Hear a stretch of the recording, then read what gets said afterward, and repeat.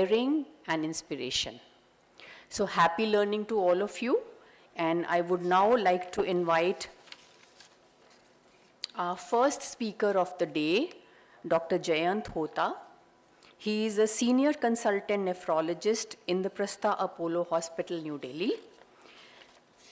And his session is Introduction to Organ Transplant. So a little bit more about Dr. Hota. He's a gold medalist in MD with several national and international publications. He's actively involved in academics. He trains DNB students and organizes the annual GRASP meeting. And his expertise lies in kidney transplantation, glomerular disease, and electrolyte imbalances. So before giving my mic to Dr. Hota, I would just like to request all my faculty that please keep to the time. There would be a bell before the end of your session, which would be at 15 minutes, and then a bell at 2 minutes, and then it will be over. So also I will request our delegates that we have only time for 2 questions, not more than 2 questions. Otherwise, whenever you're having your tea and your lunch break, you are most welcome to interact with the faculty and clarify your doubts. So over to you, Dr. Hota. Thank you.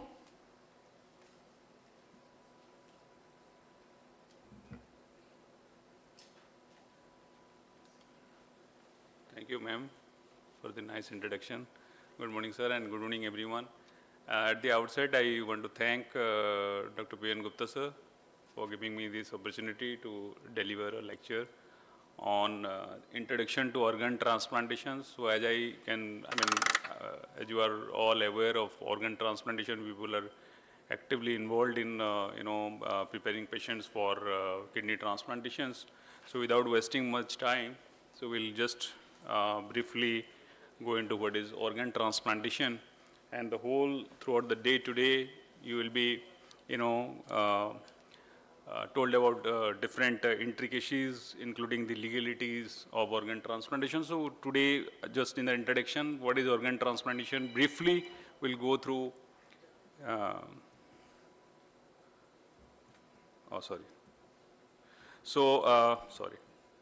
So this is the brief outlines. We'll be discussing in next maybe 10-15 minutes. What is organ transplantation? What are the different types of organ transplantations? Who are the potential donors? Would the little bit of immunology of transplantation, because you might be dealing with HLAs and DNA testing, and then little bit of the clinical organ transplantation, the rejections and anti-rejections therapy. So as you all know, organ or tissue transplantation is a surgical procedure in which a failing organ or tissues for that matter of a person is replaced with a functioning organ or tissue of another person, who again can be alive or dead, depending on whether you are doing a live transplant or a cadaveric transplant, or xenotransplantation, where tissues or organs are taken from animals. And examples can be kidney transplantation, liver transplantation, heart, lung, intestine, cornea. Cornea is a tissue, it's not an organ, to be very frank. Bones, bone marrow. So these are different type of tissues and organ transplantation which are carried away. And it is a surgical procedure in which a healthy human being, or maybe a dead one with healthy organs, we conduct a surgical procedures. If you go by the timeline, the first successful transplantation as far as the cornea transplantation is concerned, it was first done in 1905. First successful kidney transplantation in 1950, first heart transplantation in 1967, first baby born of a transplanted ovary was in 2008, and the first successful entire face transplantation was done in 2013. Now coming to what are the different types of transplantation. So if you look at the different types of transplantation, it can be an autograft, it can be isograft, allograft, xenograft, a split transplant, or a domino transplant. So what is an autograft? Autograft is where the transfer of tissue organ from one own body to another side. Like for example, a skin grafting. You are taking from a, from a concealed part to, let us say, a face or somewhere. That is called an autograft. Isograft is when the transfer of tissue organ between genetically identical individuals, like for example, identical twin giving one kidney or liver or something to his or her twin. But allograft is the one what we keep on doing. Allograft is what? Allograft is an transfer of organ or tissue between genetically different individuals of the same species. Like for example, a human being giving organ to another human being. Okay, that is called allograft. Whereas if an animal is giving, if you are taking tissues or organ from an animal, it's called a genograft. Genograft is the transplant of organ or tissue from one particular species, like for example, pigs and other species, to human being. That is called genograft. There can be split transplant. Split transplant, that is a process in which an organ of a deceased donor, especially liver, because liver is can be split into two parts, and one part is given to one individual and another part is given to another individual. That can be a split transplant. Or there can be a domino transplant, in which the complete set of organs is transplanted, like for example, a cystic fibrosis in which the lungs is replaced. It's called a domino transplant. Now this looks like a busy slide, but this is important. In the sense, when we are transplanting, what is happening is like we are putting one foreign tissue, which is not ours, into our own body. So what happens is like the body tries to defend it. So what are the two defenses? We have one inborn defense, that is the innate or inborn non-specific defense, and one acquired defense. So innate defense can be skin, like one of the first layer of defense is skin, or there can be some internal second line defense, like for example our neutrophils and phagocytes and all those things. That we are not much concerned. What we are concerned is about the acquired defense. And that can again be divided into active immunity and passive immunity. In active immunity, what happens is the T cells and the B cells, they get activated. Whenever one foreign tissue is put into our body, our T cells and B cells will always try to defend that. Will try to kind of remove that organ. How do they do that? By doing a rejection. That is what we are more concerned about. That is why there is a lot of this HLA testing and all those things. And something called passive immunity, in which what we do is we give antibodies to treat that rejection or something. Sometimes we use IVIGs and other things while treating rejections. Now, who can be a source of kidneys for a kidney transplantation? So kidney donors can be either a living donor, we are concerned about living donation today, or it can be a deceased donor, in which the patient is dead. In the living donor, again, it can be related, okay, or they can be living but unrelated donor.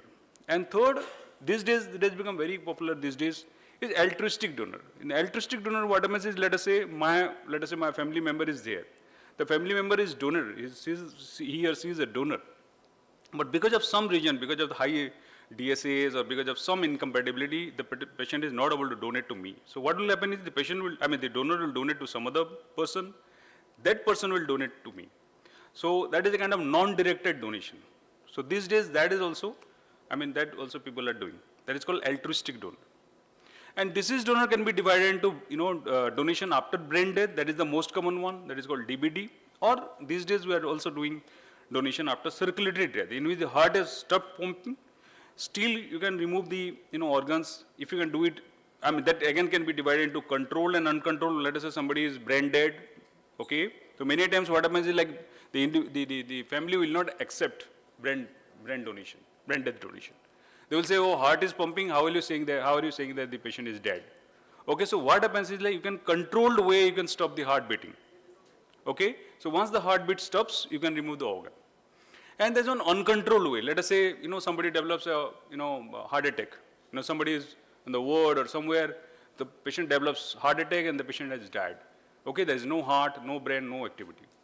That is an uncontrolled way of, taking an organ. Because in that case, what will happen is like all the organs will be badly damaged because of the ischemia. Because the heart is not able to pump, blood circulation will be hampered, so it will be badly damaged. Whereas in controlled donation, what happens is like you are only stopping the heart. So at what time you are going to remove the organs. So controlled, donation after circulatory death is better than uncontrolled one. Now this everybody knows. Okay, so recipient of O group can only take donation from the type O. A will take from O and A groups. B can take from O and B, and AB can take from every other group like O, A, B, AB. All four can donate.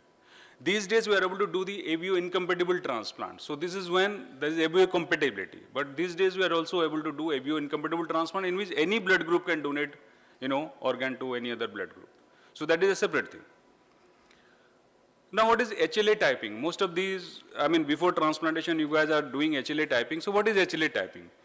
In this test what happens is that the donor's antigens expressed on the surface of leukocytes or the genes that are matched with that of the recipient. So what happens is, there are two types of HLA, again HLA1 and HLA2. HLA1 is present in all nucleated cells except RBCs. It is there in RBCs also. So there is one particular antigen which makes us specific. So who I am, depending on my HLA antigen. We may be looking same because we are all human beings, but we are different. How are you different? Different because we have got different set of HLA antigens, different set of genes and antigens. So what happens is when you are trying to correlate whether somebody is a father or somebody is a sister, somebody is a brother, just by looking at the HLA, we can find out whether the patient, the particular man or woman is related to the other man or woman. The closer the HLA antigens on the transplanted organ match the recipient, the more likely that the recipient body will not reject the transplant. So not only by doing HLA, not only do we establish the relations, but if you are getting a good HLA match, then probably the success of kidney transplantation will be better because they are genetically matched. So the value of HLA matching between donor and recipient varies in different solid organ in transplantation. So we in kidney transplantation these days, we are not much worried about the HLA mismatch.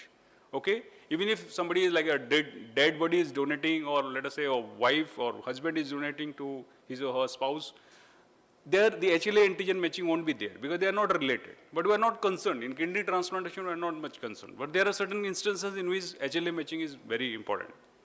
In kidney transplant, there is substantial benefit if all the polymorphic HLA alleles are matched. But if you can get a good HLA match, then the success of kidney transplantation will be better. So this is what I was telling. This is the chromosome, and this is where the short arm of chromosome number 6 it is represented. And they are again HLA class 1, 2, and 3. HLA1 is ABC and 2 is DPQR. So this is how they look. HLA1 and HLA2, they are present on the surface of the leukocytes. Their chromosome is there in the nucleus, but the antigens are present on the surface of the leukocytes, and they are very important. So this is what it is. If somebody has got a, like you can see here, this one and this one, let us say this is mother, and this one, this is father. So the children will have one copy of this, one copy of this, and one copy of this. So you can look at this, the yellow from father, it is there, yellow from father, and the purple from mother. They have come to the children, like that. So one copy from father and one copy from mother. So if there are two for mother, two for father, one will come to each, okay? So that is how we can make sure whether the patient, the donor is a child or, whether the mother, let us say you want to, establish a relation between mother and child, you can easily make out by looking at the HLA antigens. Now, sometimes what happens is like there is no HLA matching. Let us say somebody has come, somebody will say, oh, he's my cousin or something. There it is very difficult to find out a HLA match. So what we do is we go for a DNA match. But the problem with DNA match is that even we as humans will resemble with primates, like for example, monkeys and gorillas and chimpanzees, to the extent of more than 90%. If you look at a primate genetic structure and a human genetic structure, the matching can be as high as 90% because we have all come from the same ancestry. That is the problem with DNA. So in DNA, it is very, very difficult to establish whether you have, and this is a very busy slide, what you can see. If you are, doing a DNA match with your father, that there can be 50% chance that you will get a match. But 50% again chance is that you will not find a match. And it goes down. If you go to the, second generations, uncle, aunt, it is 25%. Go to the next cousins, it will be 6.25%. The second cousin, it will be 1.5%. So getting a match and just looking at the DNA match and saying that they are related is very, very difficult, unless you have got all the genetic structures. So most of the labs, what they do is that they look at only 16 to 18, genes, and they compare whether they are related or not. So if, let us say you have taken 18 genes and more than 50% are, matching, then probably they have some relation. But it is very difficult to say whether they are related or not. You can say, yes, there can be some relation. That is the problem with DNA matching. And then this is, before transplantation, we do a cross match, whether the patient is, whether we can donate, a particular donor can donate organ to another recipient. by looking at the CTC cross-match and the flow cross-match. One is cell-based, one is solid-based. These days we are doing the Luminex also. The Luminex will tell us whether the patient has got donor-specific antibodies, and accordingly you have to be prepared, because otherwise there will be rejections. And what are the different types of rejections? Rejections can be hyperacute, accelerated, acute rejection, chronic. These days we are not getting hyperacute rejections because of the good cross-matching. But accelerated acute rejections are always there, and that can be in the few days, few hours to few days, or acute rejections can be 1 week to few months. Or there can be chronic rejections after 3 months. So this is how, the rejections takes place. The antigen presenting cells will present this antigen to the T cells, and then the T cells will start activating other T cells and B cells, and they can produce antibodies and they can kill the endothelium, and that is how the rejections takes place. So in rejections, we can have activation of the complement that will damage the endothelium. There can be interaction of the HLA antibodies with the endothelium, and there can be antibody-dependent cytotoxicity that can damage the organ, and the patient will have a rejection, full-blown rejections. So what are the 3 major categories of preventing rejection? So it can be pre-transplant, peri-transplant, and post-transplant. In the pre-transplant, by doing a good HLA matching, by doing a good HLA matching, we will find out, yes, whether the patient is matching HLA, and the chances of rejections will be less. If there is some kind of a, donor-specific antibodies, you can go for a desensitization.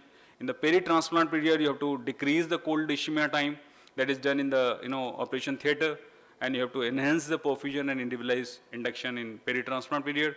Post-transplant period, if the patient has developed, rejections, you have to treat the rejections by using different anti-rejection therapy. So this is how we treat hyperacute rejections. These days are very uncommon.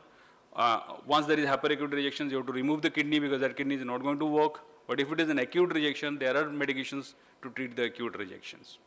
So coming to the living donor kidney transplantation process, like let us say in a hospital, if you are doing living donor kidney transplantation, what is the chance that it will be a successful one? And that requires a comprehensive package, and that requires not only a centralized structure, a mandate of timely intervention, an equitable funding model, commitment to collaboration, cultivating the distributed expertise, financial burden on the donors and recipients. That has to be, there are some, at some places the government has to intervene to give some subsidy to the patients, and there are certain places in which we can do by increasing our, the quality of care and quality of surgery. So it's a holistic way of, looking at kidney transplantation, or for that matter, any other transplantation. That requires some government help from the hospital side, from the manpower, from the surgeons, from you guys who are behind any successful organ transplantations. So it's a holistic one. Only one thing can't make sure that the transplantation will be good. Let us say surgeons are good, but other things are not working properly, then the transplantation will not success. You guys are good, but surgeons are not working, or the nephrology is not working properly, then again the successful transplantation won't be there. Okay, so I'll conclude with that. Thank you. If there is any question or anything, I'll be happy to answer.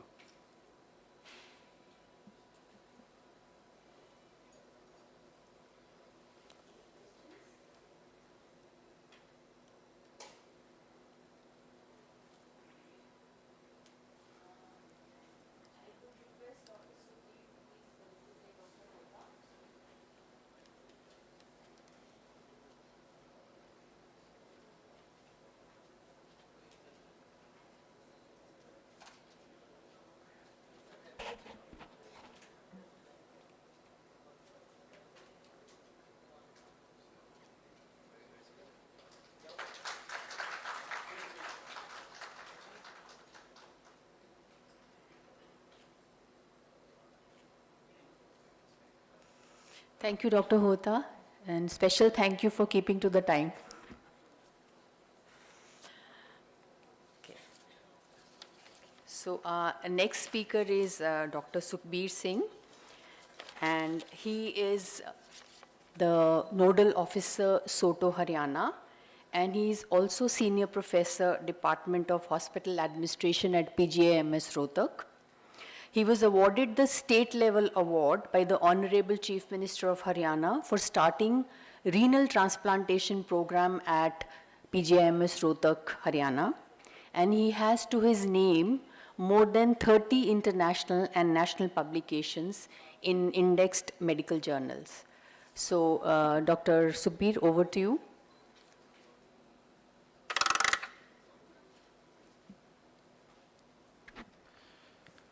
Thank you, ma'am, and a very warm good morning to one and all sitting in this house.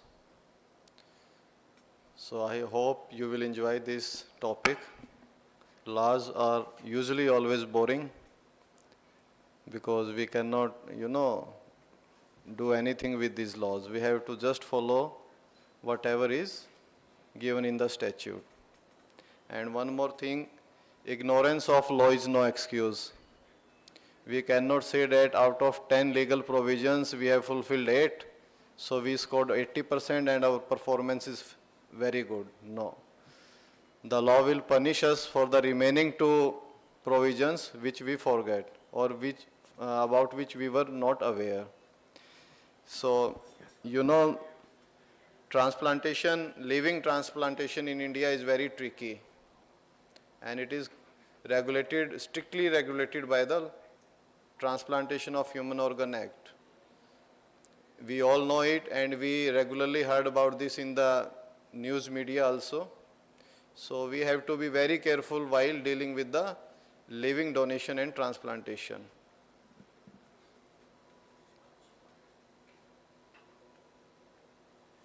So these are few facts. Act, what is act? We all know any law passed by the legislature, either by the Parliament of India or by the state legislature. So in our case, the Transplantation of Human Organ Act, it is passed by Parliament of India. It is a central act. Rules, then after passing the rules, the concerned department, passing the act, the concerned department frame various rules for practical implementation of the act. Amendment, when an act is passed, it is implemented after some time, after a couple of years. The various society sections, they give input to the government for improving various provisions. So the government bring amendment, and the official change made to the act, they are known as amendments. And the states, they adopt the act and they can modify it to suit their own local requirements. So Transplantation of Human Organ Act, it was enacted in year 1994, and the mandate of this act was to regulate removal, storage and transplantation of human organs for therapeutic purposes, prevent commercial dealing in organs, and brainstem death defined. It is defined in the act itself.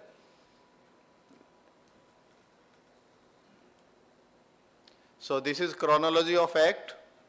First, it is enacted in year 1994.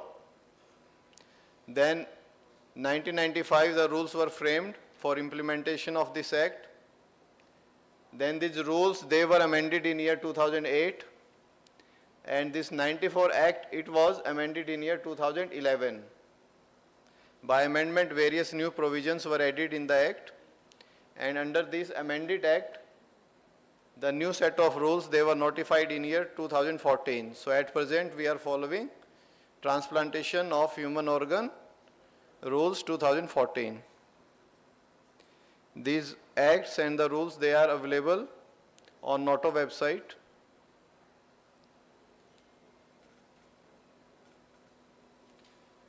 So brain death.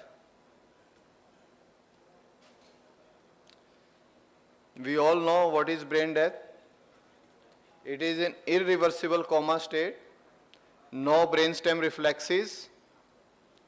The concerned medical team, they perform the apnea test, and we have to exclude few medical conditions like primary hypothermia, metabolic or endocrine disorders, depressant drugs, neuromuscular blocking agents, etc. And this apnea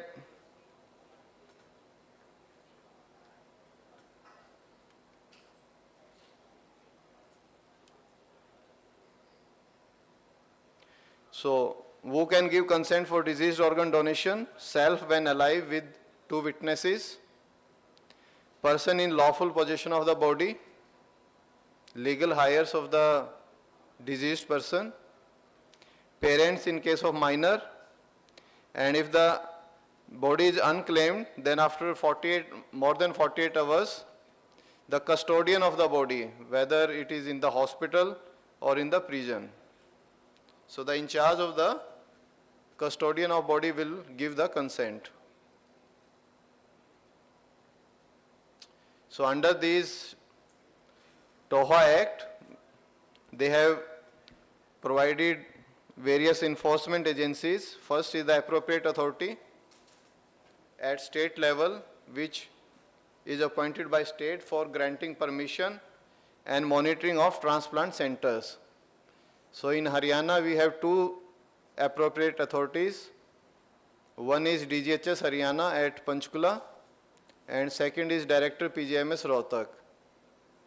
So the state government, they have divided districts among these two appropriate authorities, and they look after all these works related to transplant centers located in their respective districts. Next is authorization committee. It gives clearance of distant living donors. Then constitution of a medical board for certification of brainstem death. And donation is allowed only for the therapeutic use. So, few duties of appropriate authority: they inspect and grant registration to hospitals for transplantation.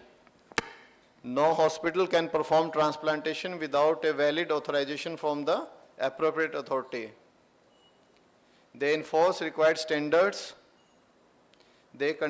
Appropriate authority conduct regular inspection to examine the quality of transplantation and may conduct investigation into complaints regarding breach of provisions of the Act, and it has the power of civil court to summon any person, can request documents and issue search warrants. So next is authorization committee. It regulates living donor transplantation by reviewing each case to ensure that the living donor is not exploited for monetary gains and to prevent commercial dealing in transplantation. It seeks verification and NOC from respective domicile state if the donor and recipient and their place of transplant in different states.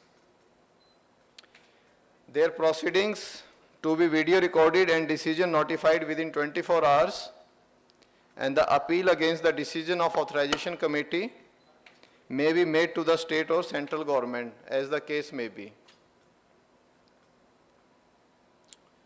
So there is also provision of competent authority under this Act only to deal with the cases of Indian near relatives.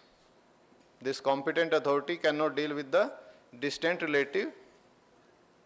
So competent authority is either the medical superintendent, director, or in charge of the hospital.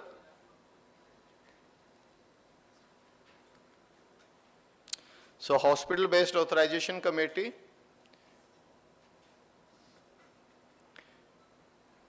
any hospital who is having a volume of more than 25 transplants in a year, they can request for constitution of their hospital-based authorization committee.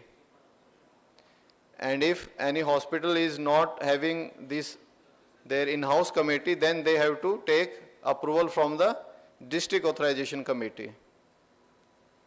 So director or medical superintendent or in charge of the hospital shall be the chairperson of this hospital-based authorization committee. It's a mixed member body committee.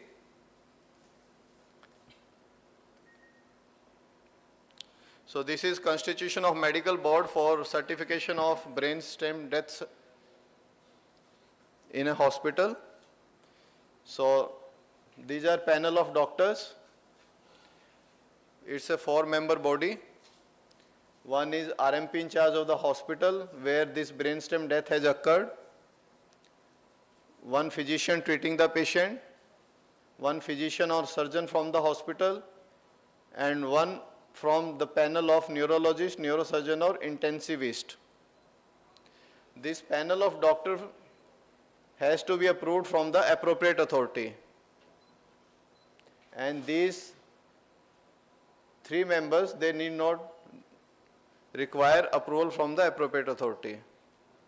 So, any hospital who will constitute brain stem death certification boards or committee, they have to include 1 doctor, either neurologist, neurosurgeon or intensivist, and their name should be approved from the appropriate authority. And 2 independent certification at least 6 hours apart. You all know that apnea test, they repeat apnea test after 6 hours, and after second apnea test, they declare a patient as a brainstem death.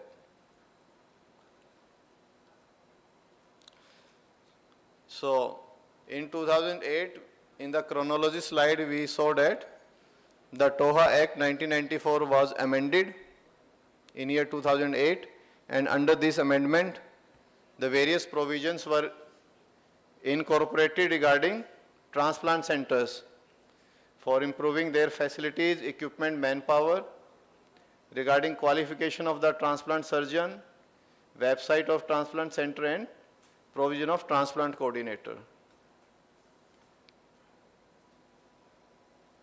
So how effective was this TOHA Act 1994? Anyone from the house? What do you feel about the effectiveness of this act? We are still lagging behind in organ donations, so probably there was a scope of improvement.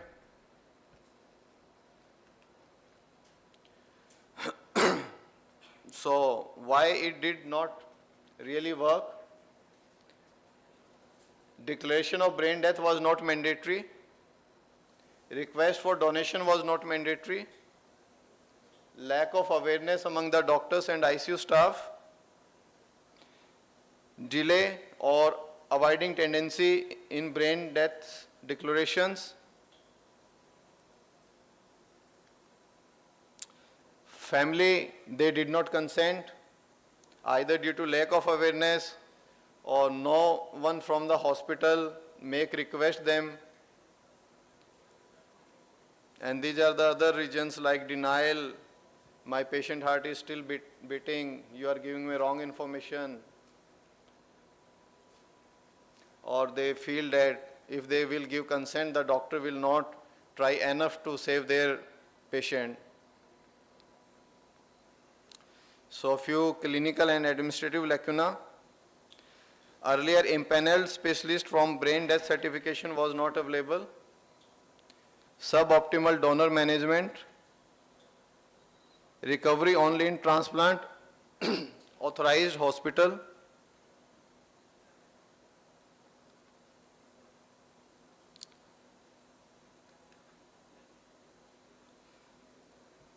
So under the amendment, the focus is given on increased donation from deceased donors. Although we are discussing about live donation and live transplants, but under these amendments, the government has laid emphasis on increasing awareness about donation from deceased donors, because the mismatch between the demand and supply, it cannot be fulfilled from the living donations only. So mandate of central government to establish national human organ and tissue removal and storage network at one or more places, and a provision of national registry for data collection and monitoring. So this table is showing you the difference brought in the amendment 2011. So earlier under 1994 Act, organs were included, and now we have included organs and tissue.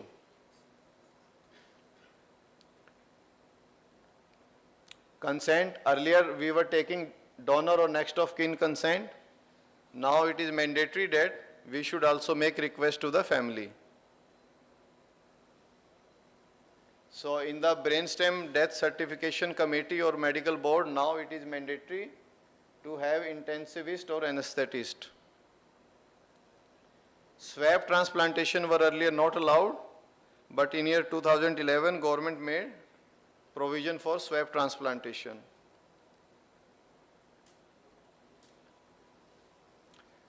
Authorization committee for union territories, earlier authorization committee approval was received from central government. Now they can take it from UTs. Definition of near relative is expanded in 2011, and grandparents and grandchildren's, they were also included under near relatives. Authorization committee, they can now give approval for foreign nationals also. And now the hospital, they can apply either for transplantation, storage or removal. Now a hospital now can have a authorization only for retrieval center, non-transplant retrieval centers. So these are the penalties. These penalties are also made strict under the new provisions. Earlier there was imprisonment of 5 years, now 10 years for removal of organ without authority, and fine is also now 20 lakhs from 10 lakhs. In case of removal of organ without authority, for first offense deregistration for 2 years, but under this amendment act the deregistration is for 3 years. And for second offense permanent deregistration. If there is any commercial dealing in organs, the imprisonment is increased up to 7 years.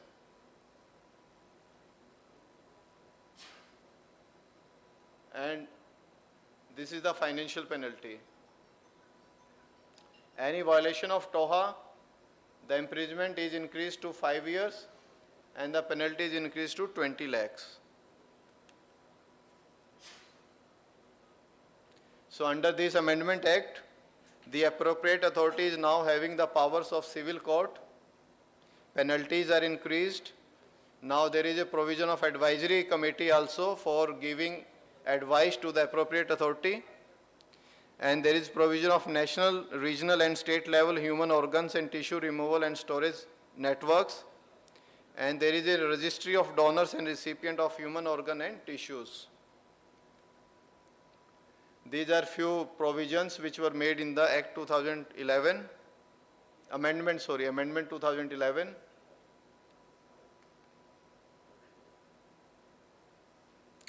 So networking, sharing and allocation of the organs.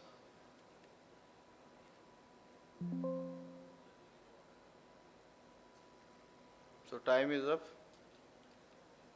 So this is a networking flow diagram where you can show that NOTO is at the top.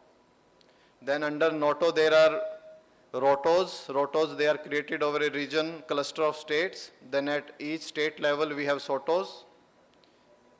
Amendments आते रहेंगे because nowadays we feel that there is a need of amendment. तो वो कब आएंगे, कैसे आएगा, क्या आएगा, उसके बारे में अगर कुछ बता पाओ तो सर. सर जो अमेंडमेंट्स है उसमें कुछ ऐसा नहीं है कि फिक्स ईयर में आएंगे. It is up to the government whether they feel that the request made or representation received from the doctors, civil societies, they are acceptable to them or not. Amendments are made by the parliament only. So it is up to the government whether they feel that they need amendment or not. If they feel yes, their suggestion need to be incorporated, then the cabinet meeting, they approved it, take it to the parliament, place it before parliament, and then they amend the law. So it's a legal procedure, sir. We can only give our suggestions. Any questions from the house? I think Dr. Sukhbir, due to shortage of time, Dr. Sukhbir is here till inauguration. I think No questions is a very, surprising situation. You can, I think, communicate Either with you him have all outside. clear or all clear. Thank you very much. Okay. I will request Dr. P.N. Gupta to felicitate Dr. Sukhbir Singh.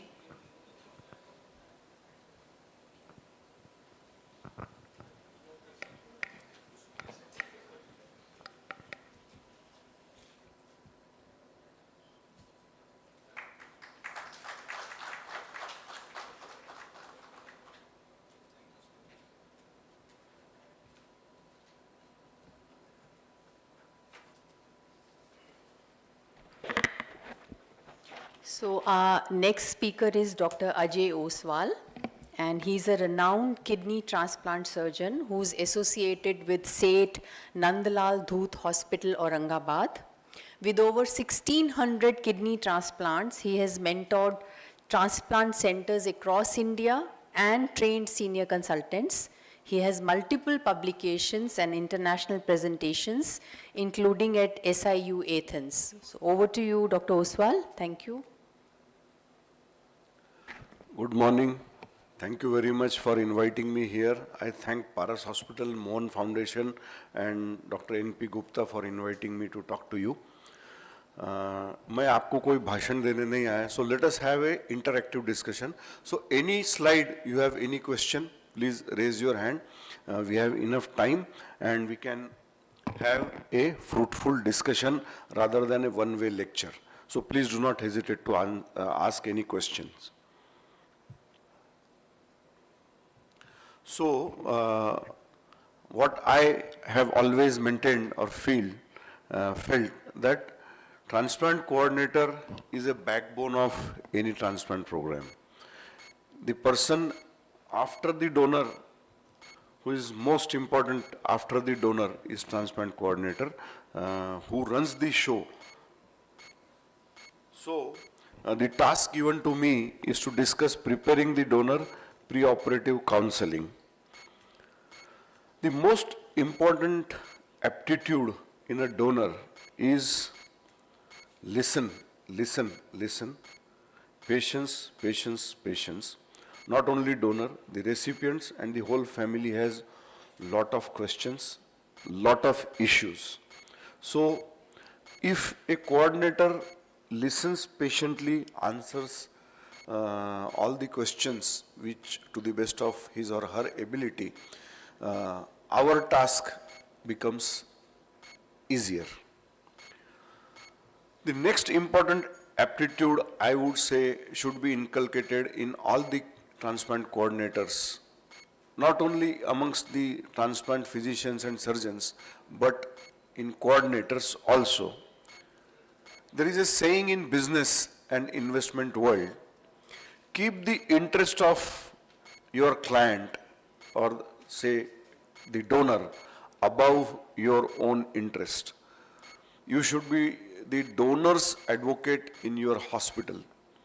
Hospital को पैसा चाहिए, doctor को पैसा चाहिए, coordinator को तनख्वाह चाहिए, इसलिए ये ट्रांसप्लांट कर देना है, चाहे वो डोनर का रिस्क कितना भी हो, that should not be inculcated. If there is any discrepancy in any investigation or you feel that there is risk to the donor, howsoever small or minimal it is, it should be informed to the extent that you should be the donor's representative in the transplant hospital. The first and foremost, is the consent voluntary or there is some element of coercion? In living donation, the coercion or pressure from the family can not be ruled out always. What we practice in our center is, in privacy of our cabins, we ask the donor, if you do not wish to donate, if you want to back out, tell us, we'll make you unfit. That is what we have been practicing for last 25 years. Although in our scenario, because of inadequate number of deceased donations, the family members hardly have any choice. There are only two choices, continue on dialysis or the potential recipient who is a near relative of the donor may die waiting for a deceased donor. So that element of coercion needs to be ruled out. Once a donor evinces some interest in donating a kidney or an organ to the recipient, the initial discussion should be covering all the points, all the aspects of organ donation and transplant surgery. Although in brief, you keep on meeting them at every step of investigations. So brief them. First thing in that would be investigations and paperwork. The most important thing in investigation, you have to tell them all the investigations are non-invasive. At the most, you will get one needle prick in your vein. That is the most invasive thing that is done to a donor. Otherwise, all the investigations are non-invasive. Earlier, when I was young, many years ago, the angiography was done in cath lab through femoral puncture. But now with advent of CT angiography, it is through a peripheral vein.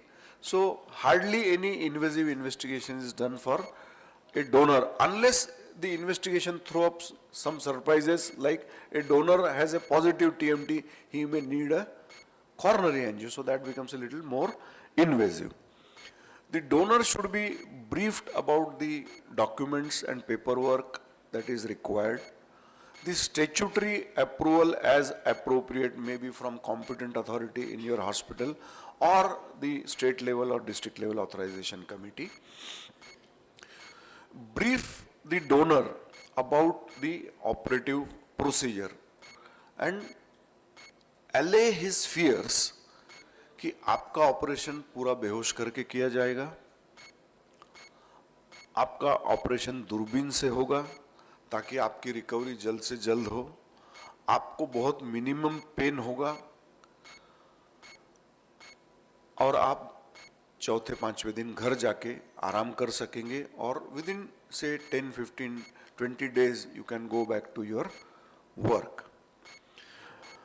We have an experienced team, so your post-operative care will also be quite smooth. And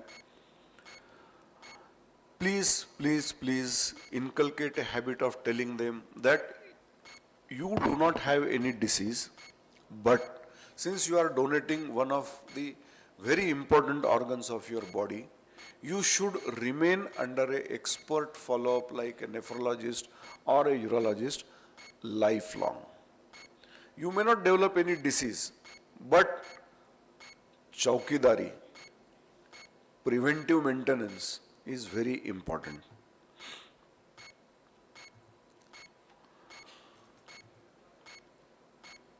Then explain in detail that your act of kindness is going to benefit the recipient immensely.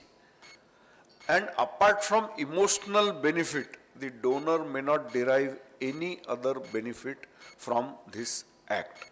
The recipient is the most important beneficiary. You have only emotional benefit that you are helping your near relative or a close relative or a friend, and financial transactions are not allowed.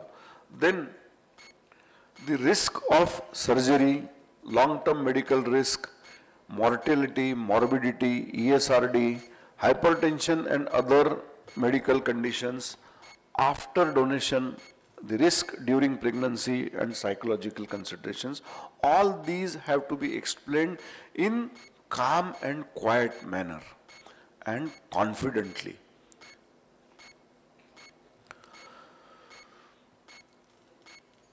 Don't frighten them by showing ghastly pictures of operation. Show them a video of laparoscopic donor nephrectomy.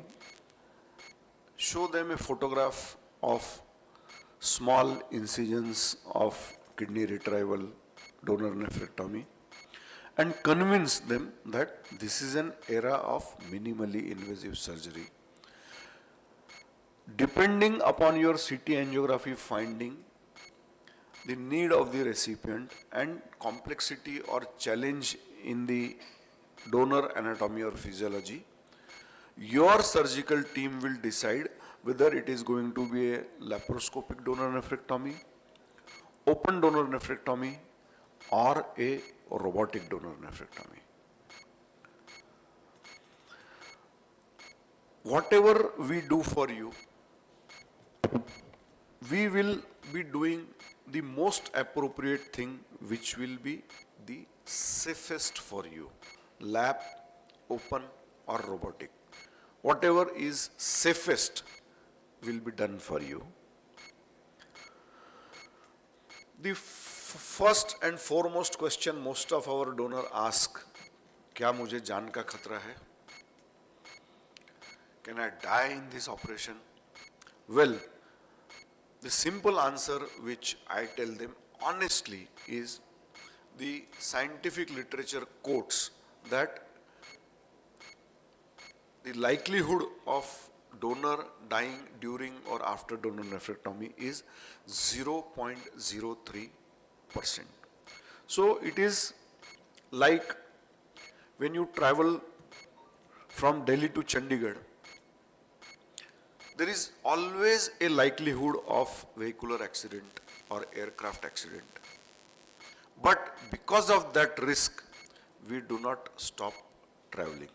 So the likelihood of you dying is as less or as high as a aircraft falling out of sky and getting blasted. So that is the likelihood of donor complication and death. Of course, in briefly, you also summarize that there is likelihood of hemorrhage, scars, hernia, blood transfusion, pneumonia, nerve injury, pain, fatigue, post-operative paralytic ileus, and other consequences typical of any surgical procedure, etc. But while you discuss these small complications, be courteous, reassuring, and do not frighten them away. Cover everything. At the same time, do not hide anything, and also inform completely so that they can make an informed choice. And when you discuss these minor complications, always tell them that these do not last forever, because ultimately nothing lasts forever. Those who want to read more about this, there is a reference quoted at the bottom of this slide. You can read that article. The next question, अब तक कोई सवाल है किसी का? We are now moving to the next section of my presentation. So, does anyone have any question? Okay. Survival with one kidney, the chance of CKD in dialysis. When a donor comes to you, the second most important, yes? The second most important question in the donor's mind is, can I survive with one kidney? Can I develop CKD and land up in dialysis and needing transplant? So the answer which we give them is, ईश्वर ने संसार में 5% जनता को एक ही kidney दी है और वो 100 साल तक जिंदा रह सकते हैं. ईश्वर ने यदि और कोई बीमारी या संकट नहीं दिया तो. So they have normal survival. There is very rare chance of donor requiring dialysis. KT in a donor, the possibility is less than or equal to that of general population. So with one kidney, you can survive the number of years God has given you. Of course, if the donor has risk factor like diabetes, hypertension, renal stones, or he develops a unexpected out of blue renal disease, then probably he may land up in trouble. Or if he gets other diseases like say 15-20 years down the line he gets coronary artery disease. So that cannot be connected to the act of donation. So what we tell them is, ये donation से आपकी उम्र और सेहत कम नहीं होगी. आम जनता में जिसको जितना डिसीज होने का चांस है उतना ही आपको है, उससे ज्यादा नहीं है. The next question they ask is, क्या मेरे ऑपरेशन के दौरान कॉम्प्लिकेशन हो सकते हैं? Yes, they can occur rarely, but our team is experienced enough to handle every contingency. However, your donated kidney to the recipient may sustain episodes of rejection, infection, or drug toxicity, or recipient may require short-term dialysis, rarely in event of complications. But that doesn't reflect badly on your health, your kidney, or your well-being. Yes, complications can occur in donation also, but our team is experienced enough to handle all the contingency. That reassurance, or some donor may ask कि आपके यहाँ कोई complication हुआ है? Yeah, हुआ है. You can share the complication honestly. We have had donor deaths because of CV or AMIs, and we have shared that information with the potential donors.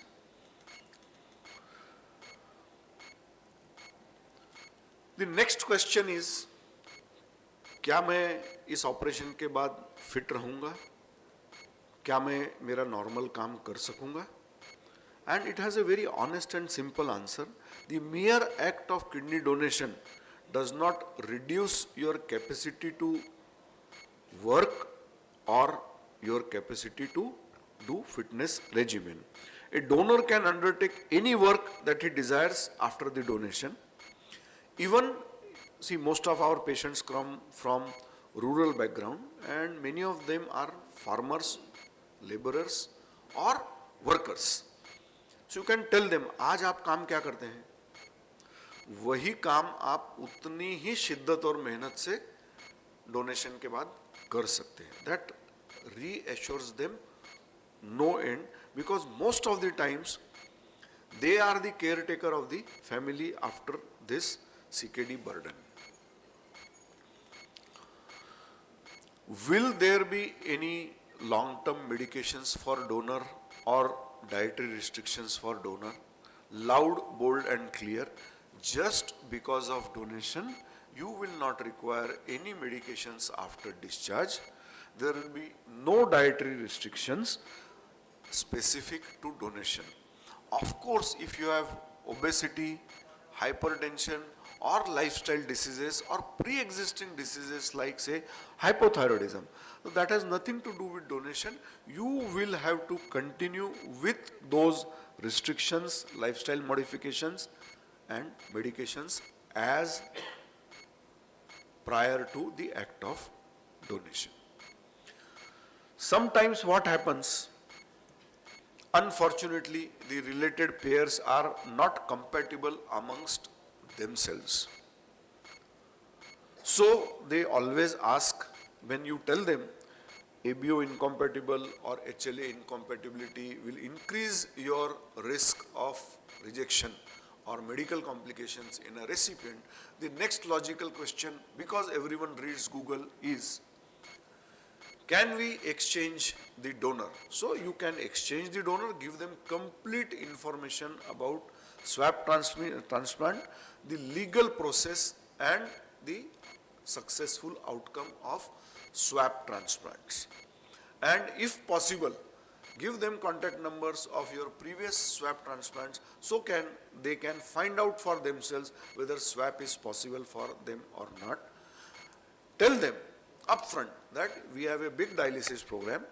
You can go to dialysis units and discuss with potential recipients and donors whether they have a similar problem of incompatibility. Then you can offer to swap the donors, or nowadays there is ISOT swap app, swap programs, which is absolutely legal program. You can enter into that swap program and find a compatible donor for yourself, and it is perfectly legal for you to maintain in your computer a list of incompatible donor and recipient, and if someone inquires, you can offer them that this is the information, you talk to them. So because swap is a perfectly legal operation. India is a stone belt country. Under every urologist there are thousands of stones, and under every stone there are hundreds of urologists. So it is not surprising that many of our donors have urinary stone disease, 0.5 centimeter, 1 centimeter, multiple stones. So there are scientific criteria which stone bearing donor you can accept. You tell them, ideally we should not accept this donor. But nowadays there is scientific literature which says that it is safe to take a kidney from a donor bearing stones. Depending upon the size and complexity of the stone, stone may be cleared preoperatively in a donor or intraoperatively in ice bowl, or if it is tiny and likely to pass out spontaneously, we may leave that stone, because many a times we see specks of calcification on CT scan and they are not real stones. So depending on the situation, you may touch the stone, may not touch the stone, and you may or may not accept the donor. But if you accept the donor, inform him that you need complete metabolic evaluation to calculate the risk of recurrent stones or stones damaging your kidneys. Be honest and transparent about it, that you are not an ideal donor, you need complete evaluation, and there is certain risk. Say you donate a kidney and your remaining kidney forms a new stone. It may or may not require surgery, but definitely you can land up in trouble like acute renal failure or chronic renal failure, which is extremely rare, but beware and then decide. Quite a lot of our donors are females, and increasingly we are seeing younger and younger female donors donating an organ to their husbands, brothers or children. The next logical question is, if their family is not complete and they desire to have more children, so can I get pregnant? So certainly, if that is what you plan, pregnancy is allowed, that this act of donation doesn't debar you from becoming pregnant or producing child again or having normal healthy sexual relationships. That is absolutely fine and allowed. But there is a rare probability of pregnancy induced hypertension in females who have donated a kidney, although the chance is extremely rare. So beware and inform your caretaker during pregnancy that you have donated a kidney. There is no increased risk of infertility. Pregnancy is adequately and equally safe after organ donation. You can absolutely fulfill all your family responsibilities. This is a big chapter by itself in our country, whether you are a donor or not. We are increasingly sustaining or suffering from an epidemic of lifestyle diseases, obesity, hypertension, diabetes, psychiatric illness, and at least 30% of our donors have one or the other of these problems. In my earlier practice, we used to say no to each one of them, but with decreasing or shortage of donor pool, we have to balance the risk and benefits to the recipient and to the whole family. So, a donor prior to donation, if he has these lifestyle diseases, he has to be counseled that you have to take care of these diseases lifelong, because diabetes, hypertension, obesity are risk factor for developing chronic kidney disease.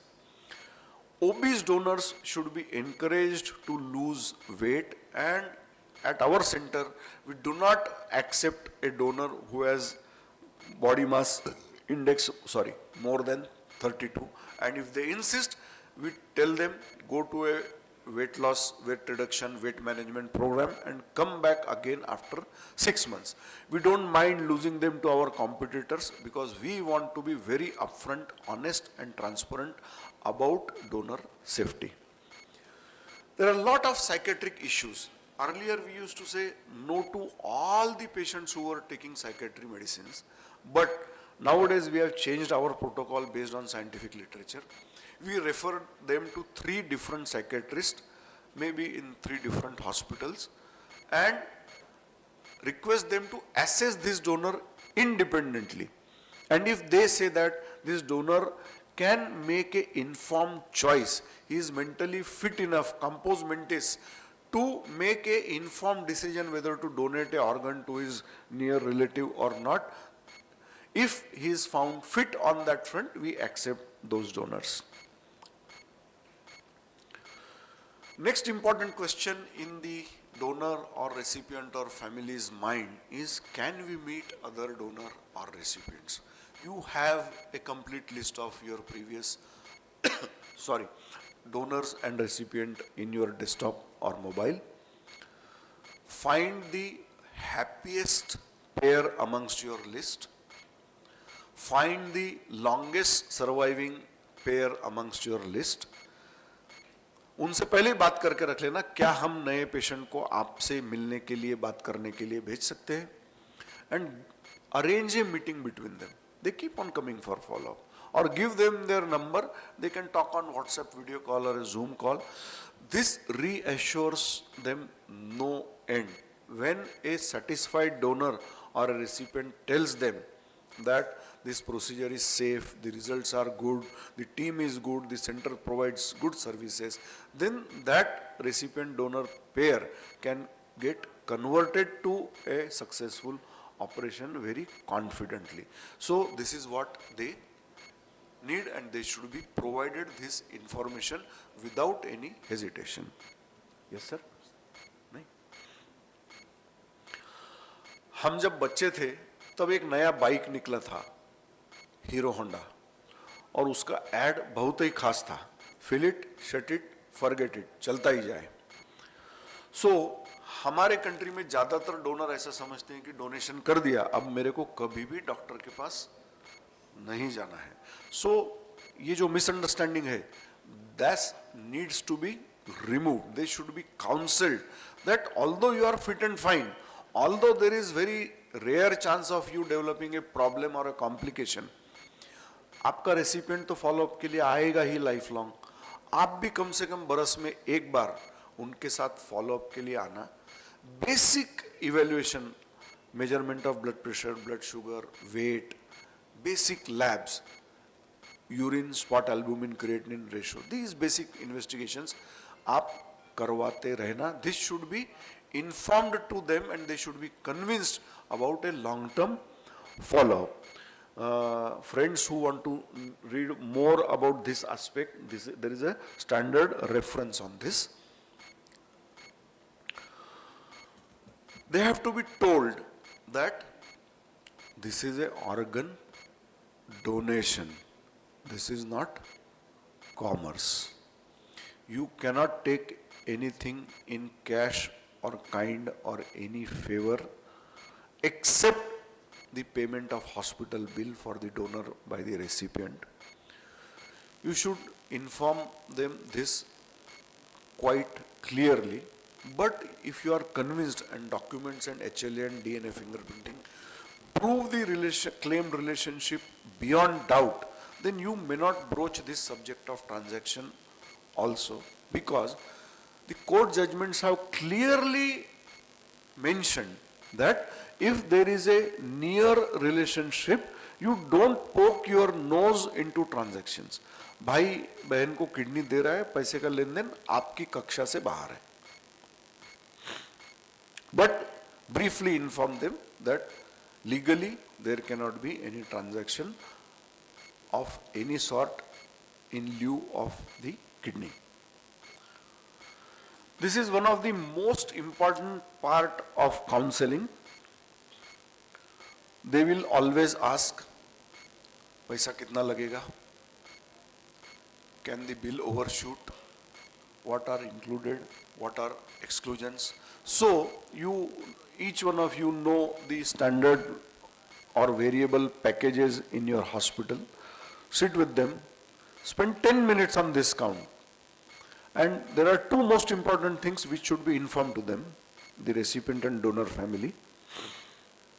Although this is a package, these things are included in this package.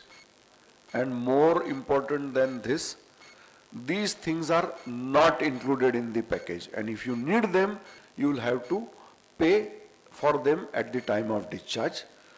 Well, there can be complications. You may overshoot your pre-arranged hospital stay, so you will have to pay for that. And sometimes we need references to other specialist doctors, which may or may not be included in the package. So these two things have to be informed about finances, inclusions and exclusions, and possibility of escalation of bill. And third, which may not applicable to every hospital, that there is financial help available in our hospital in form of certain donors, certain NGOs, certain charitable organizations and government schemes. Most important, law mandates this, that when you inform the donor about the potential problems, the outcomes, or every aspect of donation, make a habit, record it on your mobile, or if you have a sophisticated recording service in your hospital, record it on a high-end camera. Otherwise, the simplest thing you can do is 50 रुपए में एक mobile stand आता है. Keep it in front of the donor and family and take the complete interview, and it becomes a recorded evidence that you have informed everything to the recipient and donor. Friends, transplant is 3 operations. The third operation is recipient surgery. The second operation is donor surgery. And first and foremost operation is cover your own backside first. Because if you have not covered it properly, you can get in trouble badly. Thank you. So we still have 6 to 7 minutes left. I will be happy to answer any of your questions.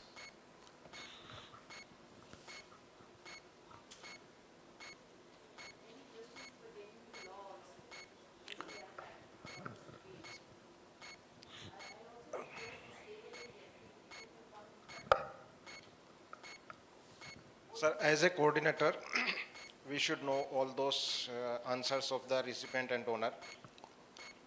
अगर ईश्वर ने एक ही kidney से हमारा काम चलाना होता तो 2 क्यों दिए? क्योंकि ईश्वर ने प्रोविजन करके रखा है कि आपके यदि किसी बीमारी से एक किडनी खराब हो जाए तो एक किडनी पे आप जिंदा रह सके. Yes, sir. This is और God is a great engineer. He has given us tremendous reserve. So this is one form of reserve. उसके साथ सर दूसरा क्वेश्चन यही हो जाता है कि फिर हमें भी यही प्रॉब्लम हो सकती है. So that I have answered. Right, sir. That 5% of the world's population has single kidney given by God. They survive nearly or the whole duration given to them by God. So by donating one kidney, your longevity doesn't suffer. Thanks, sir. Sir, I have a question. The moment a donor and recipient comes, how important is the role of interrogation in establishing the claim relationship? Extremely important. We have a practice of interviewing the donor and recipient separately. We ask same set of questions to each one of them without letting the other fellow know what questions have been asked. Like to donor, I will ask, आपके 2 बच्चों का नाम क्या है, वो कौन से school में पढ़ते हैं, उनका अप्रोक्सीमेट डेट ऑफ बर्थ क्या है, और आपके मदर इन लॉ का नाम क्या है. And the same question is asked to the recipient and one more family member. And if these answers do not match, then you start suspecting fraud. And if there is slightest suspicion of fraud, send them for DNA fingerprinting or send them for police verification of address, identity and relationship. At least in Maharashtra, there is a government resolution which says that you take police verification of all the donors and recipients. So this is very important that you do transplants only if the claimed relationship is confirmed. Because if that is not confirmed, the law enforcement authorities, instead of catching them, the first and foremost culprit thought to be is doctors, coordinators, hospitals. Yes.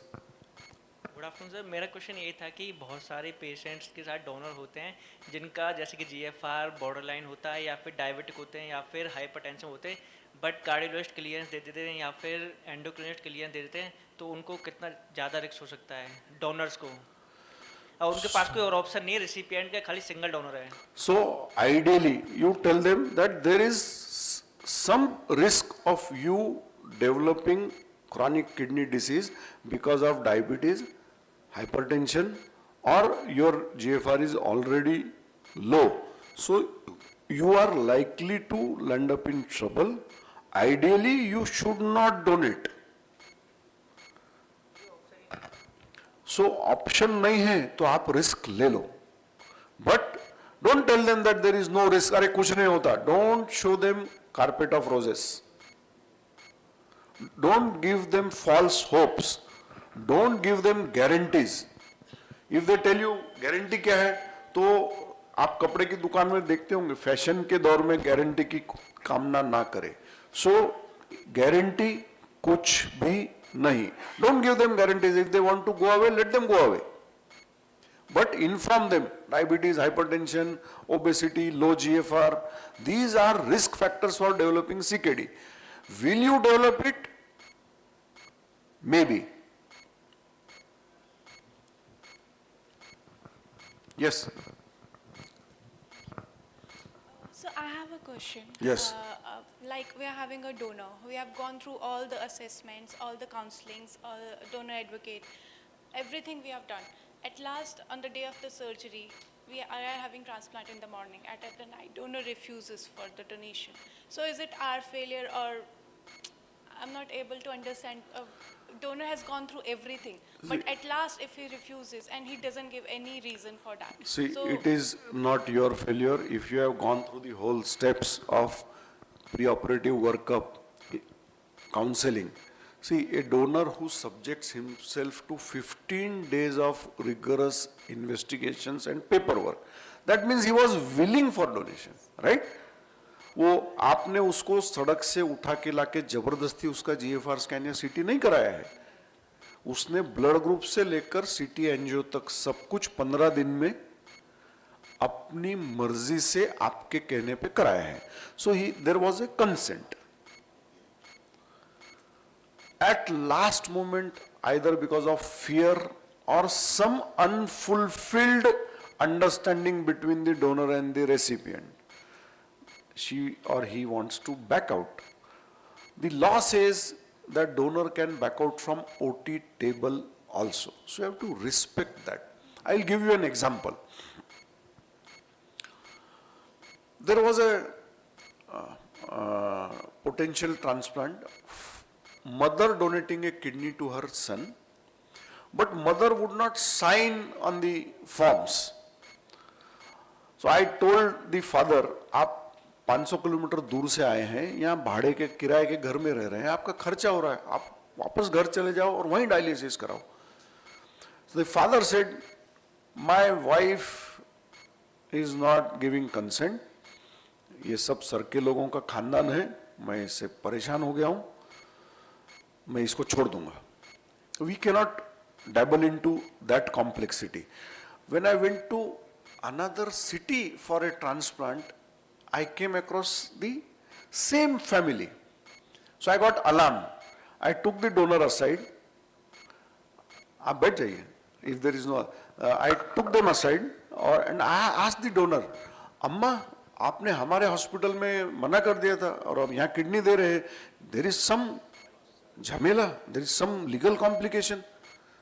मेरा hospital मेरे ऊपर नाराज हो जाएगा, वहाँ operation नहीं किया, यहाँ कर दिया. So she said, आप लोग सिर्फ एकेडमिशियंस हैं साहब, आपको प्रैक्टिकल जिंदगी से कुछ लेना देना नहीं है। ये मेरा हस्बैंड है ना, मैंने किडनी डोनेट कर दिया कि मुझे बाजू में रखेगा और दूसरी शादी करेगा, हमारे समाज में वो अलाउड है, then I will lose everything. तो मैं बोला अब क्या किया, आप दूसरी शादी से मना कर दिया? नहीं, बोले अब हमने क्या किया है, 75 एकड़ में से 35 एकड़ मेरे नाम पे कर लिया है, अब दूसरी शादी कर, तीसरी शादी कर या 10वीं शादी कर, मैं और मेरा बेटा सेफ और खुशहाल रहेंगे। See, ideally this transaction is not allowed, but she was honest enough to admit. So the lack of consent in original hospital was because the potential threat from the husband to the wife. So हमारी कक्षा से बाहर क्या हो रहा है, ये जानने जितना समझदारी, मैच्योरिटी अनुभव के साथ ही आता है। और कुछ सवाल? If time is permitted, I will share one more incident like this.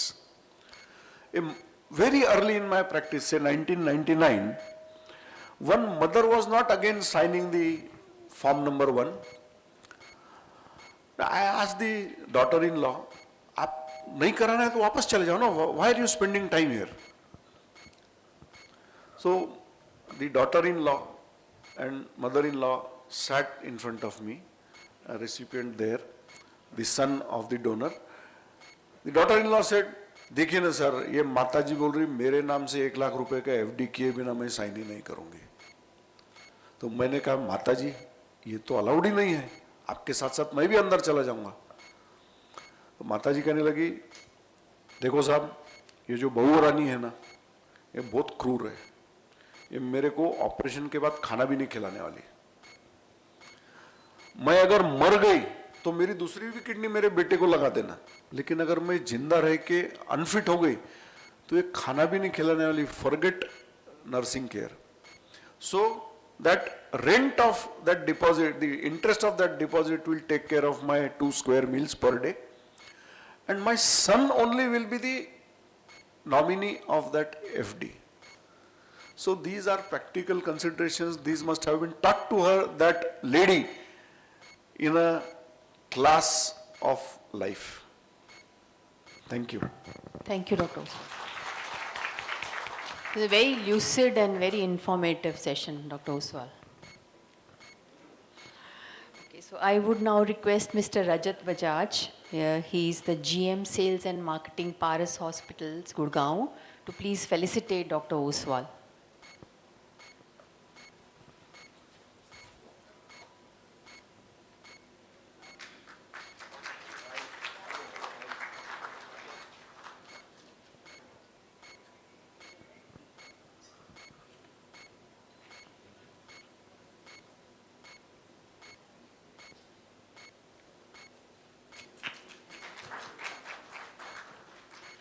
So we have our inauguration ceremony now, and over to somebody from the Paras Hospital is doing this. Yeah, please come.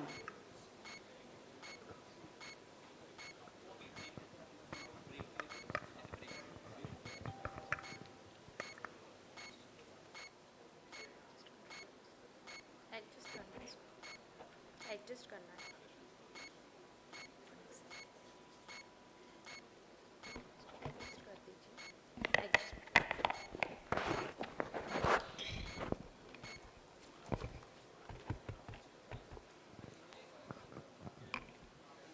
Good morning all. Hi, good morning everyone. I hope you guys are enjoying the sessions. I'm Sushmita. Welcome you all for the inaugural function.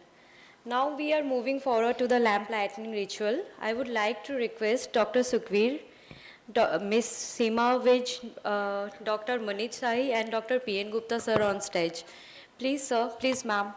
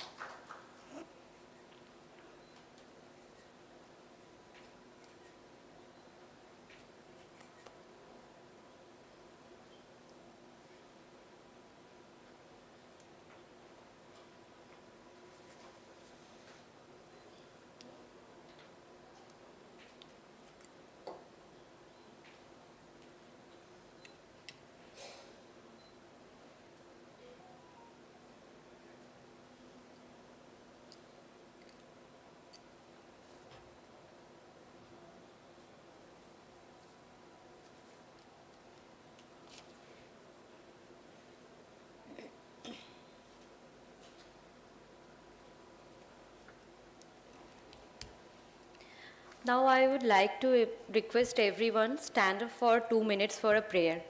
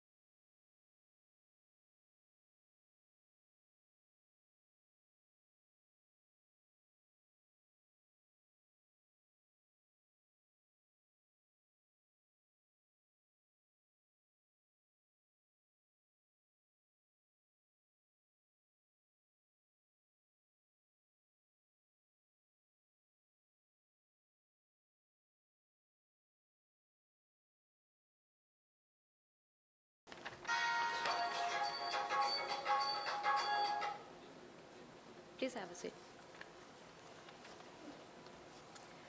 Now I would like to request Dr. Sukhveer Singh on stage. Before that, I would like to share a few words about Dr. Sukhveer. Though he needs no introduction, being a nodal officer of Soto, Haryana, he is a well-known figure to all of us. Currently working as Senior Professor, Department of Hospital Administration at PGIMS Rohtak. He had been crowned by many prestigious awards like State Level Award for Starting Renal Transplantation, which was awarded by Honorable Chief Minister. He had won many prizes in international and national conferences. He has more than 30 publications in reputed journals. We welcome you, sir. Please.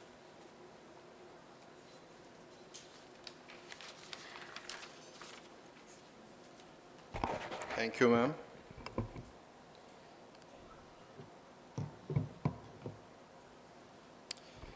Good morning to all once again.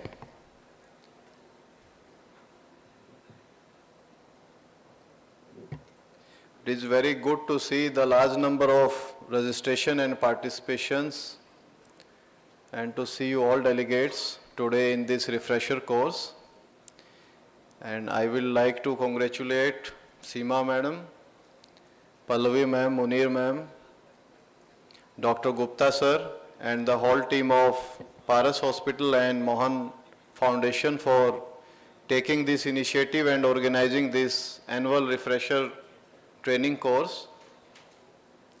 We all know that transplant coordinators, they are backbone of any transplantation program, and these transplantations, they involve various legal issues. And while going through the agenda of today's refresher course, I have seen that almost all practical topics related to live transplantations are covered. Friends, transplantation is a very tricky game, and law is very stringent about unrelated transplant.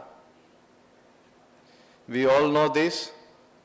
We all read stories about these issues in print and TV media. So we have to be very careful in choosing our donors, live donors. And I hope that after this refresher course, your understanding and knowledge about various legal provisions and to some extent about the medical issues related to transplants will improve, and which is very important. I have seen that speakers from all over India, they are invited here to deliver their talk, to understand from their experience, and you can also learn from their working, what they are doing at their place. You can learn from their working also. And of course, if it suits us, then at the end, I extend my sincere thanks and hope and request that such kind of annual refresher course, they should be conducted at a regular interval, because we are facing shortage of transplant coordinators, and these refresher trainings, they will definitely improve and bridge the gap regarding shortage of transplant coordinators. So I hope and expect a big success for our refresher training course. And thank you very much. Thanks to one and all. Thank you.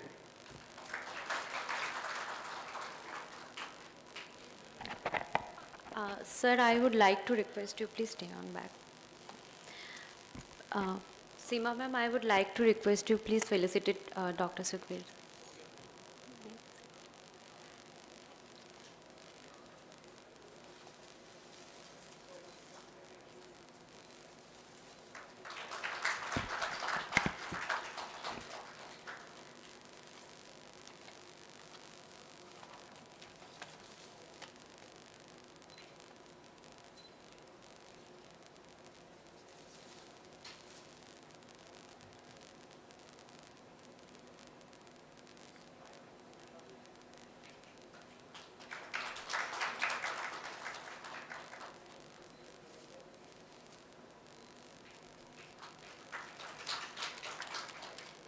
I would like to request sir and ma'am, please have a seat.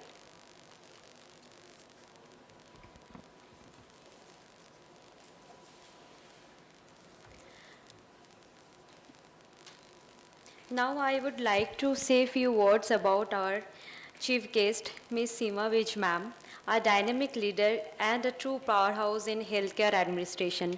Ms. Seema has played a pivotal role in driving strategic growth, ensuring smooth hospital operations, and elevating patient experiences at Paras Hospital. Her outstanding contributions have been recognized with the prestigious Radio City Excellent Award in Hospital Administration and her Shiroz Award for 2020-23. These reflects her dedication, vision, and commitment to excellence. Today she continues to inspire her leadership, her insight, and her passion for delivering high-quality healthcare. Now I would like to request Ms. Seema ma'am, please share a few words with us.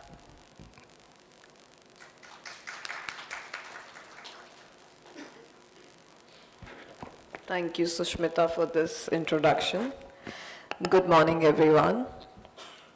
It's my great pleasure to welcome all of you on the annual refresher course for transplant coordinator, organized by Paras Health in association with Mohan Foundation and NATCO.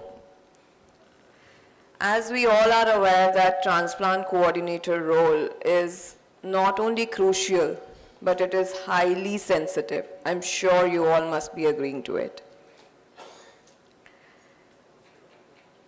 This, where I can say the medical procedures have been handled by the clinicians. It is you, the transplant coordinators, who bridges between the patients, the families, and the hospital side. It's really not an easy job for all of you. I must say that all the heat of the movement from the patient side, from the hospital side, must be coming on to you. And right now, unfortunately, we have seen that the knowledge of from the legal background is lesser in transplant coordinators because of lack of training. So that is the reason I am sure Dr. P.N. Gupta has managed to organize such a good program to ensure that each one of you get that knowledge. I also would like to thank Dr. P.N. Gupta, NATCO, Mohan Foundation for all this organizing this event to all of you to ensure that you all learn and ensure that you become a support system from the hospital side as well as for the patients and the family. Thank you very much for coming over here. I'm very happy to see you all in a large number. And thank you, sir, for organizing this event. I'm sure we will keep on doing it in future also from Paris side and ensuring that every single step they all will be taking and will become a benchmark in the lives of the patient. Thank you so much. I would like to request Seema ma'am to please stay back on stage. And I would like to call Dr. Munit Sahi. Please felicitate ma'am.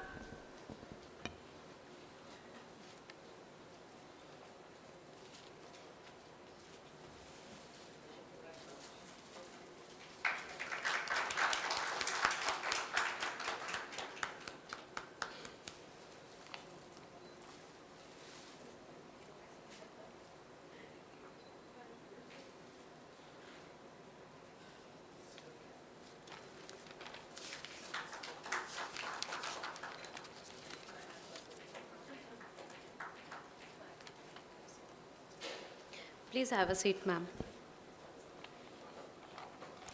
Now I would like to share a few words about Dr. Munit Sai. She has total 25 years of experience in homeopathy and presently associated with Mohan Foundation as Program Manager in Delhi NCR.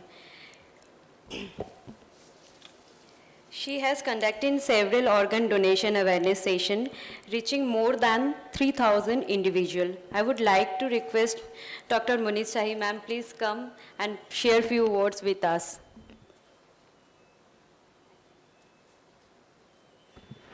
Thank you, Sushmita. First and foremost, I am here by default. Yes, all of you agree? This is supposed to be Pallavi's event, and she has gone on a holiday, forgetting that 13th is this conference, but her tickets were booked 2 months in advance. So this is for all of the transplant coordinators who are here waiting to meet her. Anyway, thank you so much.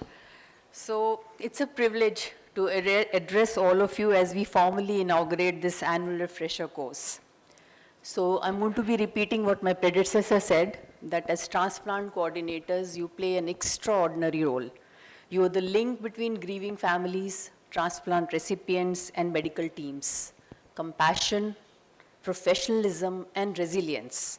You make every successful transplant possible. So this course is not just about law or medical practices. This is about building a stronger community. Each of you carry valuable experiences that can inspire others, and today is a chance to learn from experts and from each other. This program has been shaped through the initiative of Dr. P.N. Gupta, whose vision has been central to strengthening the role of coordinators. And it has found a strong support through Mohan Foundation, and together it has made this course a reality. So on behalf of the organizers, I thank Dr. Sukhbir Singh, Nodal Officer Soto Haryana, Dr. P.N. Gupta, along with Paris Hospitals and NATCO for their support. I wish the program great success and each of you a meaningful and enriching day of learning. And I would also request all of you that NATCO is your organization.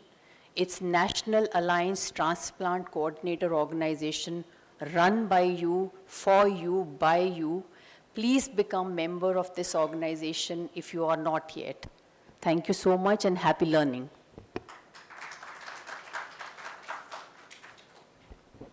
Ma'am, I would like to request you, please stay back. I would like to request Dr. P.N. Gupta, sir, please felicitate ma'am.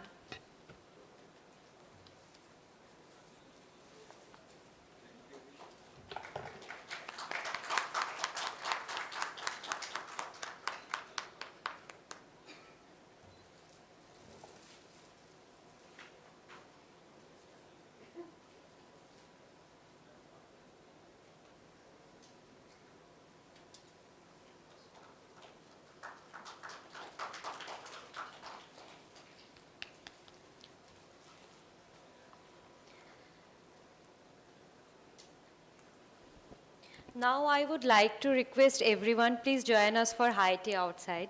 Thank you.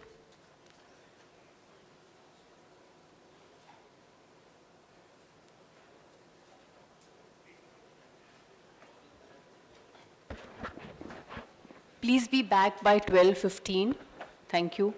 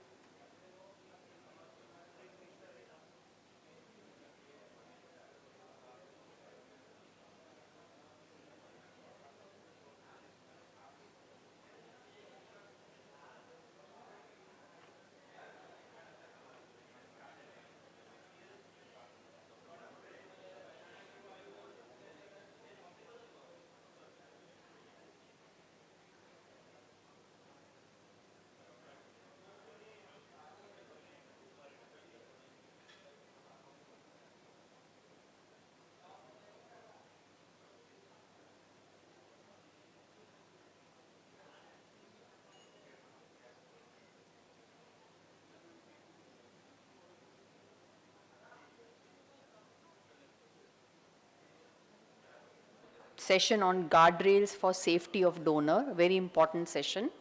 Something about Brigadier Dogra. He's professor and head Department of Nephrology at Army Hospital Research and Referral, New Delhi. He's fellow of the American Society of Nephrology, International Society of Nephrology, and Royal College of Physicians. He's the former director of Armed Forces Organ and Tissue Transplantation Authority, in short IOTA, an examiner for DM nephrology students. So I would request Brigadier Dogra to please take over. Thank you. Thank you for the kind introduction, ma'am.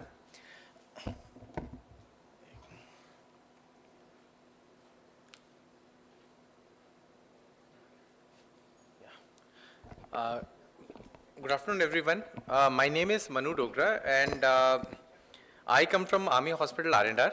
It's an active transplant center, and we do around 90 kidney transplants every year. We have a very good program, and we do a lot of disease donor transplants. Okay, so the topic given to me is guardrails for donor safety. That means we should do no harm to the patients, either medically or legally or socially.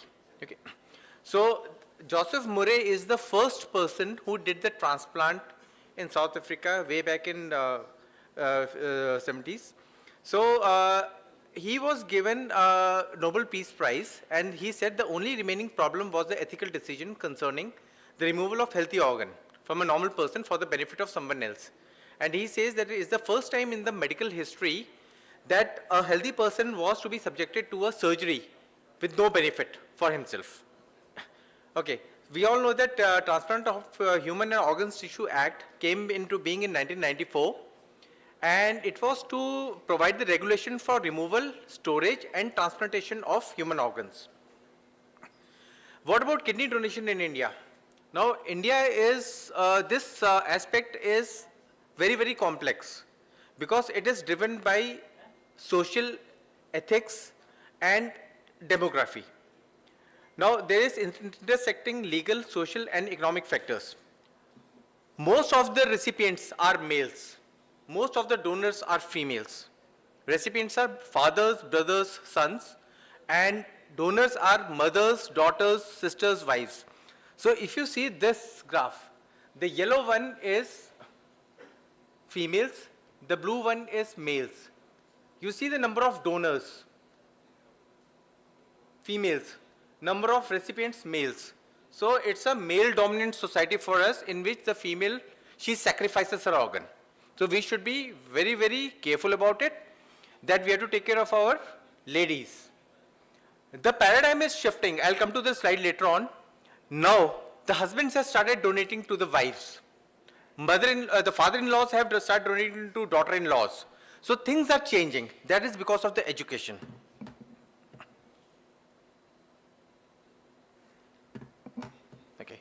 So what is an ideal kidney donor? An ideal kidney donor should be healthy, should have appropriate age. The age is more than 18 years. Should be a near related or related donor, no hypertension, no diabetes, no neurological debility, no cardiac disease, no active infection, psychologically and psychiatrically normal, no malignancy, no lung disease, should not be obese, should not have any kidney issues. And the last, the most important is voluntary consenting for donation. The donor should not be pushed into donation, which is quite common in India. The challenges in our system is there's organ shortage, there are interstate variations. Suppose I have a patient who's come from Calcutta. He has to take an NOC from Calcutta first, then he has to take an NOC from the state. So that is how the rule goes. So things are being, streamlined now. The last thing is illegal trade and scams. Every 3 months you get a news in the paper that there's been a scam. So we should be very, very careful about it. Now, what are the efforts which have been taken to improve the situation? There is increased awareness, lot of campaigns, One Nation, One Policy, and for promoting trust by optimizing the public health systems, ensuring transparency. NOTO and SOTO are doing a phenomenal job. So we should stick to their guidelines, and we should ensure a just distribution of the organs. Suppose in my hospital, if there is a disease donor transplant, we have 2 kidneys, we'll give 1 kidney to NOTO and we'll utilize that. 5 years before, we were utilizing both the kidneys. We were never giving a kidney because we have our own patients. Now the things are very streamlined. So what are the Indian donor issues and dilemmas? Medical and psychological, legal, and the most important is social. I'll come to it one by one. Medical issues, basically I'll be talking about the contraindications. Why, what donors should not be donating? If it's less than 18 years of age, if it's diseased donor transplant, yes, they can. Otherwise, living donor, they should not. Hypertension less than 50 years, these are the medical contraindications given by NOTO. Now, there's a huge list, if you see, but amongst this, I've made 2 reds. One is diabetes mellitus with abnormal GTT. 5 years back, we were not taking diabetic donors, but now the US team, they have come up with guidelines saying that diabetic donors can be taken, and we have started taking diabetic donors, and they've been doing well. Second is psychiatric conditions. Initially, psychiatric conditions was absolutely no. Now, the guidelines are the patient should be as psychologically normal, well controlled on drugs. Okay? These are the relative contraindications, medical contraindications. We might take the patients if we are able to handle them. Okay, what are the health risks of donation? Why are we so concerned? First is, we take out one kidney, what happens to the donor? Does the donor have a kidney health risk or a surgical risk? The kidney health risk is definitely there, but it is very, very minimal. There are many people who are born with one kidney. They progress through their lifetime without any issues. Same thing goes with the donors. Second is surgical risks. Surgical risks are as good as same as a normal population. Now, there are many studies which have taken place, Swedish registry, Japanese registry, US registry, in which the donors have been evaluated and donor deaths have been studied. The donor survival is better than the normal population because they take care of themselves. Okay? Now, this is the most important, psychological evaluation. Why psychological evaluation is more important? It is not being done. If you see, you all transplant coordinators, you have seen psychological counseling is not done. It should be done by a psychologist or a psychiatrist. It is not done. Psychological vulnerability is very common. There are few things, pre-donation pressures like family or emotional pressure, financial coercion. मैं तुमको पैसा दूंगा, तुम kidney दे दो. Family relatives में ऐसा नहीं होना चाहिए. ठीक है? Post-donation challenges. If the kidney is working, everything is good. If the kidney doesn't work, so there's a lot of pressure on the donor also कि तेरी kidney खराब थी. So there are a lot of things which are going on. So donor undergoes depression, anxiety, adjustment issues, regrets. There are positive outcomes also, like improved self-esteem. But these positive outcomes are only if the kidney functions very well. That is our mentality, the Indian mentality. So why psychological evaluation is important? There is need for assessing motivation of the patient for donation, to identify the psychology or psychopathology, and to guide the donor with proper informed consent. So, like I said, negative psychological aspects are the most important, like motivation, hidden motives or fears of the donor are there. Then anxiety about the surgical procedure and potential health consequences. मेरी kidney आगे जो बची है वो चलेगी कि नहीं चलेगी, मैं बीमार हो गई तो मुझे कौन बचाएगा, मुझे किडनी कौन देगा, there are a lot of things. Emotional distress, negative emotions, and regret if the kidney does not function. Adjustment and stress. Once the person donates the kidney, there's a lot of problems in adjusting to the environment at work and with their husbands or their spouses. Psychiatric vulnerability is already there. So in Indian scenario, gender, parental relations, occupation, and educational status, they all play a significant role. Now, what are the positive psychological outcomes? Like I said, if the kidney functions well, the relations they improve, self-esteem improves, and the well-being also improves. What is the role of psychologist? We should subject the donor and recipient to psychologist interview. They motivate the patient, they detect the psychological issues, and they can be taken care of. And most important is informed consent. The psychologist tells them what is informed consent, and they go ahead with the transplant after that. So this is very important for long-term benefits. So what are psychosocial risks? Psychosocial risks are the same. Living donors have a very good quality of life. Financial risks are definitely there for that 1 month when they are post-transplant. They are not able to do their jobs. household activities, but over a period of time that also improves.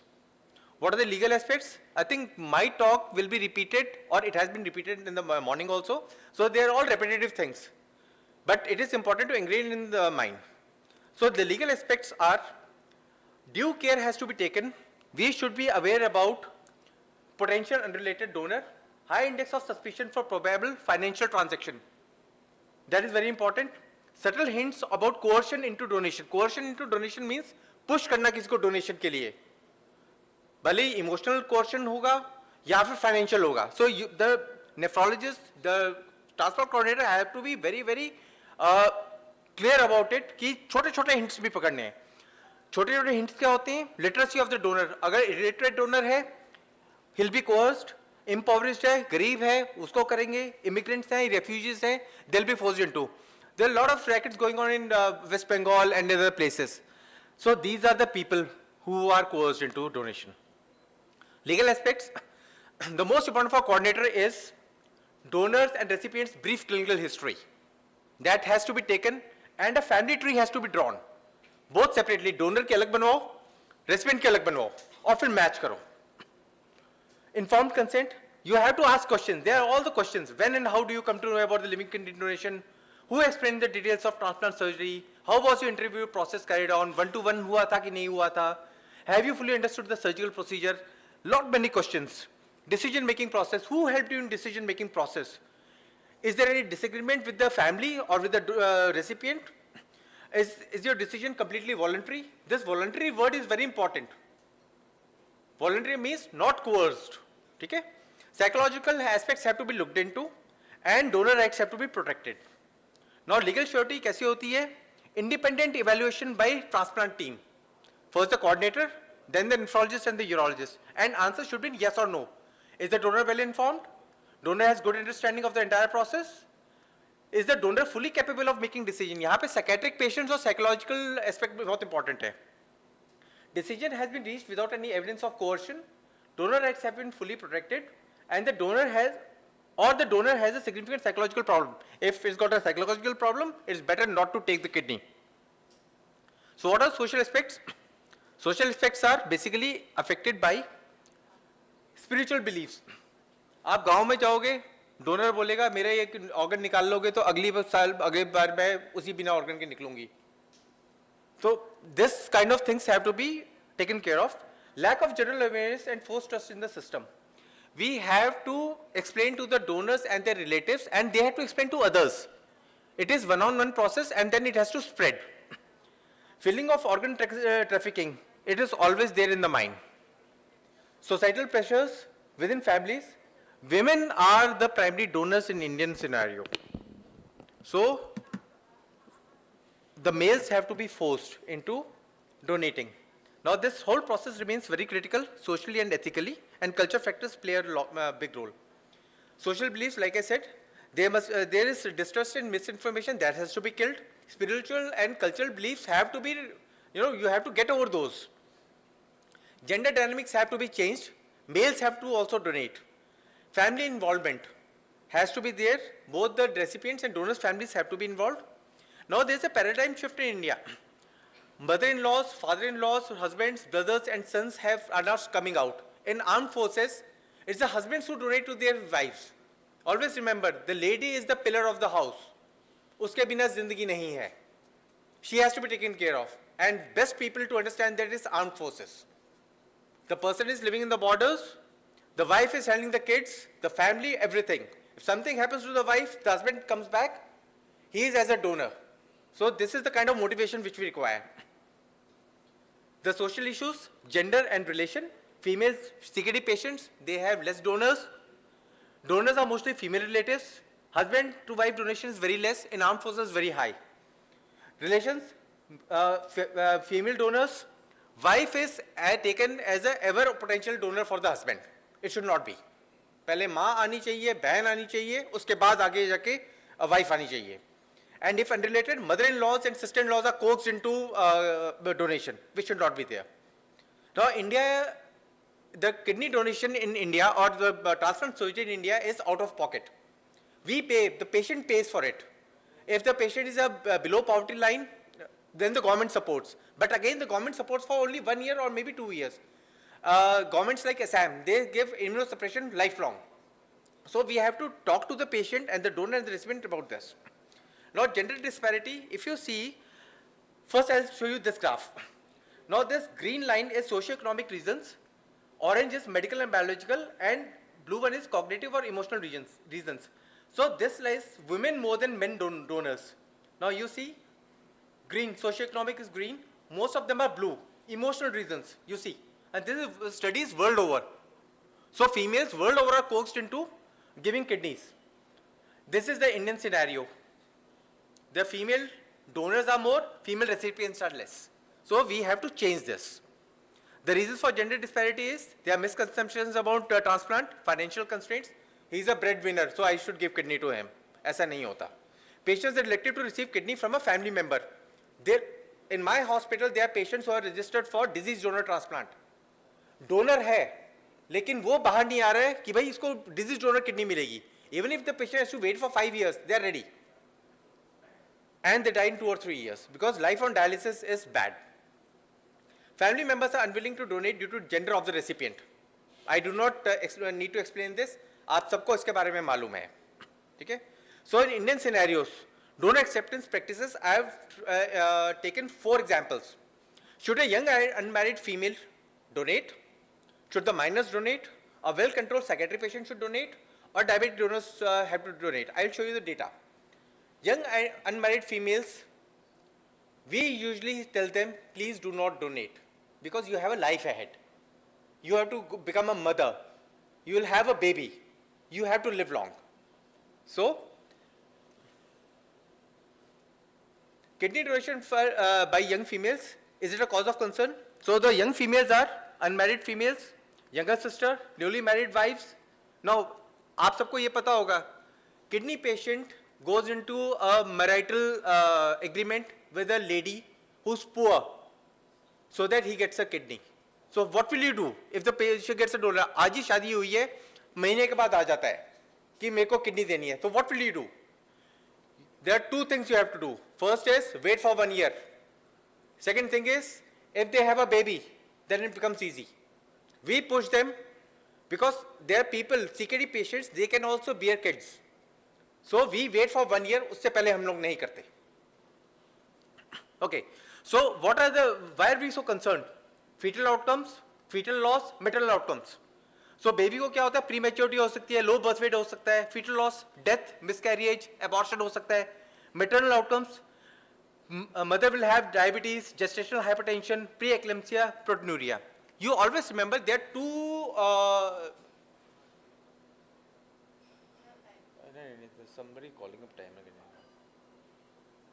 Okay, so there are 2 aspects. One is a newly married donor who's not had baby. Other is a long marriage and you have a baby later on after the donation. Both of them are high risk. The risk has to be explained. Now, post donation, the post kidney donation, the issues which occur are only in young people if they bear pregnancy later on, not in the initial 5 years. So the more the time to having a baby, the more are the complications. Now pregnancy outcomes, there is one study by Ibrahim et al. Which says that the prematurity, fetal loss, both are high with ladies who have donated.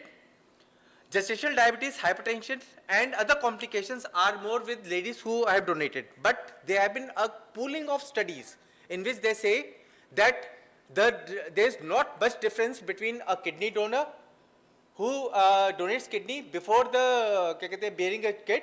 Once they bear the kid, the complications are almost equal to the general population. So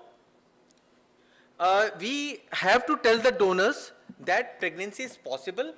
You have to take due care and the results are going to be very good. Similarly, fetal and neonatal outcomes are generally good.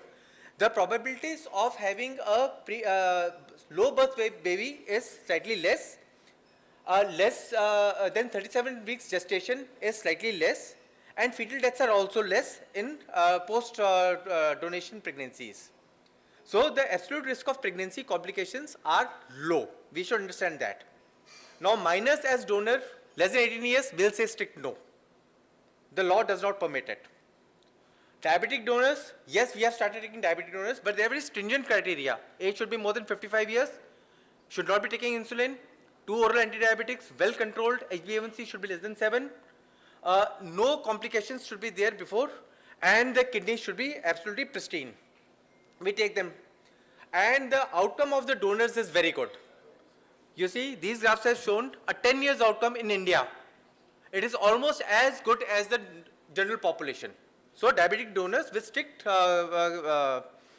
stringent evaluation can be taken. Psychiatric illnesses, a well-controlled illness on medications can be taken with due caution. The most important thing is donors should be able to take care of self and not dependent on caregivers, and should be able to make a decision on their own. Psychological evaluation is very important, and you should involve the psychologist as well as psychiatrist. Though there is increased risk of chronic kidney disease in patients who take lithium, but it's not a contraindication. So I'll conclude my talk. Kidney donation in India is medically, ethically, legally and socially complex issue. A stringent evaluation is required. You should keep your eyes and ears open about the financial transactions. Younger females as donor have a long-term implication on pregnancy and fetal outcomes, but they are good. Minors should be excluded from donation, and psychiatric patients can donate with stringent evaluation by the psychologist as a psychiatrist and well-controlled disease. I have finished. Any questions, please? I'll be happy to answer.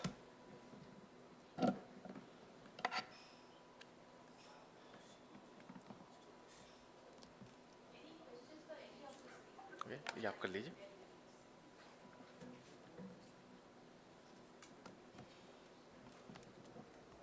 या तो कुछ समझ नहीं आया या सब कुछ समझ आ गया.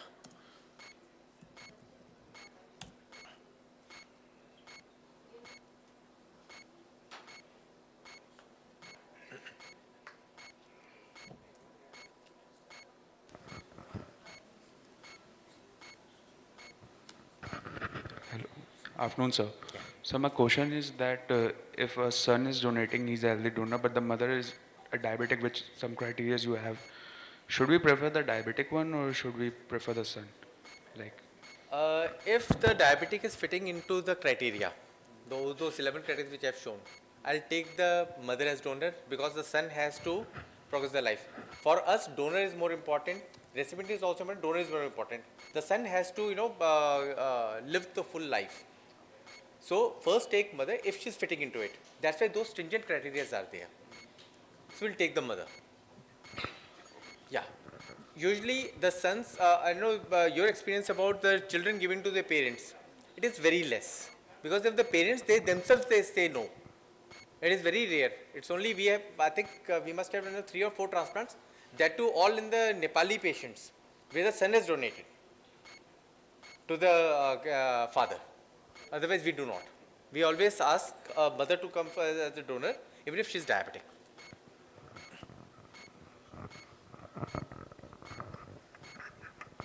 Dr. Manu, I have a question. One minute. You said something about the recipient gender, and we all know the reason. So what was that? Recipient gender? Huh. Breadwinners. Oh. They are the breadwinners.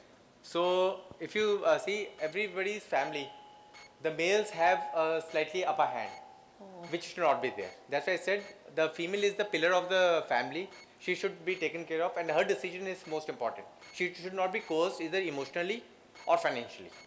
Got it.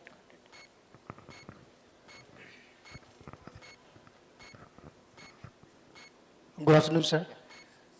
Sir, if there is a patient, patient is the male, so he has potential donor in his family, but the donor is from his in-laws. In-laws? In-laws. Okay. So, that person is also a diabetic. The donor. The in-laws donor is diabetic. Okay. Yeah. Then how will we go? And he has a donor in his own family, the near relative. There is a potential donor. No. You the- give me example. See, in-laws ka to I understand. yeah. But what about the donor in the family? Who's the donor? Donor is the father-in-law, but the family who can donate is his wife. Huh. See, it's a decision of the donor recipient and their family. We are there to, we do not say ki you will not donate, you will not donate. We give them an idea. For us, we have to be medically very, very sure. So if the wife is donating to the husband, if wife is donating to the husband, it's okay for us. Father-in-law donating to son-in-law, Son-in-law. that's their decision. If the father-in-law is diabetic and he's fitting into the criteria, medically he can donate, but finally the decision lies with the family. We have to give them pros and cons. Okay. We do not take a decision ki who's going to donate, but we just give them an idea that yes, if the wife is the donor, she is emotionally attached to the husband. Father-in-law wants to donate, they can donate, no issues. Law permits it. Law permits it because it has to go to the state authorization committee. There should not be any financial interaction, transaction in between. And if the diabetic donor is fitting into the criteria, we'll take it. Because father-in-law will definitely be more than 55 years of age. He has to have a very good controlled diabetes. He should not be having any target organ damage and should be sticking to the medications. Can donate, no issues. In my hospital, we do not do unrelated transplants. We do only related transplants. We have taken a consensus decision not to go for unrelated transplants. Yeah.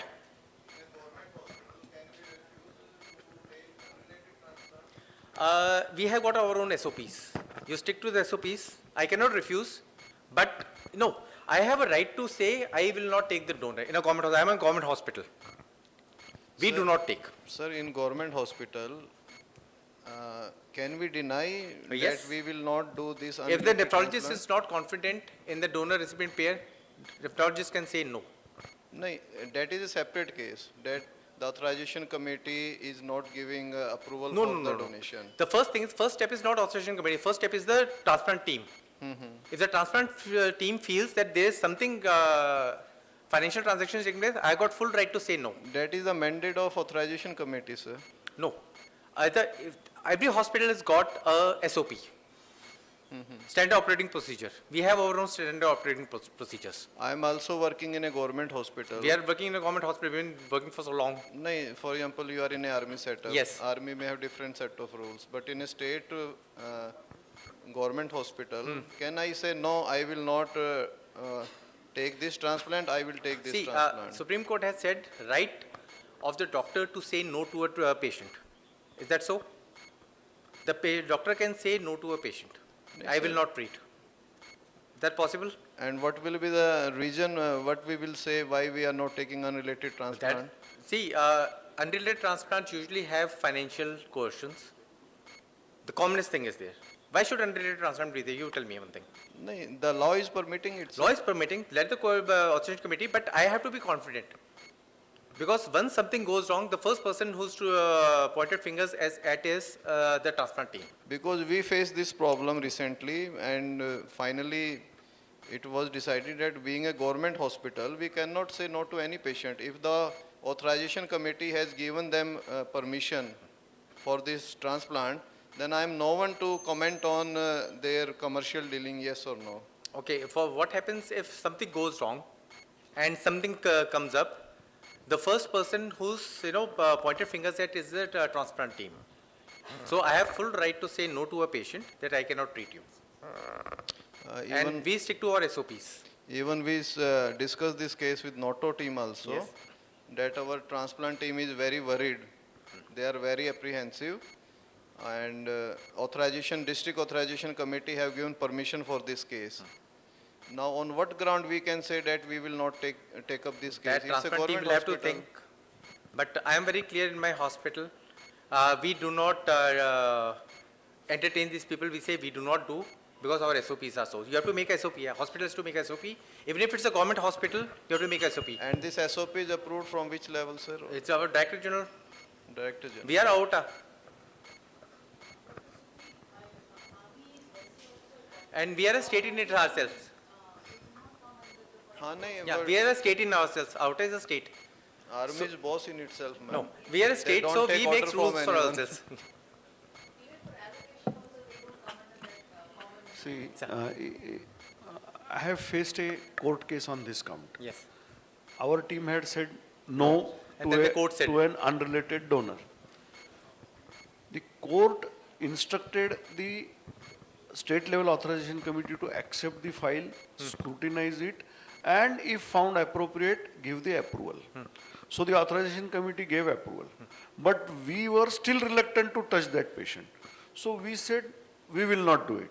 So that family again went to High Court. The High Court told them, if this doctor is not willing to operate upon you, find another doctor. That's what I was saying, sir. So High Court is very, there is a written judgment Yes. that like a patient has the right to choose a doctor has the patient to choose a patient. Precisely, sir. A donor has the right to withdraw his consent right on the OT table. Yeah. A doctor has the right to withdraw from that operation if he finds something amiss. Yes. You aired my sentiments. There is a court judgment Court on judgment that. there. Supreme Court is very clear on this. You have a right to say no to a patient. The court cannot force you to do the thing. Any more questions? So, sir, my question is, I was having a case, a very special case actually. The recipient was deaf and dumb. Okay, so he was just having his parents. Mother was diabetic and above the criteria, and father was having cardiac issues. So there was no one else from the family, but he had a wife that they had 2 years of marriage without child, and both were deaf and dumb. So how can we take that donor?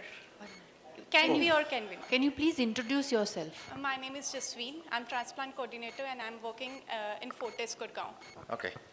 So this is a very ethically, medically complex question for me.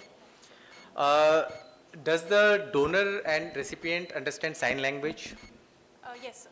So they can do. Somebody has to. And again, psychological evaluation has to be done. Because if the donor and recipient both are deaf and dumb, both will have psychological issues. So it can be done. Sorry. So the psychological, we have to go just with the one evaluation or three, like earlier I heard about 3 evaluations. The more we have 2 evaluations with the psychiatrist. For every recipient and donor, we do 2 sessions. Do more sessions, it will be better, but not less than 2 sessions. Okay? Thank you, sir. Yeah. Okay. Thank you, Dr. Dogra. I would request Dr. Oswal to please felicitate Dr. Manu Dogra.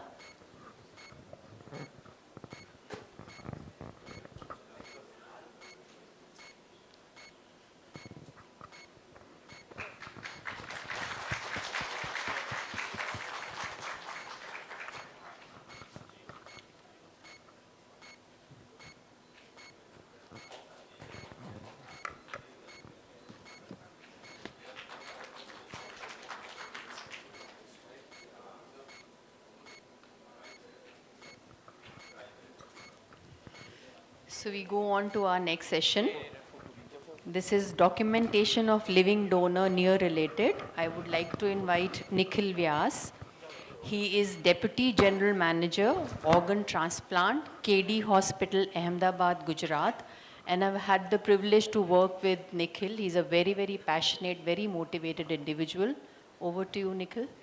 Thank you so much, ma'am. So first of all, I am very much thankful to the Paras Healthcare, Mohan Foundation, NATCO and the SOTO Haryana. You give us a platform कि जहाँ हम learn कर पाते हैं. It's a very important topics and हम अपने आप को refresh कर पाते हैं. My topic is documentation on a living donation near relative. Annual refresher course for the transplant coordinator. First line is something about me. My passion is saving lives through organ donation and transplantation and to be beacon of hope.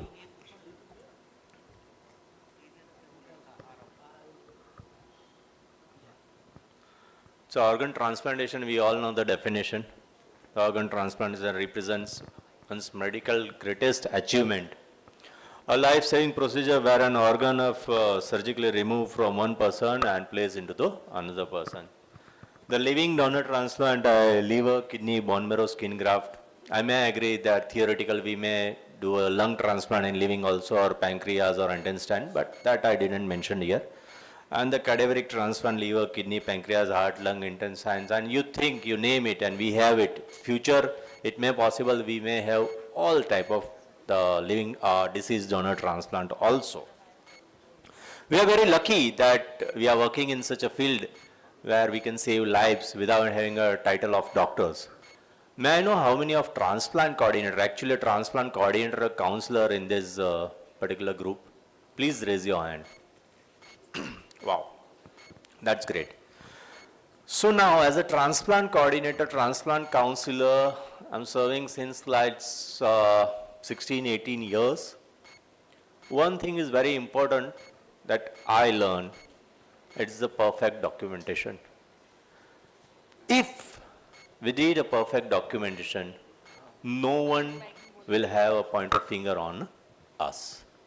हम हमारे गिरेबान को बचा के रख पाएंगे अगर documentation सही रहा तो. Living donor categories and documentation framework. Living donor, genetical related donor, जिसमें grandparents, parents, siblings, children, grandchildren.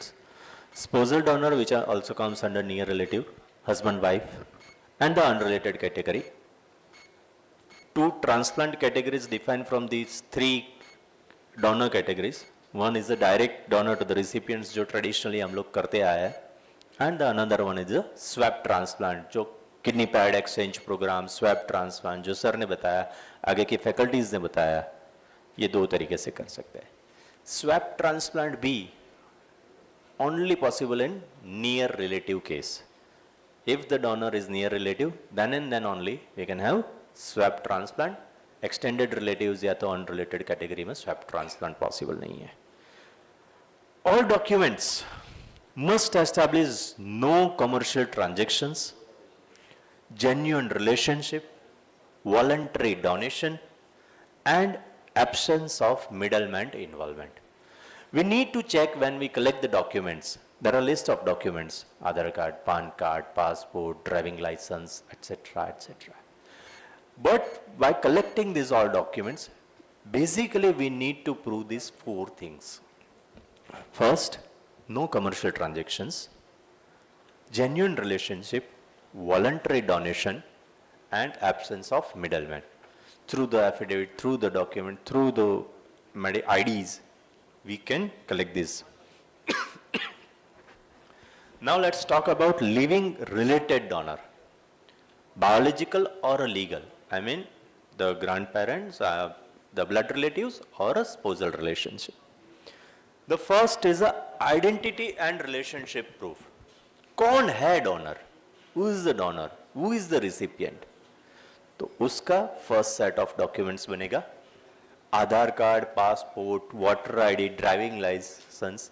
Bye that person's identity ये क्रिएट कर सकते हैं. आधार कार्ड दे दिया मैंने आपको, बट क्या मेरा ही आधार कार्ड है?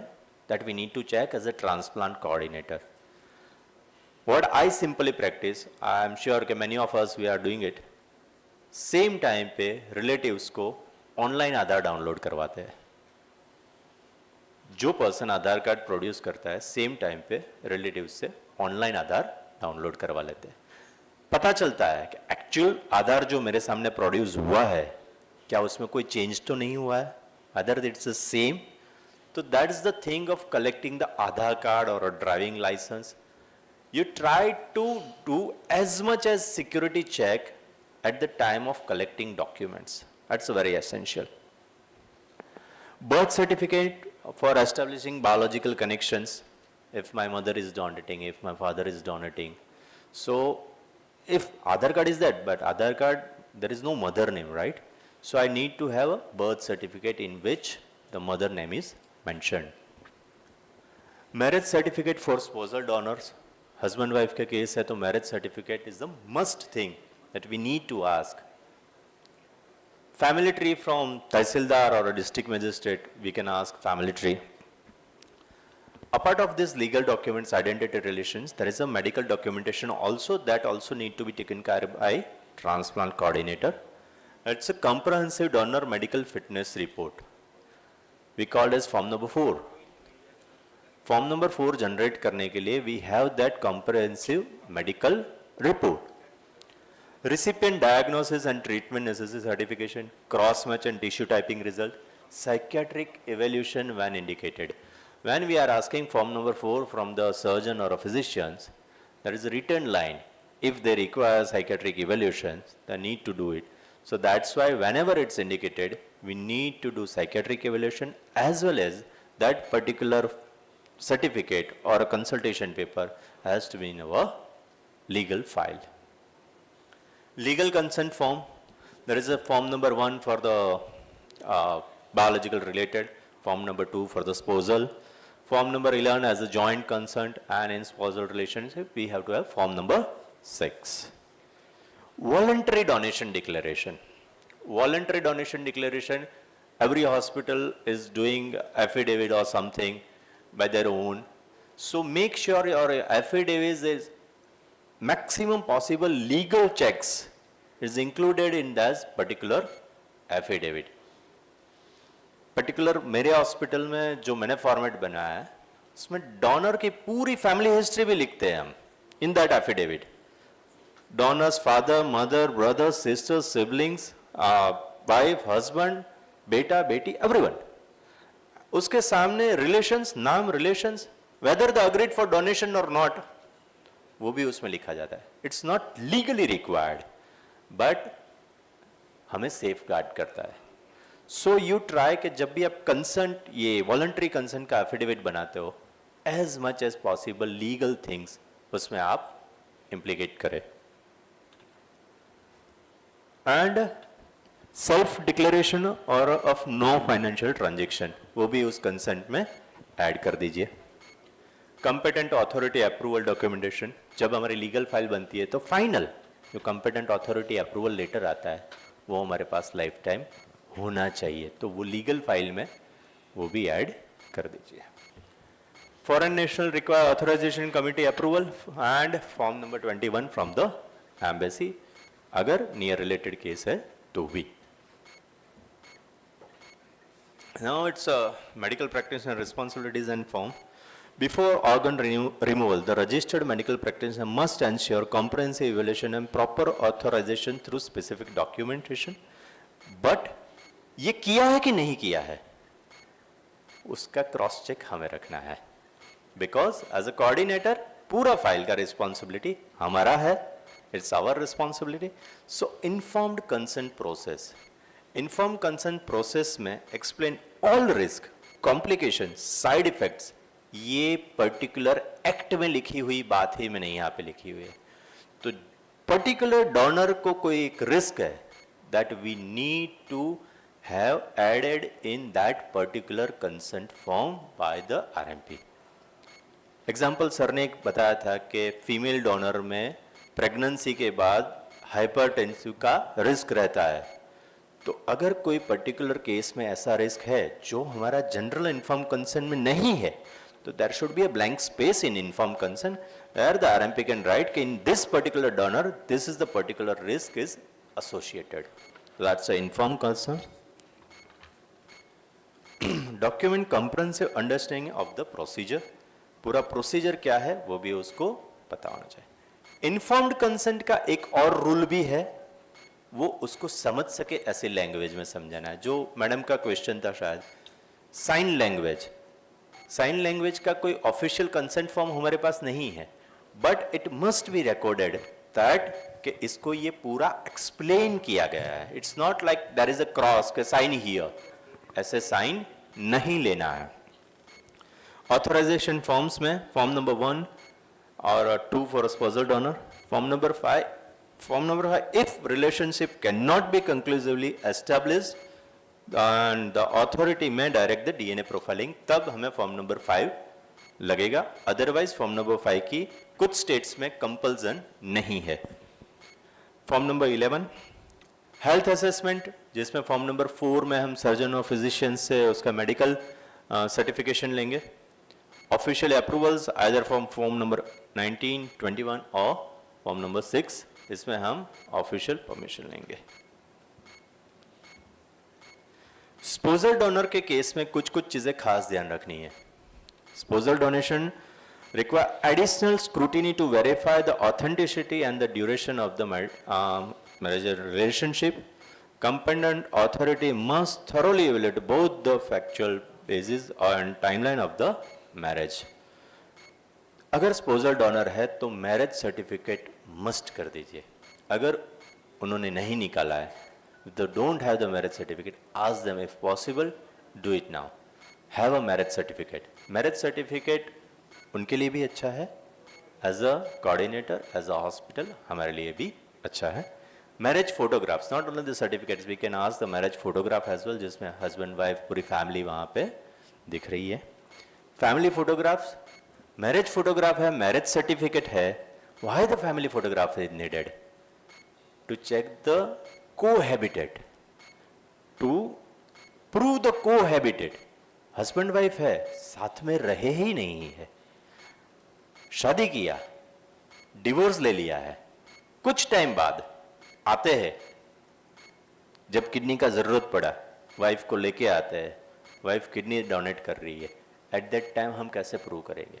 तो family photograph is required to prove the cohabitate, और ये कोहैबिटेट वर्ड भी ट्रांसप्लांट एक्ट में लिखा हुआ है. It's not only that, if I am having marriage certificate, मैंने मेरी वाइफ से 15 साल पहले शादी किया था, 14 साल पहले हम अलग हो गए थे, we are living separate life, divorce हो गया है, अब मुझे किडनी का रिक्वायरमेंट है, मैं मेरी वाइफ को कैसे भी मना के लेके आओ, क्योंकि फीमेल को मनाना थोड़ा इजी होता है जब इमोशनल एंगल्स ऐड होता है. और ये एकदम सही जो हुआ है वो फैक्ट मैं आपको बता रहा हूं, ये फैक्ट केस है कि जो ऐसा हुआ है. In that particular moment, there is a marriage certificate, marriage photograph, but there is no family photograph. Ration card में हस्बैंड वाइफ वाला जो पेज होता है नाम वाला, वो एक ही पेज नया दिख रहा था, बाकी सारे पेज पुराने दिख रहे थे. वहां से इसका डाउट शुरू हुआ, और हर एक डॉक्यूमेंट चेक करने पे पता चला कि हर एक डॉक्यूमेंट्स नए बनाए गए हैं, ऑथेंटिकेट डॉक्यूमेंट्स थे, फॉर्ज डॉक्यूमेंट्स नहीं थे, बट वो नए बनाए गए थे. 15 साल पहले शादी हुआ था, सेपरेट भी हो गए थे, नया शादी भी हो गया था, नया वाइफ का नाम हर जगह पे था. पुरानी वाइफ ने आधार कार्ड तब नहीं बनाया था, आधार कार्ड बाद में आया था. आधार कार्ड नया बना, रेशन कार्ड में नाम ऐड हुआ, पान कार्ड बना नया. Then I ask a question, why all the documents are new? इतने साल हो गए शादी को, एक भी डॉक्यूमेंट ऐसा नहीं है. You give us a family photograph in which your whole family is somewhere in any social function, religion function, in picnic or any tour, something like that. There were no family photograph with them. And then they accepted it that yes, we separated, I mean we take divorce, but because of kidney, my new wife is not donating kidney to me. I ran to my old wife and she was ready, so I came here with her. I asked them, you can go further, but not as a spousal donor. You can claim as an unrelated donor. That separated wife case, you can go with the authorization committee and let the take care by the authorization committee what to do, what not to do. The children birth certificate. Sometimes marriage certificate is not there. Alternative is the children birth certificate where the father, mother name is written. So we can use the children birth certificate as well. Duration of marriage is a critical factor.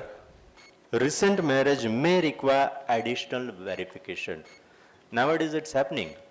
They are legally married. They have the marriage photograph, they have the marriage certificate, but marriage is actually contract basis, just for exchanging kidney. So that we as a transplant coordinator need to check.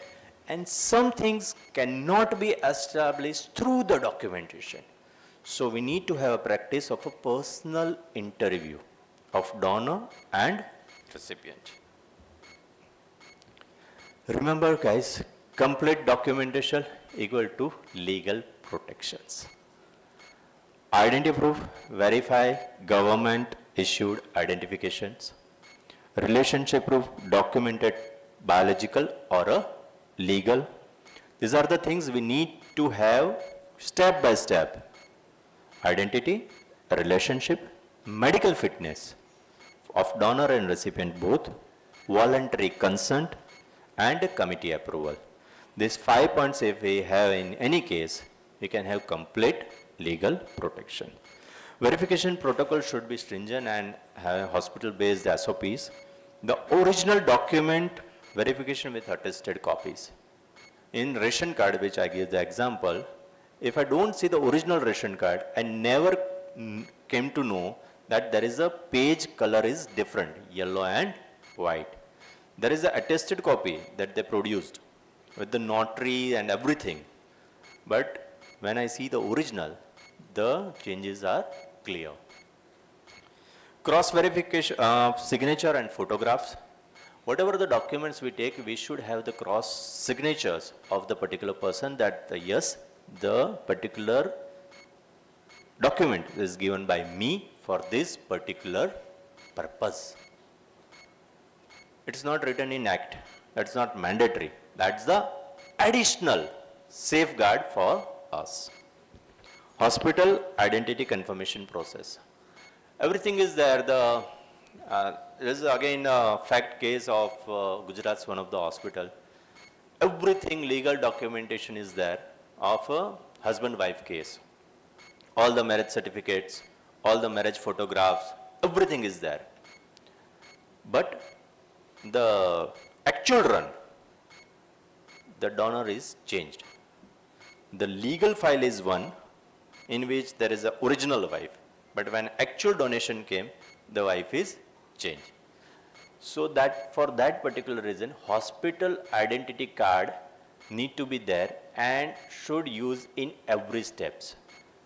Recipient identity card, donor identity card, hospital base, whenever they come for any pathology evaluation, whenever they come for any radiology evaluation, whenever they come for the doctor consultation, the doctor, pathology, radiologist, everyone should see the identity card, photograph, verified and the signature.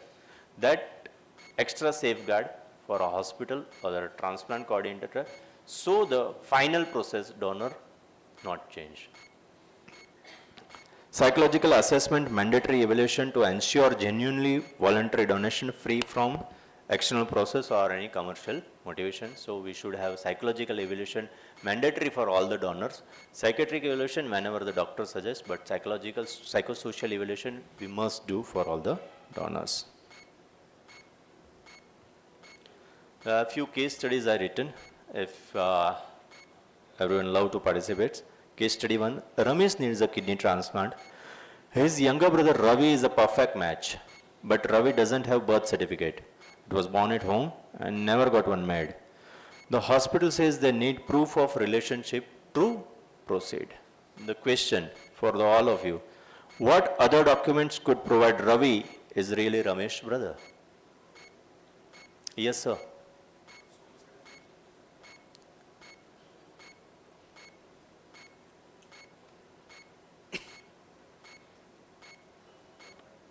Class 10 school certificate. Yes. Any other things? Ration card. Ration card, yes. Passports, yes.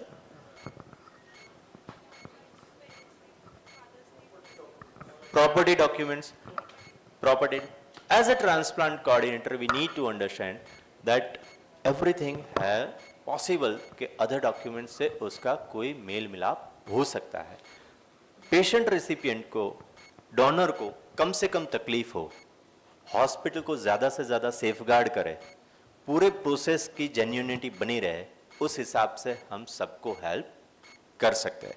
दूसरा सवाल उसी में था, should the hospital wait for a legal proof or go ahead because it's a life-saving procedure? If there is a no passport, then we can ask, go for the passport. If there is a no school leaving or class 10 marks it as they are illiterate, so we can ask that we need a passport or something in which we can establish the relationship. Case study 2, a man with a kidney failure brings a woman claiming to his wife to donate. They got married just 6 months ago. After he was diagnosed, their marriage certificate is from another state and the woman's ID still shows her maiden name. How should the hospital confirm that she is really his wife? And what document would you expect them to submit? Yes, sir. Sir, marriage certificate है sir. But सिर्फ 6 महीने पहले शादी हुई है and Aadhaar card में नाम change नहीं हुआ है. Photos of the families. Photos. Consent ले सकते हैं एफिडेविट में जो भी टेक्स्ट ऑफ किन अटेंड करे होते हैं मैरिज में with photographs. Absolutely right, sir. आप भी सही है, मैम भी सही है. Thank you. We need to have a concern and proper psychosocial evaluation, psychiatric evaluation कि शादी जो है वो किडनी एक्सचेंज के लिए नहीं हुई है. And after that, after all legal formats, it's up to the competent authority or authorization committee. They're subject to approval or not. Case study 3. ABC, an Indian citizen, need a kidney transplant. His wife is from Kenya and want to donate. The marriage took place in Kenya. She is on a tourist visa in India. Should foreign donor be allowed in this case? Yes, sir. With the same scenario, you are allowing the foreign donor? Yes, we can allow to the foreigner donor, and it can be verified by the concern authority. Okay. आप दो के अलावा अगर कोई, मतलब आप तीन के अलावा अगर कोई पीछे से कोई, the man with a blue T-shirt, sir. आप सर ट्रांसप्लांट देखते हैं? सर आप ब्लू शर्ट कौन सी हॉस्पिटल से सर? मेदांता. सर आप क्या करेंगे? मेदांता में बहुत से फॉरेन केस आते हैं sir. What will you do in this particular case, sir? Whether it is allowed or not? It depends upon authority. Sorry? Transplant authority. Okay. Anyone else from the back side? Yes, ma'am. Who is donating, that has to be considered, so embassy has to take care of the case. That is how it has to provide. Otherwise, any embassy permission, is there anything else we need to do? Yes, ma'am. The donor should have medical visa once. Absolutely right. The donor should have first on medical visa. Yes. And of course, embassy permission is there. After the embassy permission, we can do, but donor should have on medical visa. Nowadays, many foreign patients coming on a tourist visa and getting operated. As a coordinator, we are not checking a visa. We always think it's on a international team purview. It's not like that. When it comes for a transplant, the visa is on our purview. We have to have checked that they are coming on medical visa. Otherwise, if something has happened to the donor, then we, our hospital, our dignity, at a big risk. Thank you. Your decision to ethical organ transplantation save lives, provide hope to countless families. Together, we ensure the highest standard of the care and compliance. Thank you so much.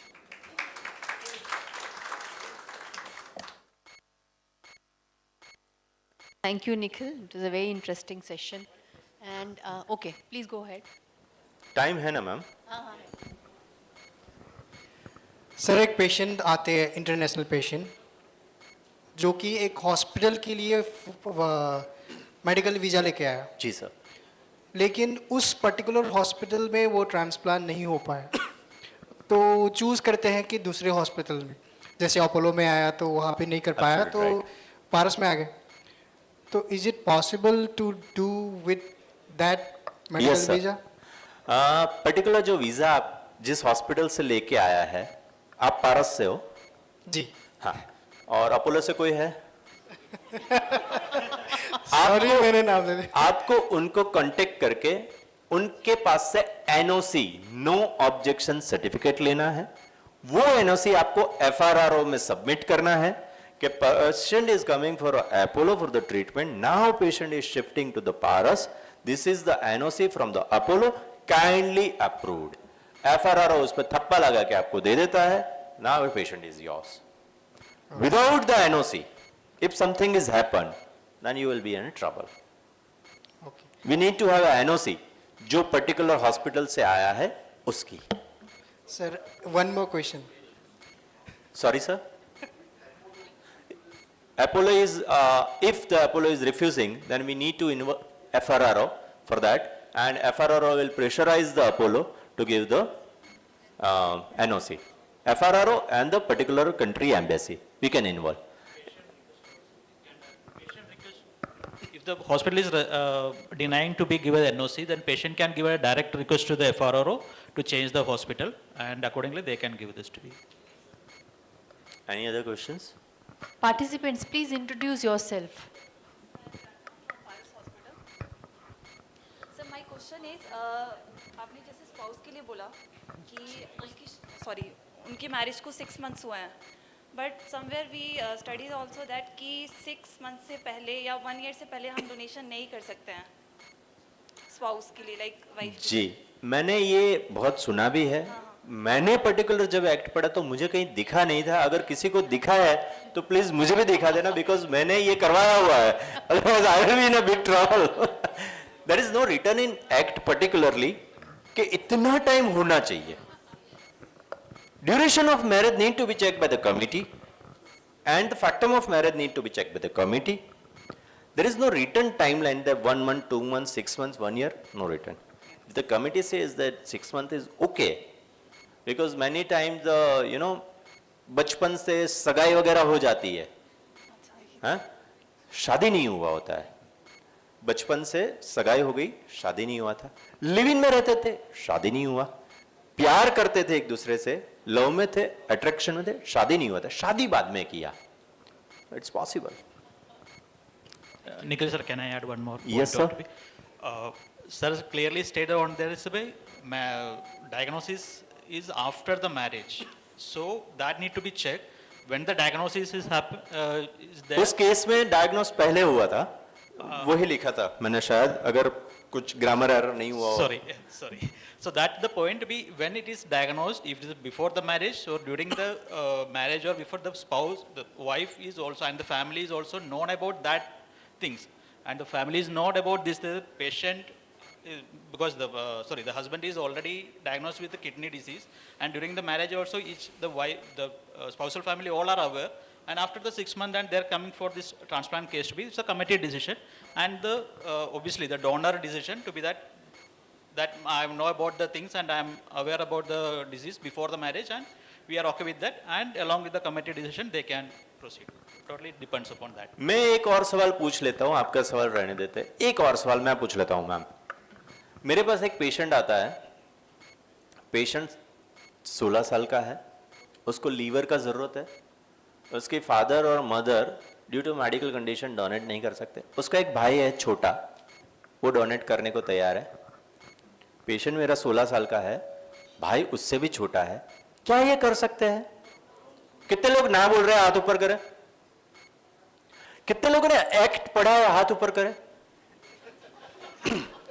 अगर आपने act पढ़ा है तो आप ये कर सकते हैं। In a special cases with the permission from the authorization committee and the state government, we can do such transplant also. तो इसलिए मैं आप सबको एक विनती ये कर रहूंगा, एक्ट जो है वो हमारी भगवत गीता है, कुरान है, बाइबल है। अगर हमें ट्रांसप्लांट कोऑर्डिनेटर बनना है तो प्लीज प्लीज प्लीज एक्ट जरूर पढ़े, हर महीने पढ़े, हर महीने एक बार एक्ट को जरूर पढ़े। I second that. And I also want to give you a homework. Now, he said that pre-operative counseling is required for donor and recipient, and it's there in the law. So I want you to find out in which page, on which page number that particular paragraph is there. In living donation. It's a homework for you, घर में. Okay. Thank you so much. It was a very interactive session, and I would now like to request Dr. Sukhbir Singh to felicitate Nikhil. Everything is there in the law. Everything. People talk about circulatory death. नहीं है act में, वो भी है. Anybody wants any confirmation, I can give you on email. वो जो 2 lines हैं.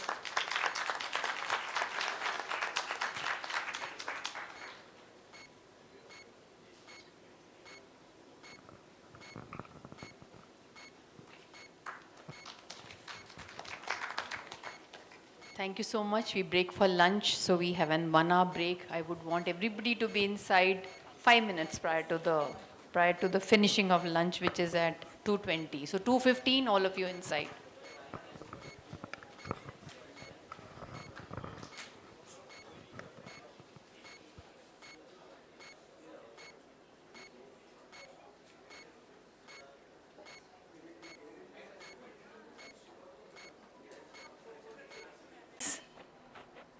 Sanchit?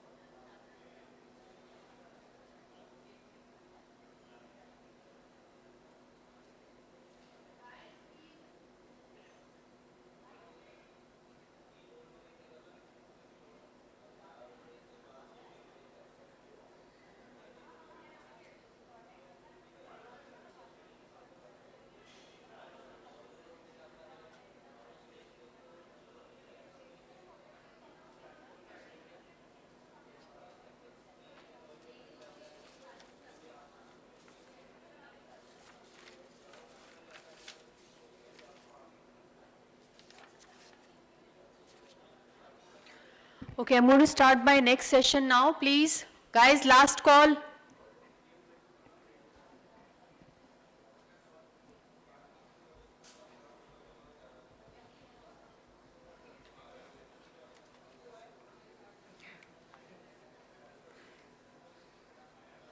The next session is documentation of living donor other than near related.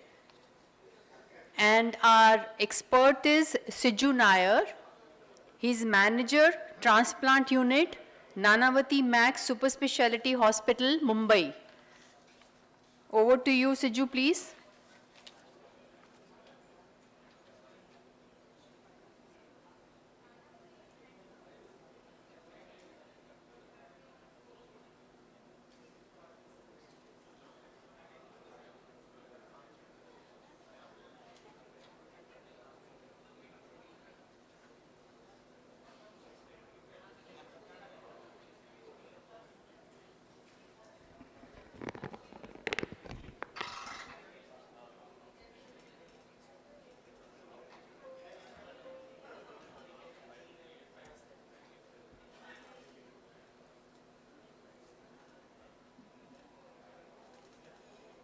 Can we start? Yeah, should wait.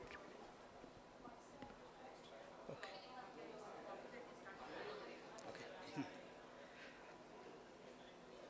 So, good afternoon all.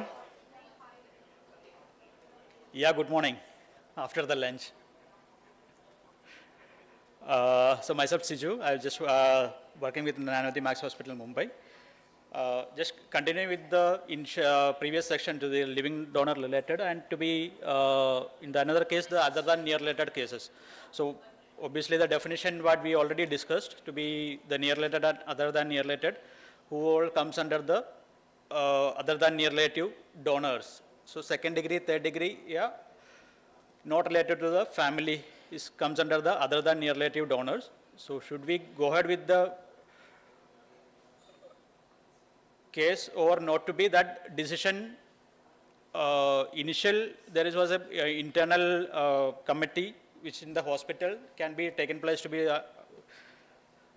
for the decision, but recent some issues and all the things it is gone under the state level authorization committee for the final approval.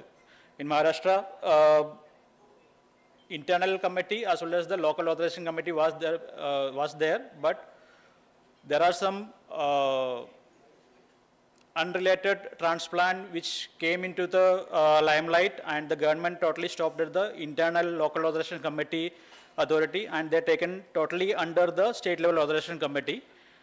So of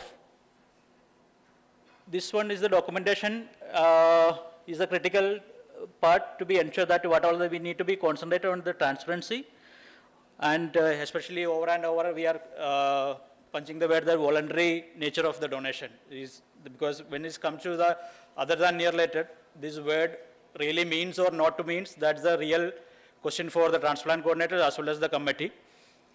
So prevention of commercial dealings. So these three things which we mainly focus on the other than near related cases.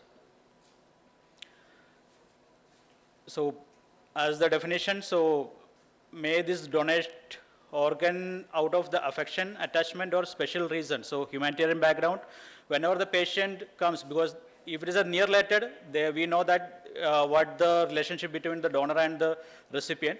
But whenever the cases which came into the transplant coordinator, they do their studies prior to that with the Google doctors. They get the this kind of information of the other state where they did the donation, where the Father Davis Cheramal is the Kerala Catholic priest who had donated his kidney to the stranger in 2009. And another case of the same in the Kerala is of V-Guard Industries founder Mr. Kochavasa Chitlapalli, who had donated his kidney since 2011. So this is totally unrelated. What it means, the different, there is not any family relation, they are given totally stranger persons. So when the patient comes in, I'm practicing in Maharashtra, so whenever they are coming, they're given this kind of options. In South, this is where happens, so why it cannot be happen in Maharashtra, yeah, in other cities. So health is a state decision. Obviously, what the state is adopted from the Toha Act, accordingly they will practice in the state. So it is their decision to, they can accept the donation totally unrelated, or the first or the second or third degree, which can be proved by the documents or the DNA test that can be considered. So particularly in Maharashtra state, the totally unrelated, that's out of the family member, till now the approval is not given, because 2-3 cases which came to us that we gone for the court order. They approached the court given the case to the Director of Medical Education to do the scrutiny, and the committee given a non-approval to the case, and they submitted to the court. This is our decision. Based on that, court is also rejected the approval. So till now the recent cases which we taken care of is not given the approval. So finally the authorization committee which is going to be given a final approval, because they also taken all the documents in a detailed manner. So basically the documents which we know that the form number 3, we all know that forms we already discussed, and rather in the other than related cases, form number 3 is which we are using. And form number 4, obviously we are taking that certification medical fitness. Form 11, there's a joint application form by the donor and recipient. Form 20 is a domicile certification. I hope all of you are following this form 20 to be in every state. Nowadays it's mandatory by almost all the hospital to be continued with the form 20. If it is a patient, donor from the out of the state where the transplant is happening. So we require this form 20. So I just paste the form 3 over here. Before signing the form 3 and form 11, how many of you tell the patient to be read one at a time to be that what is written in this? Have you following that one, or just getting the documents? Because it is declared the section 2, 9 and 19. Have you read that sections in the Toha Act? Yes, or no? Again, ma'am has another homework.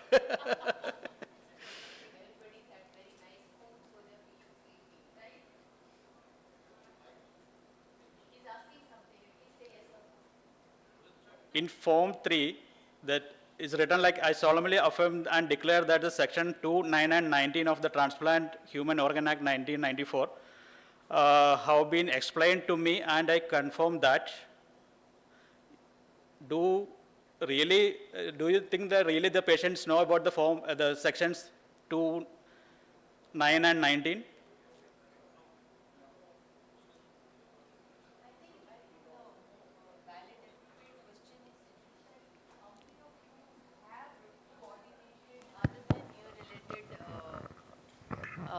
Transplants. You have? So can we have hands up where people have coordinated? So there are about, okay, 5, 6. You're from Fortis. One is from Paras, I think. You're from Paras. You are from Marengo. Who else? Max Saket. Aster. Okay. So I think probably they would know about it. But I hope you seen the Form 3, right? The other, which are not done also, because clearly it is telling the point-wise in the things that the point 1 is, I understand the nature of criminal offense referred to in the sections. Okay, and second, no payment of money or monies worth as referred in the section of the Act has been made to me or will be made to me or any other person. And after that, then he given the declaration that I am giving the consent and authorization to remove my either one kidney or part of liver. So it's important that to be, even for the near related also, not only for the Form 3, even when we are filling up the Form 1, Form 2 and Form 3, at least you explain their own language. If they're not to be English or here like that, you explain them in Hindi or their known language with the help of a translator, at least what is written in it. Otherwise, when it's problems, when comes up, they say that we given blindly, we signed it, we does not know what is written in. The lawyer, coordinator, which is given the paper, we signed and we given back to do, we doesn't know that time, we does not have mind to be understand what is written in that to be, and all the things make a problem in future. So same like that in Form number 4 also. When you get this Form number 4 in living a unrelated case, when you getting this form, before the meeting or after the meeting? Before the meeting, who else?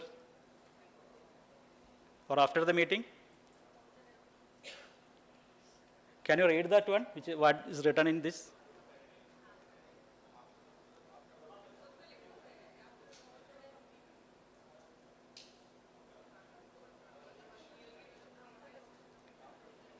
It's a other near relative of the donor / other than near relative of the donor and has been approved by the competent authority or authorization committee.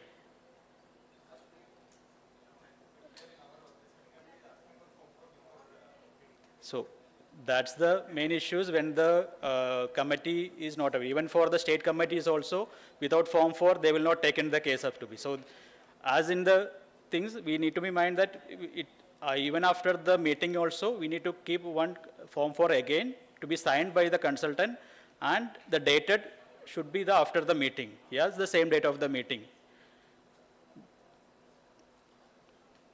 And it is clearly that, which is already discussed in case of doubt of mentally challenge of the donor. So in spite of this thing, we do all the patient, donor and recipient for the psychiatric clearance. That's the practice at present. So that's we can be omit that one to be.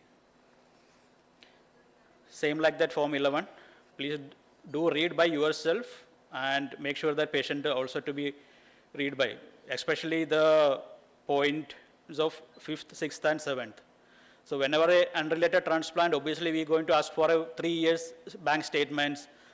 Then patient going to be start arguing that why you need it to be 3 years and why it's concerned about to be. And all these things are mentioned over here. So you can point out this is already written in the law. It's not for the hospital or not for the coordinator to understand about what your financial backgrounds or what much of the balance you are holding up to be that is enough for the transplant or not, or how can be how much bill more we can be put in the patient bills to be based on your accounts. It's not for that. It is based on the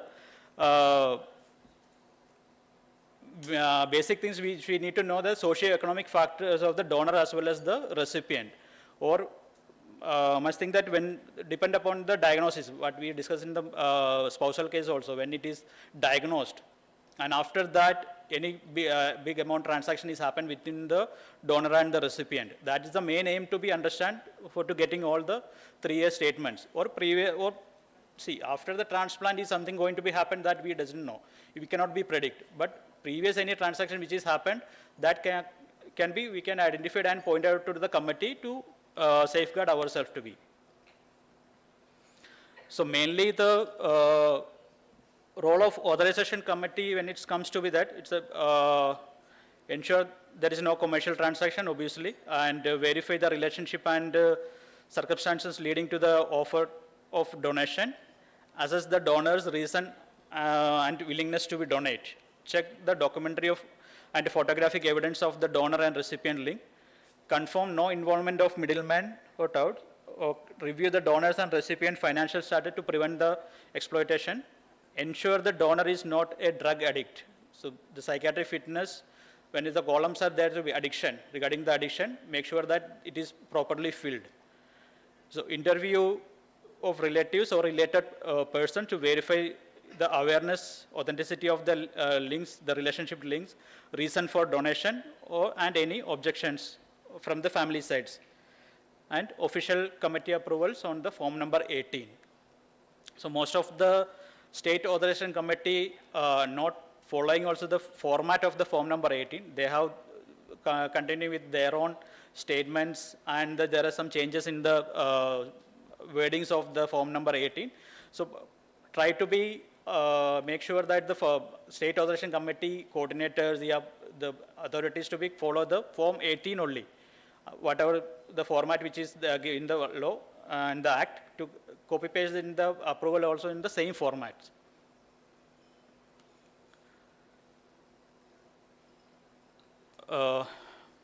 Which we see in the ethical and legal safeguards, obviously the donation must be voluntary and informed. Documentation prevents the organ trafficking, exploitation of vulnerable person, and strict compliance to ensure the ethical things in the transplant program. So this is the things which is mentioned in the section 19, what we saying that the short that unauthorization of organ removal up to 10 years of imprisonment and fine up to 20 lakhs. For the medical practitioners convicted, is a report to the State Medical Council, removal from the register, 3 years of first offense, and permanent for repeat. So their MMC certifications and all the things going to be suspended. Unauthorized tissue removal also to be comes under 3 years imprisonment and fine up to 5 lakhs. So there is a case which comes to us. It's a family tree is showing over here. So the top, you can see that the father, mother, patient is Mrs. Vijaya Sambat, both parents expired, okay, and the, her mother, recipient mother, she remarried again, and in that also there is one daughter is there, Ms. K. Agarwal, okay, so she is the stepsister for the recipient, and the donor is her daughter. The stepsister daughter is the donor, so it's a complicated, so when it comes to us, the initial information which they are given, they were not aware that the second marriage, both of the sisters, they were not aware about this second marriage, and in that Ms. K. Agarwal is the second marriage daughter, like that. Because when all the things go on, the initial DNA report which comes, it shows that donor and mother relationship is proved, but sister to sister, it is not proved. So again, the family is counseled, why it's the reason the doctor is counseled the families again. So then they inquire within the family. That time one of their uncles said that it's a mother got remarried, and in that Ms. K. Agarwal, she is the second, in that married, she is the child, and both are the step sisters, like that. So that time they were known to that. Family is well to do, both the families are in a business background only, but even donor is also doing her own business, so the age financial, all the things are cleared that point of view. So during the DNA, it got stuck. Then the challenges for us and the hospital and the committee is to be how to prove the relationship, because obviously we said that we cannot go ahead with the things because the DNA clearly shows that there is not related to in between the stepsisters, because of the the father is different like that. It's not connecting the DNA. Out of 15 markers, I think it's around 8 years, 9 markers are matched. So obviously the relationship comes as a not related to each other like that. Then we discuss with the our histo heads to what we can be, the higher side we can be do. Then he suggests that if it is not markers are not matching, but the mother is same for the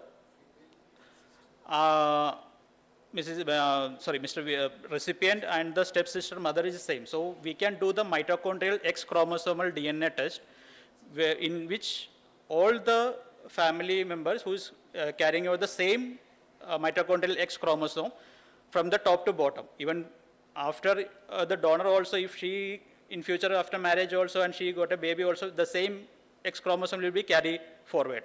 So we did that. Through that mitochondrial X chromosomal DNA, the niece and auntie, step auntie, that relation is proved.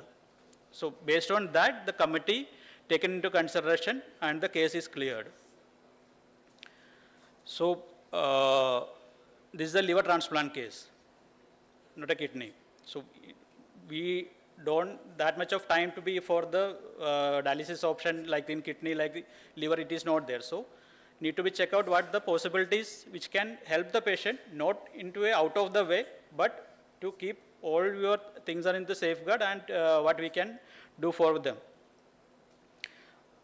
And hopes of all of the hospital doing the DNA test or some, okay. So almost going to be somewhere like that to be the living donor, other than here to get the special scrutiny and mandatory forms which we are taking to be 3, 4, and 11 and 20. And obviously the approval which comes on form number 18.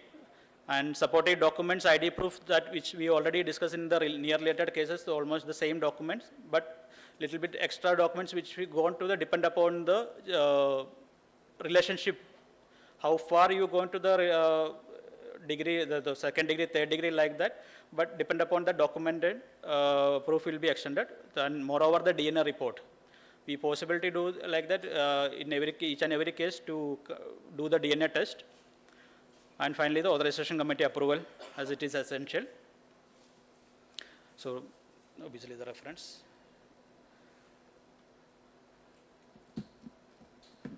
Any discussion which we can do on this case, other than near-related cases in your hospital setting, which done something separately or something special case, and we can discuss that one also to be.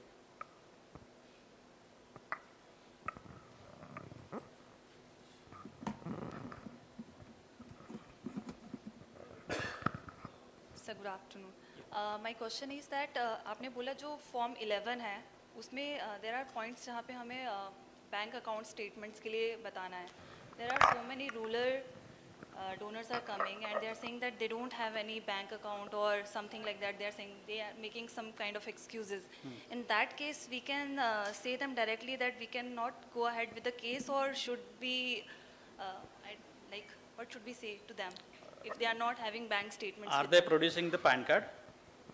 Yes. They might have PAN card. Yes. You can check with your hospital chartered accounts. Okay, so we are using something like that. They're saying that they does not have any kind of bank account, because nowadays the Aadhaar PAN is linked with the bank link. So all the information we will get from that one. So we check with our CA with that PAN detail. So there can be any kind of bank account is attached with the PAN cards or something like that. If it is, they are also saying that no, there is no any kind of bank is not linked with the other PAN. To be then we taken an undertaking from the recipient, the concerned donor or recipient, that the statement which they are saying they does not have any bank statement, and that declaration is kept in the file for the authorization committee. And in the affidavits, what they do, how their annual income, how their livings, what they are doing, everything will be stated in the affidavits. Self-declaration, that is important to be. Good afternoon, sir. Actually, we have a case, it's for a liver transplant, where it's between the cousin to cousin, where the mothers are the siblings. It's a foreign case, Myanmar case. Both of them, the donor and the recipient, are monk. They are staying in the monastery since past 20 years. And then their mothers are expired already. They do not have a death certificate of their mothers. And since they are siblings and, since they are cousins and they don't have the mothers, we cannot do the DNA profiling also. Death certificate not able to retrieve.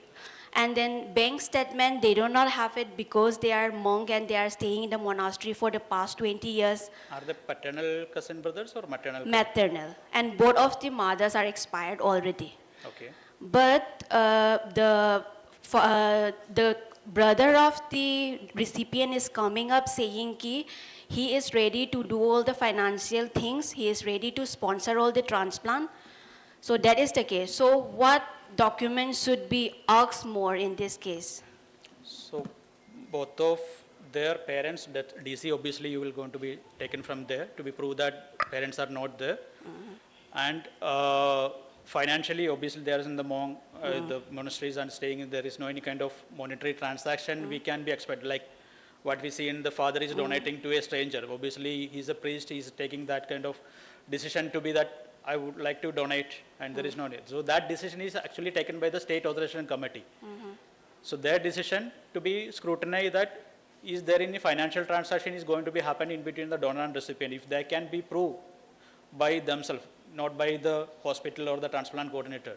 Obviously, the interview is going to be taken for them, and they can clearly saying, and they're taken to the whole committee into a situation like that. There is no any kind of monetary transaction, and this is out of love and this thing we are doing, and no other immediate family member is not there to be donate. All the proof, then they might get the approval. But in this case, no documents cannot be submitted saying ki they are cousins. The only documents is death certificate of their parents, means the mother's name will be there in the death certificate, so that will be the only connection. But in this case, no death certificate is submitted. So you need to go upper level, the grandparents, their names where it is mentioned, some where we get a Vamshavali, that's a family Vamshavali from the Tehsil office to be. So that they might help out to get. That's the only government supported document they can be produced to the committee. But because it's a not there paternal, if it is a paternal side relationship, then we can go for a Y chromosomal DNA test where all the Y chromosome which is carried forward to be. Is in a maternal side, then it is difficult to get that connection also. So it's the call of the authorization committee. Yeah.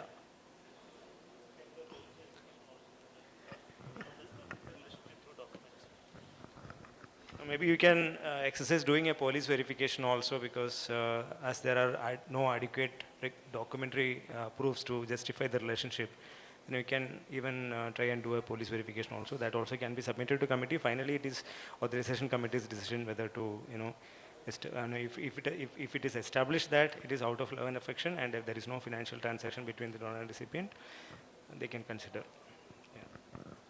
As it says, we got multimillionaire during the inspection. The police went his home to be checked that there is any kind of monetary transaction is going to be happen or not. That. But it's in a foreign one of case. in interview, he was saying something like that because he is himself a multimillionaire.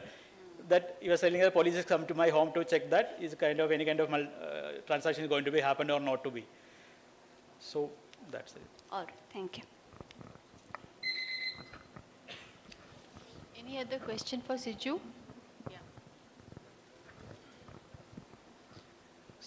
मेरे पास एक patient है जो कि donor और recipient maternal cousin brother है और recipient की mother alive है डोनर की मदर और फादर एक्सपायर्ड है, रिसिपिएंट की मदर और डोनर की father they were siblings. I have all the documents for recipient and donor, but I do not have the relation proof certificate that recipient's mother and donor's father were siblings. Recipient father is no more, right? Recipient's mother and donor's father. Out of this, one of who is expired, the donor mother. The donor's father and recipient's mother, they were siblings. They are siblings. And one of them is, recipient mother is alive, और donor की father expired. okay. Then again, the DNA cannot be possible. DNA cannot be possible. Chromosomal cannot be possible. Yeah, So they need to go for the documentation only, like the Vamshavali or something from the Tahsil office to be get hold the family tree to show that. So document. Or old properties, papers, yeah, where the names are mentioned. The common grandfather names which is shown like. Can we proceed with the relationship certificate which can be verified from SDM or SDO, something like that? No. That the relationship certificate.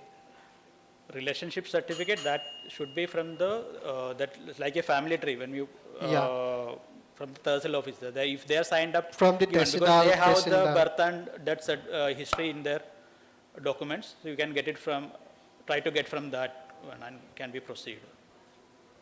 Okay. If that is accepted by the committee also. In this described relationship, one male common ancestor will be there. Donor's grandfather and recipient's grandfather. They can have a Y chromosomal linear assay test. That is possible. No, they are there. They are alive.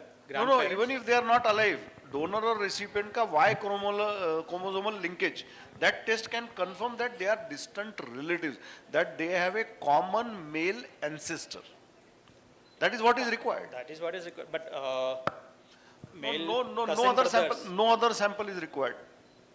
Y chromosomal linear assay of donor and recipient, which will confirm that they have a common male ancestor, alive or dead, doesn't matter.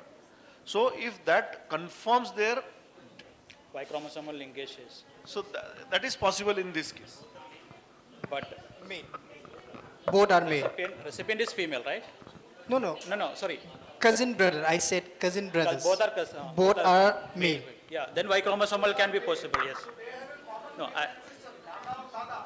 yes, Y chromosome is possible, yes. I think, thank you so much, Siju. So, can we have a round of applause? I would request Dr. मैं Sukhbir. जो इन्होंने case बोला ना, मैं इसको simplify करता हूँ. जो पेशेंट और रिसिपिएंट है वो कजन्स है. जो रिसिपिएंट है वो मेल से आया, जो डोनर है वो फीमेल से आया. That means their parents are sibling. तो जो वाईएसटीआर का चेन है वो ब्रेक हो गया है, तो वाईएसटीआर नहीं हो सकता इस केस में. Only autosomal DNA analysis is possible, and there are 3 possibilities in such scenarios, that you either get matched report or mismatched report or even inconclusive reports. Just to introduce him, he is Dr. Vikas. He is heading the immunology lab, so he would be able to answer the immunology related questions in a better way. So YSTR is not possible in this particular case. Thank you so much, Dr. Vikas.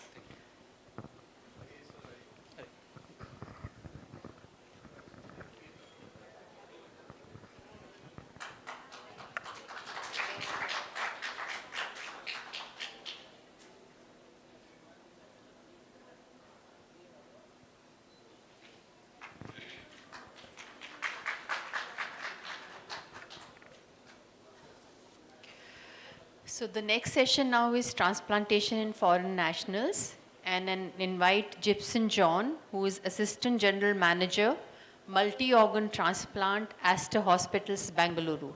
Over to you, Gibson.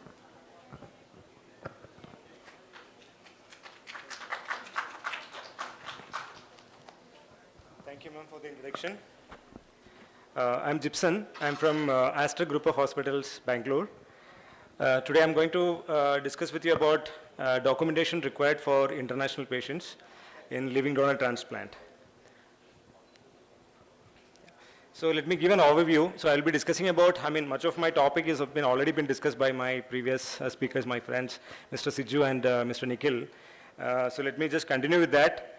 So I'm going to talk to you about the authorization committee, the legal framework that is required in living donor transplant for international patients, and the documents required, the kind of documents required for international patients, and the approval process that the authorization committee is following.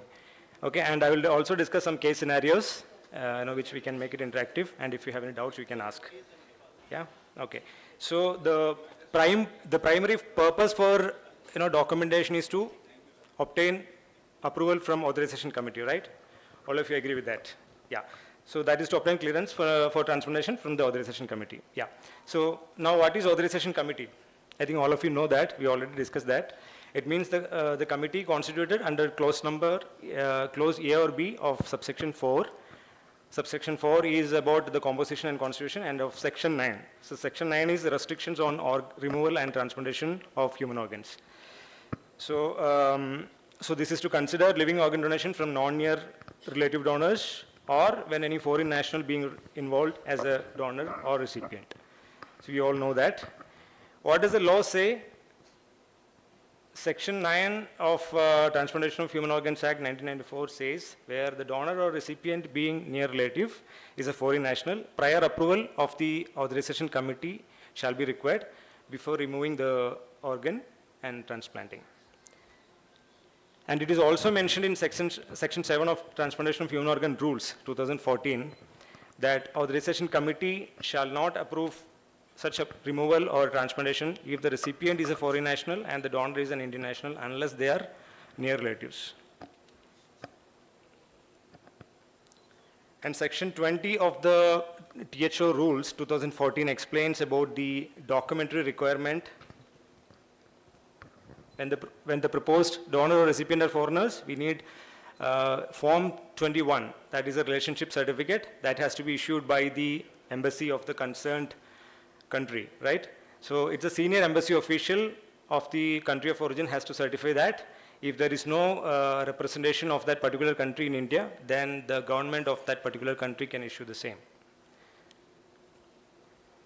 The authorization committee shall examine the cases of all Indian donors consenting to donate organs to a foreign national. So with greater cautions that the authorization committee has to examine in such cases. Unless and until it is the donor is a near relative, we cannot agree that, and the authorization committee shall not consider. Now coming to the second phase of my presentations, the documents required for the committee for approval. So we already know that, basically what we need, the identity documents to prove the identity of the donor and recipient.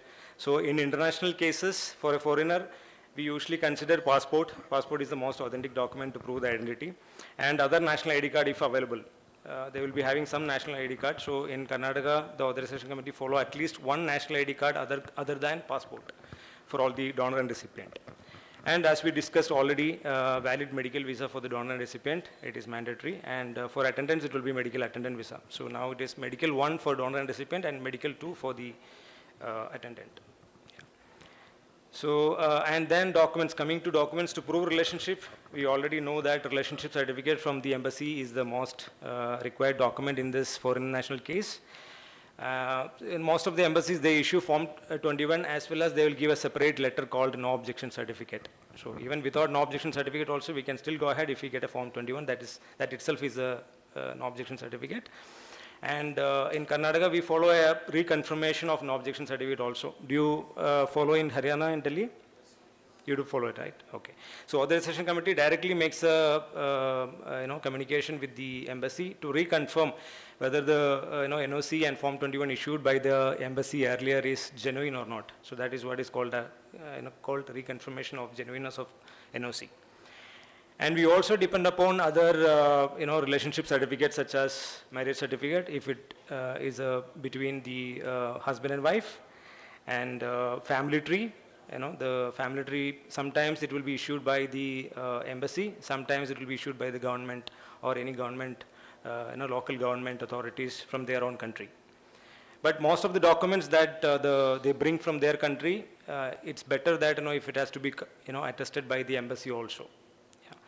And birth certificate, if it is biologically related, then birth certificate also will serve as proof of relationship.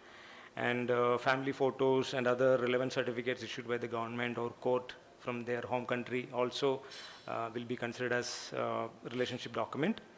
And after all, DNA profiling report and Form 5 will serve as the most important document in terms of proving relationship. So we in Karnataka, we practice that. Even in foreign nationals also, we made it mandatory that DNA test is required wherever possible, and wherever we can establish relationship through DNA, that we exercise and we do that. It is a mandatory requirement for the authorization committee. Yeah. Apart from the identity and relationship documents, we all know that certain declarations have to be made by the donor, recipient, and other relatives. So this is in the form of affidavit on stamp paper.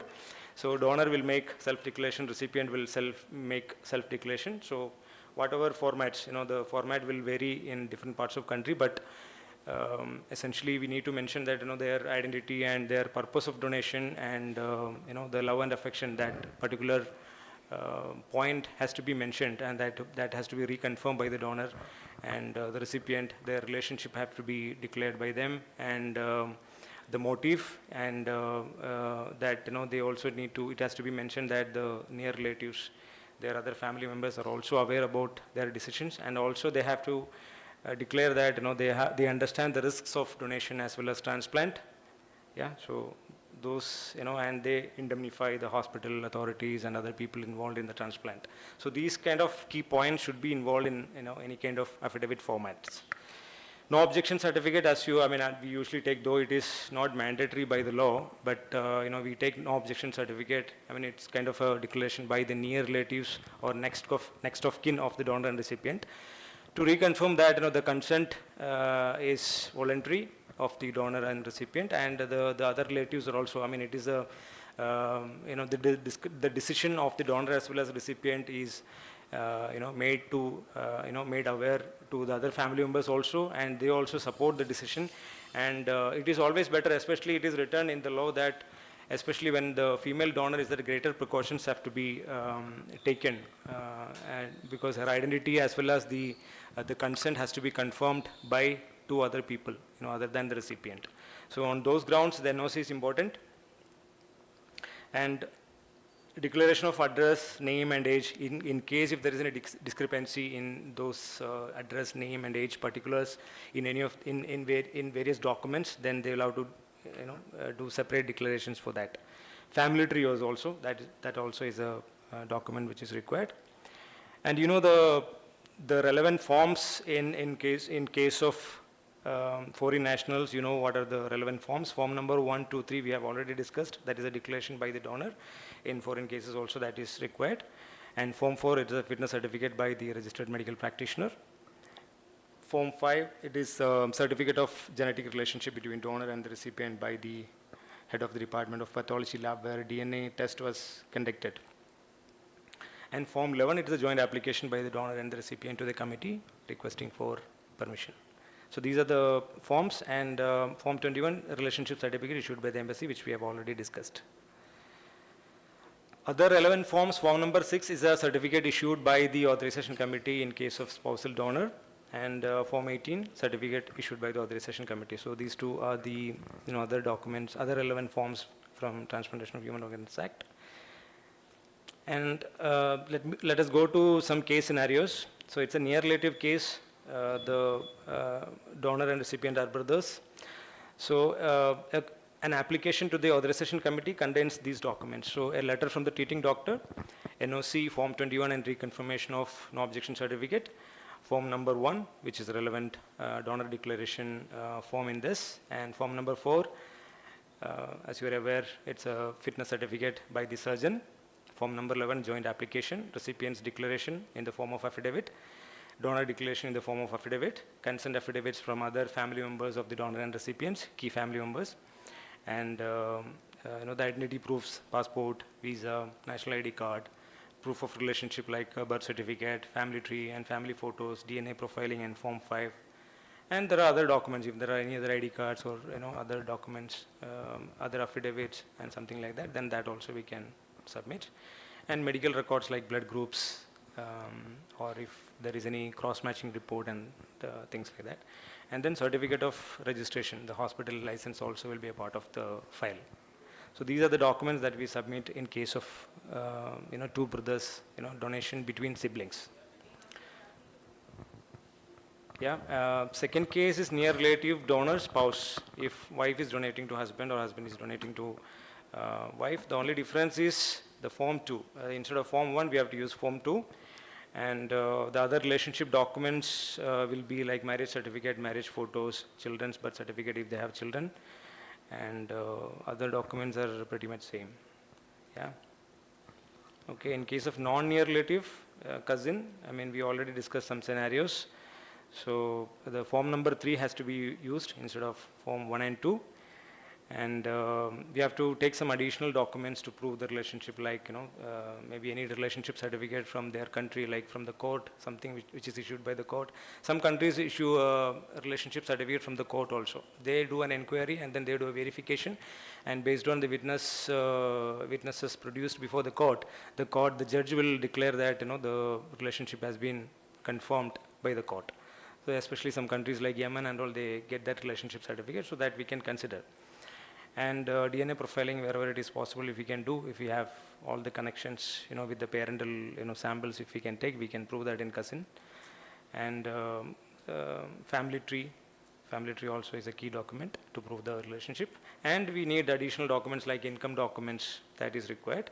If they don't have bank statement, as we discussed earlier, if they don't have bank statement, then they have to declare that in the form of affidavit. They have to take the responsibility whether they have, whether they are telling the lie or truth, that we cannot verify in their country because they are coming from a different country. So we don't have that mechanism to verify it. Either the embassy has to give in writing that they don't have it. So ideally, if we have a contact before the patient lands in India, so that we can guide them accordingly. They can make a declaration in their home country, and the same can be attested by the embassy, so that it's an authenticated, it is authenticated by the government also, that they don't have bank statements and they don't have other income documents in case if they are not coming with one. Yeah, and we also discussed that the particulars in the affidavit, that whether it is being read out to the donor recipient and the people who are declaring it. That is also, as Mr. Siju explained, it is very important. So in our setup, we do that. I also explained to them before we take the signature on the affidavits, and even the notary advocate also. It is a duty of the notary advocate also, whoever is attesting the document. And we make one particular clause also down after every document. Below that, we make one clause. It's a notary declaration.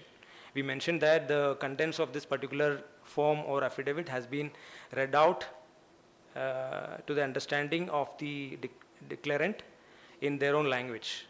So if it is a foreigner, then a translator has to be used, and the translator name also will be mentioned on that particular form. So it is like the notary also has taken some responsibility that without the person understanding that it is not right to take the signature, and it is not a valid document also. So that is which is very important. So that's it. Any questions you can ask me now.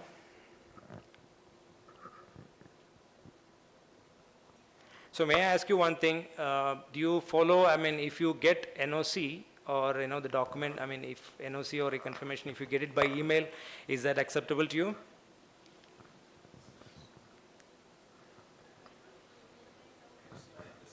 Yeah, NOC from embassy, yeah. Yeah. There are certain embassies there who do not have a gov.in Correct. ID. Correct. They get it from Gmail. Correct. Just like Bangladeshi, Nepali, and all those things. Correct. How do you validate that? How do you verify that? I think my suggestion is always you have to go through their website, and whatever email ID is mentioned on that website, that is an authentic one. And I mean, we can verify that, and always maybe we can, I don't know, Bangladesh case I have only done once, but you know, I send the patient and donor pair directly to the consulate, and they obtained that, and the reconfirmation also we did it through post. Okay. Yeah. So, But some embassies, as you said, like Ethiopian embassy, they do it by email only. yeah. The reconfirmation they will do only by email. And Iranian embassy, they don't give any confirmation by email. They give two NOCs, one Form 21 plus one confirmation letter plus one facilitation letter. And they have clearly mentioned that we will not give any letter in writing or NOC over the over the email, confirmation over the email. In that case, your authorization committee accepts that? Who are they giving it to? That form, the Iranian embassy. You are talking about Iranian embassy, right? Iraqi embassy. Iraqi embassy. Iraqi embassy, they give it to the patient, and the Yeah. patient bring to the hospital. Okay. So when the patient, when they give it to patient, it is better that if the committee establish a communication to the embassy to reconfirm whether, I mean, that's a purpose of the reconfirmation. So wherever it is possible, the authorization committee has to establish a contact with the embassy and just to confirm that this is a genuine one. They don't allow. They don't allow. Okay. Yeah. I haven't done any case from Iranian, I mean, Iraq, right? Iraq. Iraq, I have got it by email. Oh, we don't get it. Anybody in this room? No, I don't. How do you get it? They have written it very clearly and multiple times.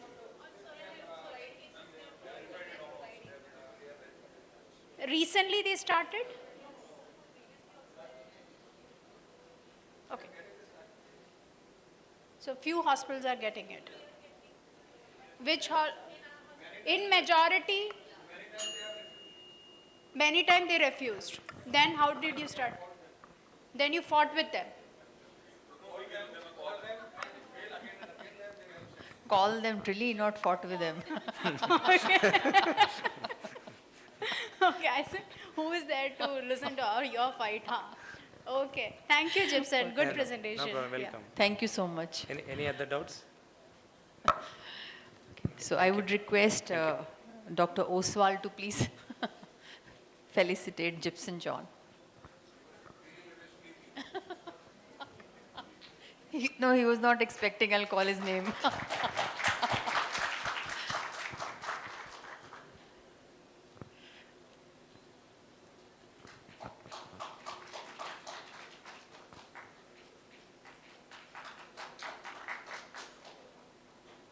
Thank you, Gibson. Very precise and very concise presentation. Our next session is now documentation, record keeping, and reporting requirements for compliance. And our speaker is Deepti Kumari. She's Transplant Coordinator, Soto, Haryana.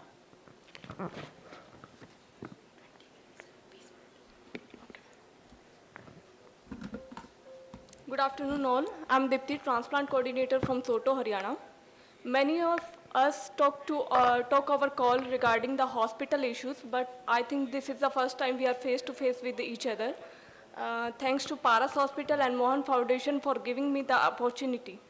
Now, as far as today's topic is all about living donation. What is living donation? First of all, we should know about donation. What is donation? Act of giving.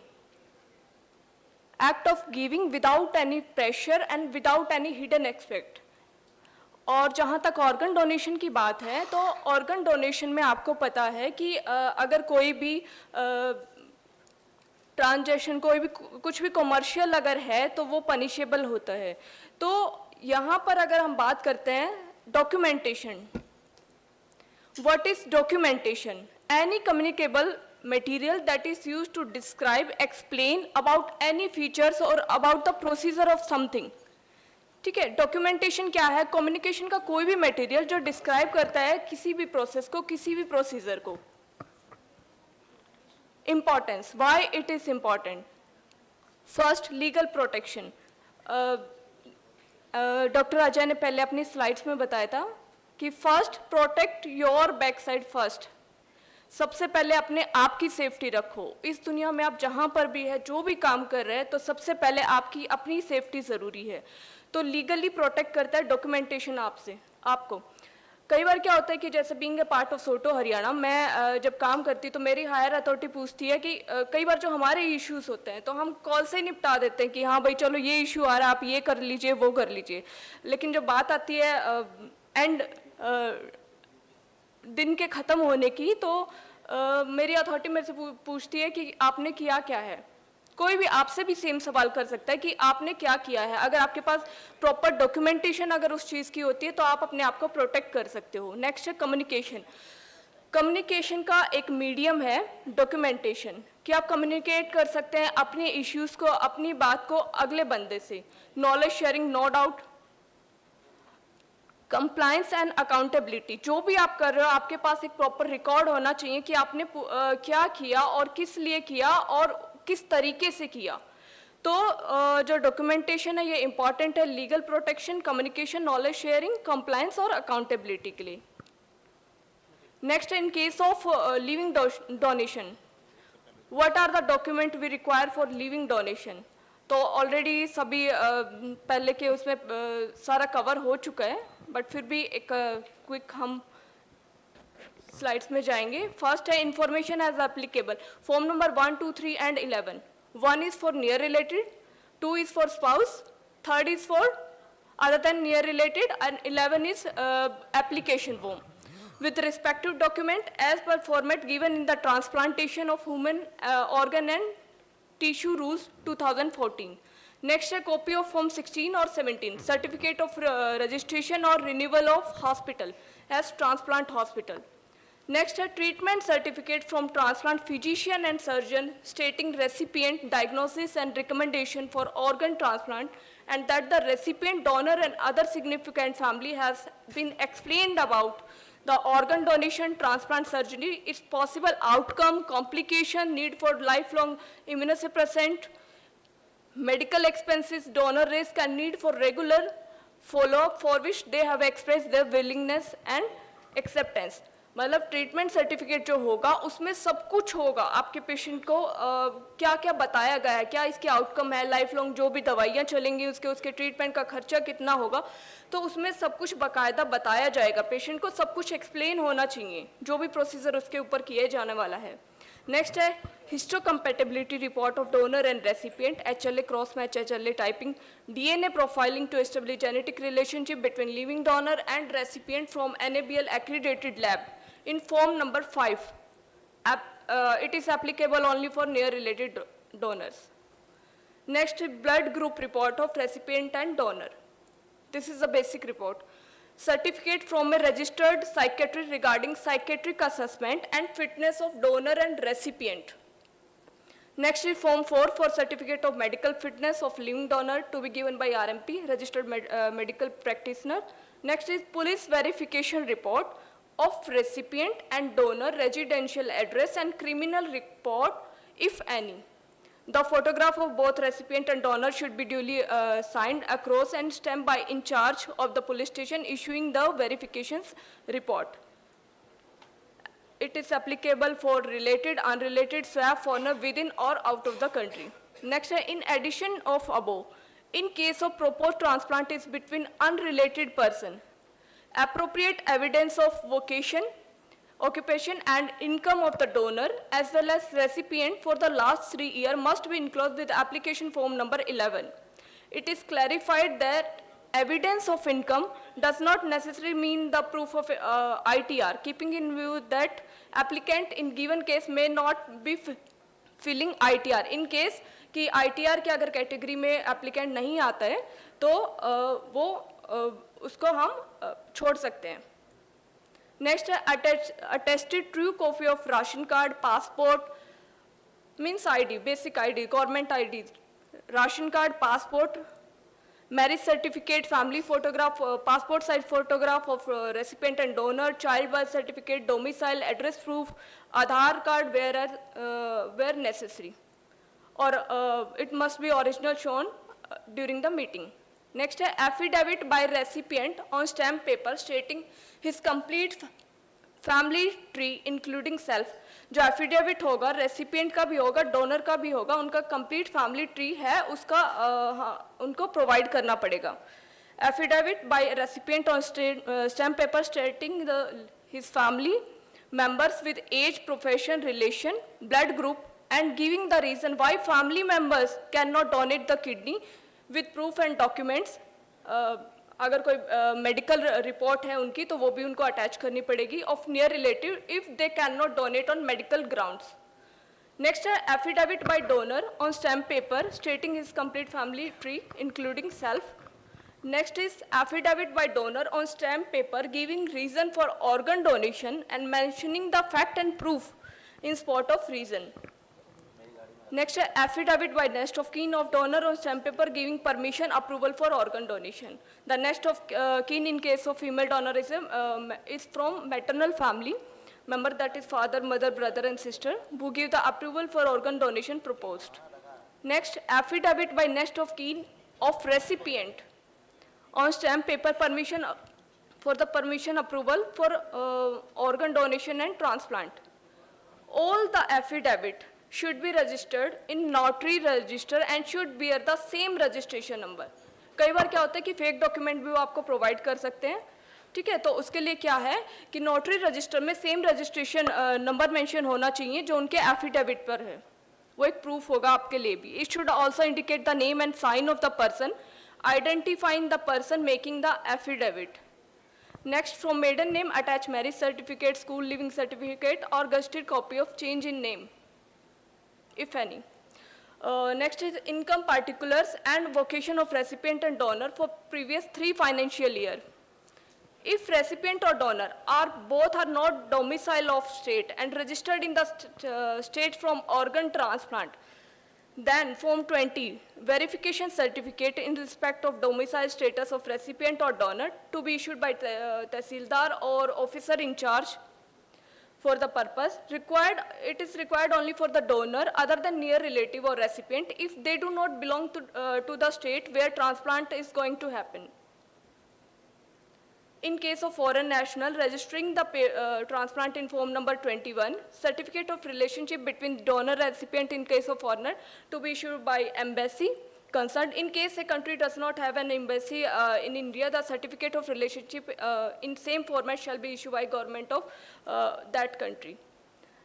It is applicable to all Indian donors consenting to donate organs to a foreign national who is a near relative, including a foreign national of Indian origin.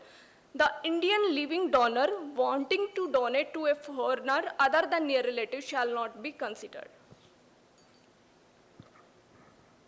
These are the forms. Form number 1 for identify living near related donor, form number 2 for spousal, 3 for other than near related, 4 for medical fitness, 5 for genetic relationship, form 11 for approval of transplantation from living donor.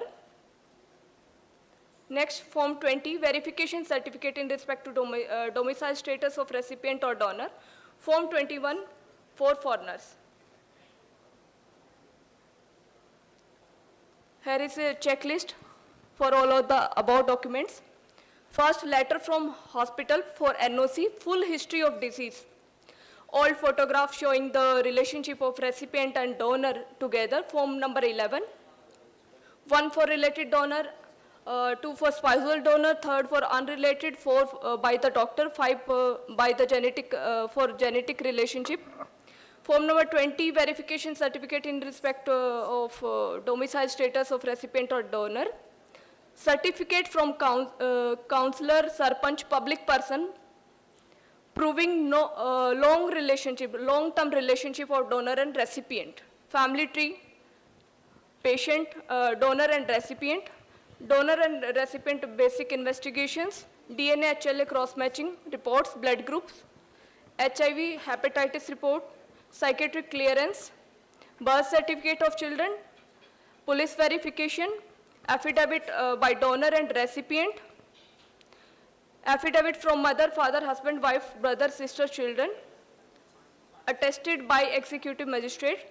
Next, documentary evidence of identity and residence of proposed.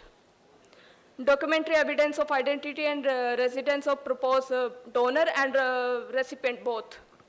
Next, income certificate, 3-year bank statement, authorization from the authorization committee of the state of donor as well as recipient, 2 identification marks. Next, medical reports. ये सब parts पहले वाले जो भी lectures थे उसमें cover हो चुके हैं. नेक्स्ट है रिपोर्टिंग. अब सवाल ये आता है कि कई लोग पूछते हैं कि मैम रिपोर्ट क्या करना है. ये आपने डॉक्यूमेंटेशन का सारा पढ़ा, सब कुछ पढ़ा, ठीक है, आपने प्रॉपरली डॉक्यूमेंट भी कर दिया. अब आप रिपोर्ट किसको करोगे और क्या करोगे? तो इसके लिए हमें नोटो प्रोवाइड करता है हर हॉस्पिटल को, हर सोटो को एक फॉर्मेट प्रोवाइड करता है डेली डाटा का. तो ये एक डेली डाटा रिपोर्टिंग फॉर्मेट है. तो सबसे पहले आप आई थिंक सबके पास ये होगा, सबको मेल किया जाता है. और एक सवाल यहाँ ये आता है कि कई लोग पूछते हैं कि मैम डेली डाटा कितने टाइम तक हम सबमिट करा सकते हैं? डेली डाटा से आप क्या समझते हो? डेली डाटा मतलब आपको डेली करना है, विदिन 24 आवर्स करना है, ठीक है, इट्स ओके, आप 48 आवर्स तक कर सकते हैं. लेकिन ये नहीं कि आप 1 वीक के बाद कर रहे हैं, 2 वीक के बाद कर रहे हैं, है ना. तो उसमें क्या क्या आएगा? First serial number, next date of transplant, next recipient NOTTO ID, recipient name, age, sex, blood group, basic diagnosis of recipient, recipient family phone number, nationality, hospital and the state where transplant is going on, transplant done. Next, transplanted organ, single है, dual है, split है, wall है, multi organ है. Next, allocation approved by Noto, Rota and Soto. In case of living donation, there is not to mention this. Next है donor status, living or deceased. Next है type of death in case of disease donation. इस तरह से आपको format मिलता होगा, इसमें सारा होगा आपका. इसके अलावा फिर आता है बात मंथली बेसिस पर आप क्या शेयर करेंगे. मंथली बेसिस पे जो हमें डाटा शेयर करना होता है वो इस फॉर्मेट में करना होता है. First name of state appropriate authority, month and year. Next है total number of donors, living and then diseased.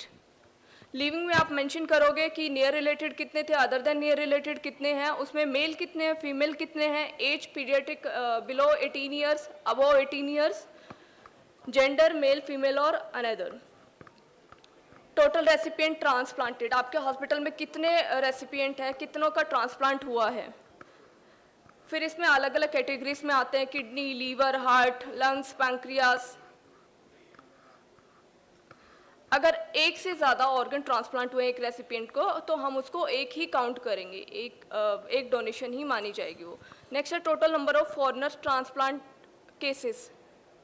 तो उसमें हम डिटेल्स देंगे. लिविंग डोनर ट्रांसप्लांट में number of transplant cases, country of origin, both foreigners, donor recipient, 1 foreigner वो mention करेंगे, 1 foreigner only foreigner recipient and Indian donors. अब आप ये रिपोर्टिंग करोगे किसको? आपकी हायर अथॉरिटी कौन होगा? तो कुछ ईमेल एड्रेसेस हैं जो आपके लिए इंपॉर्टेंट है, आप इसकी फ़ोटो भी ले सकते हैं.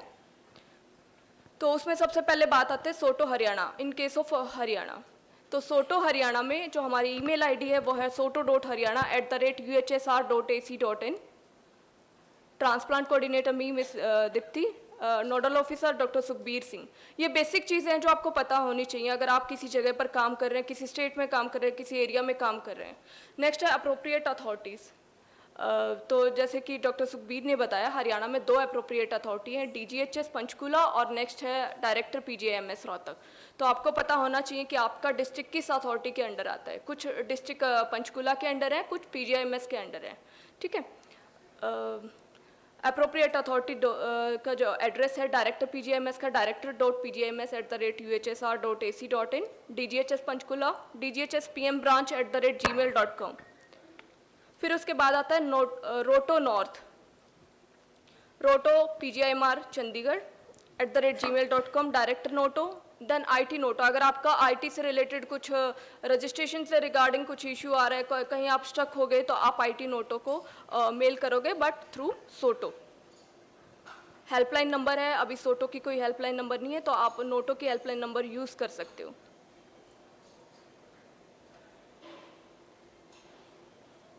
It's all about Soto, Haryana. State tissue transplant organization is a state organization established to advocate organ donation and transplant activities across the state. IEC for organ donation pledging, registry training and sensitization.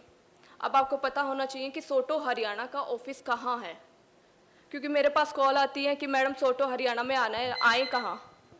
ठीक है, तो SOTTO Haryana है, PGIMS Rohtak में है, MS office A block, कमरा number 17 and 15।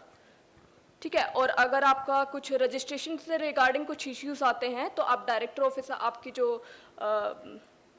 MG branch है, वो आपका डील करते हैं लाइसेंस के रिगार्डिंग, तो आप वहाँ जा सकते हैं, उनसे बात कर सकते हैं। बाकी सोटो हरियाणा है फेसबुक, ट्विटर और इंस्टा पर, ये हमारे IDs हैं।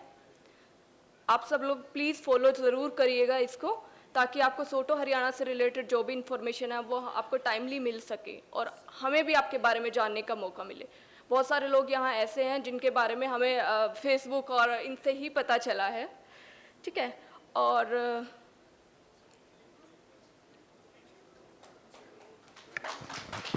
एक रिक्वेस्ट मैं पर्सनली तौर पे यहाँ करना चाहूँगी। देखो, दो तरह के लोग काम करते हैं, ये मैं हर पेशेंट को बोलती हूँ। जो भी पेशेंट सोटो हरियाणा में अपनी प्रॉब्लम लेके आते हैं, तो कि मैडम उसने ऐसी बदतमीज़ी दिखाई, ये किया वो किया, ठीक है, वो हमारा काम नहीं कर रहे, तो आपका कम्युनिकेशन का तरीका और IPR आपका ऐसा अच्छा होना चाहिए कि बेशक उनका काम, जैसे डिजीज की अगर वेटिंग लिस्ट में पेशेंट ने नाम दर्ज करवा रखा है, तो भले ही उनका नंबर आए या ना आए, वो डिपेंड करता है सिचुएशन पे कि आपके पास केस कितने आ रहे हैं, लेकिन आपसे इतना खुश होके जाए, इतना इम्प्रेस होके जाए, आपकी हॉस्पिटल की इमेज ऐसी होनी चाहिए कि वो आगे चल के भी लोगों को इसके बारे में बताए, positive response they.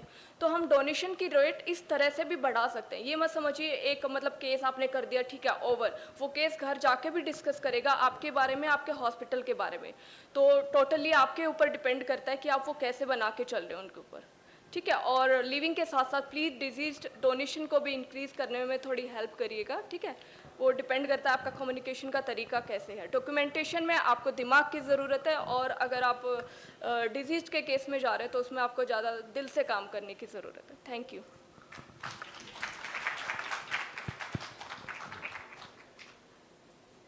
Thank you, Deepti. Any questions for Deepti? Okay. So I would request Dr. Gupta, Dr. P.N. Gupta, to please felicitate Deepti.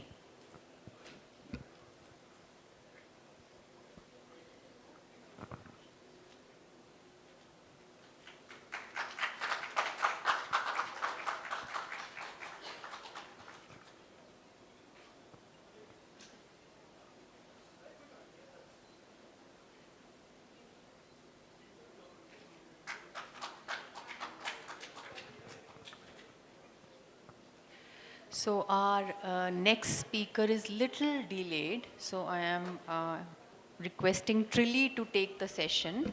The next session is registering hospitals as transplant center, and Trilly is Director of Operations India and Middle East, Alliance for Paired Kidney Donation, and I have known Trilly for the last 15 years. We started together at Medanta, and I am still in Mohan Foundation, and Trilly has shifted many hospitals, and finally now she's reached this stage. But she is the most experienced living transplant coordinator. I can guarantee you. Please, I don't know whether she has shared her link in the presentation. Do read her paper, Deceit and Deception in Living Transplant. It's a very, very eye-opening paper. It's there in IJOT. Okay, over to you, Trilly. Thank you, Dr. Maneet. So this time I've got a very different topic rather than the usual times. So I'll be, sorry. Itna feeble hai. So I'll be discussing on registering and renewing hospital as a transplant center. So before, we have spoken a lot about how to document, how to be an ethical center, legally perfect and everything. But before all of this thing, we have to register our hospital as a transplant center, which is the most important thing. As a transplant coordinator, how many of you have worked individually to register their transplant center? Just raise the hand. Okay, not even 50%. So rest of them, either the administrators work for that or somebody else worked, right? Yeah. So, so it's registering a transplant center is much more than a formality. It's not just like कागज भर दिया और आपने जमा कर दिया PGIMS Rohtak में या wherever the state appropriate authority is, or फिर you got a license in your hand. So you have to really work hard behind this. So there's a rigorous step, there's a multi-step process which is as per the Human Organ Transplantation Act 1994 and as per the Amended Act 2011, which you are following the rule as the Human Organ and Tissue Transplantation Rules 2014. I think all of us in this room would be following that 2014, right? Except Karnataka. Karnataka started following? Okay. So all of us will are following 2014 rules. So why am I saying this? That we might be following 2014 rules? Because health is a state subject, and once the law is amended, it is left to the state whether they want to adopt it or not. So certain states have adopted, certain have not adopted 2014 rules. State like Tamil Nadu, Karnataka, they were following 1994 till recent times, and Telangana has got their own law, Jammu and Kashmir has got their own law, okay? So, and the hospital must meet stringent requirement for the infrastructure, trained personnel, operational protocol to prove their readiness to perform organ transplant, which is the most important thing. And they should demonstrate that they are legally, ethically, and medically compliant. So when you apply for a license, this is the essential requirement which a hospital should have. You should have a qualified and experienced medical team, which consists of physicians and surgeons. And next important person is a transplant coordinator. As per the amended law 2011, the rules 2014, transplant coordinator is mandate to apply for a transplant center. If the transplant coordinator is not there in a transplant center, the license can get cancelled, okay? And then you need to have a hospital committee to check the regulation and compliances on transplant, and you need to have a well-defined SOP with regard to the deceased donor transplant and the living donor transplant. Brain death committee, some appropriate authority asks that when you apply, do you have a brain death committee? Why is that asking? There are two sources of getting organs. One is brain death, after brain death, the other one is the living donation. So when you are registering for a hospital transplant license, you need to either you can apply for brain death committee simultaneously, or you can apply earlier and keep things ready, okay? So how to register a hospital as a transplant center? There is a form in the law that's form number 12 as per rules 2014. That's the application for registration and renewal also. The same form is used for registration as well as first time registration as well as the renewal to conduct an organ or tissue transplantation. But this is not applicable for eye donation, eye transplantation. For eye transplantation or eye banking, the form number 15 is used as the application. So this is the form. It's a very detailed form. Every line you have to fill it, and every line you need to make sure that if it is not able, you are not able to make it, fill it, then you need to have a supporting annexure to that. Like you have a surgical facilities. Surgical facilities, number of beds, you need to have annexure that floor number 1, how many beds, floor number 2, how many beds, general category, how many beds, individual single bed, how many beds are there. So all for the surgical facility. Same with the medical facilities also you need to show. Then how many temporary staffs are there? Who is a temporary staff? The visiting doctor. So how many visiting doctors are there? How many permanent doctors are there? So you need to have a separate annexures for all this. And you need to specify that who are their transplant surgeons in the surgical facility, who are trained the transplant surgeons. And how many, in the medical facilities, you need to mention that how many trained transplant physicians are there. So all these things you need to mention. And same with anesthesia, you need to mention that how many transplants you do per year. That's to see that what is the experience of your anesthetist in your hospital and how well you can manage, your hospital can manage the scenarios. And as well as you need to mention very clearly how many emergency OTs are there. If there are 2 emergency OTs, mention that there are 2, and bracket, mention that OT number 1, OT number 5, whatever it is. And also you need to mention how many separate OTs you have it for your organ transplant. So when you make sure that when you identify organ transplant OT, make sure that preferably you go for an interconnected OT, so that the organ is not exposed outside. From one OT to another OT, you can interconnect, there is an interconnection. If there is no facility like that, then make sure that your labeled OT is somewhere in the area, in some corner where less traffic is there, and near to the scrub station. Okay, so all these things, small things which you have to manage, market, and then you need to label those OT as organ transplant OT. Okay, so that's very, very, very important. And also the anesthetic equipments, the name of the equipment and how many numbers are there in that equipment, because they need to see that how well equipped your hospital is to handle the emergency. Okay. And what is your ICU facilities, how many bed ICU? So you need to mention that surgical ICU, these many bed, medical ICU, these many bed, CCU, this bed, CT ICU, this bed, pediatric ICU, so transplant ICU. So everything you need to mention. Everything you need to mention in your entire hospital, and how many trained nurses are there, technicians are there, all these annexures should be there. So each topic, each point is becoming an annexure for this. So it will become a big motor file, okay? And other supportive facilities like you need to have laboratory facility. Many of the hospitals won't be doing, even though you have a laboratory facility, you won't be doing all the tests in your in-house, okay? So what you have to do is that you need to have an MOU with that lab.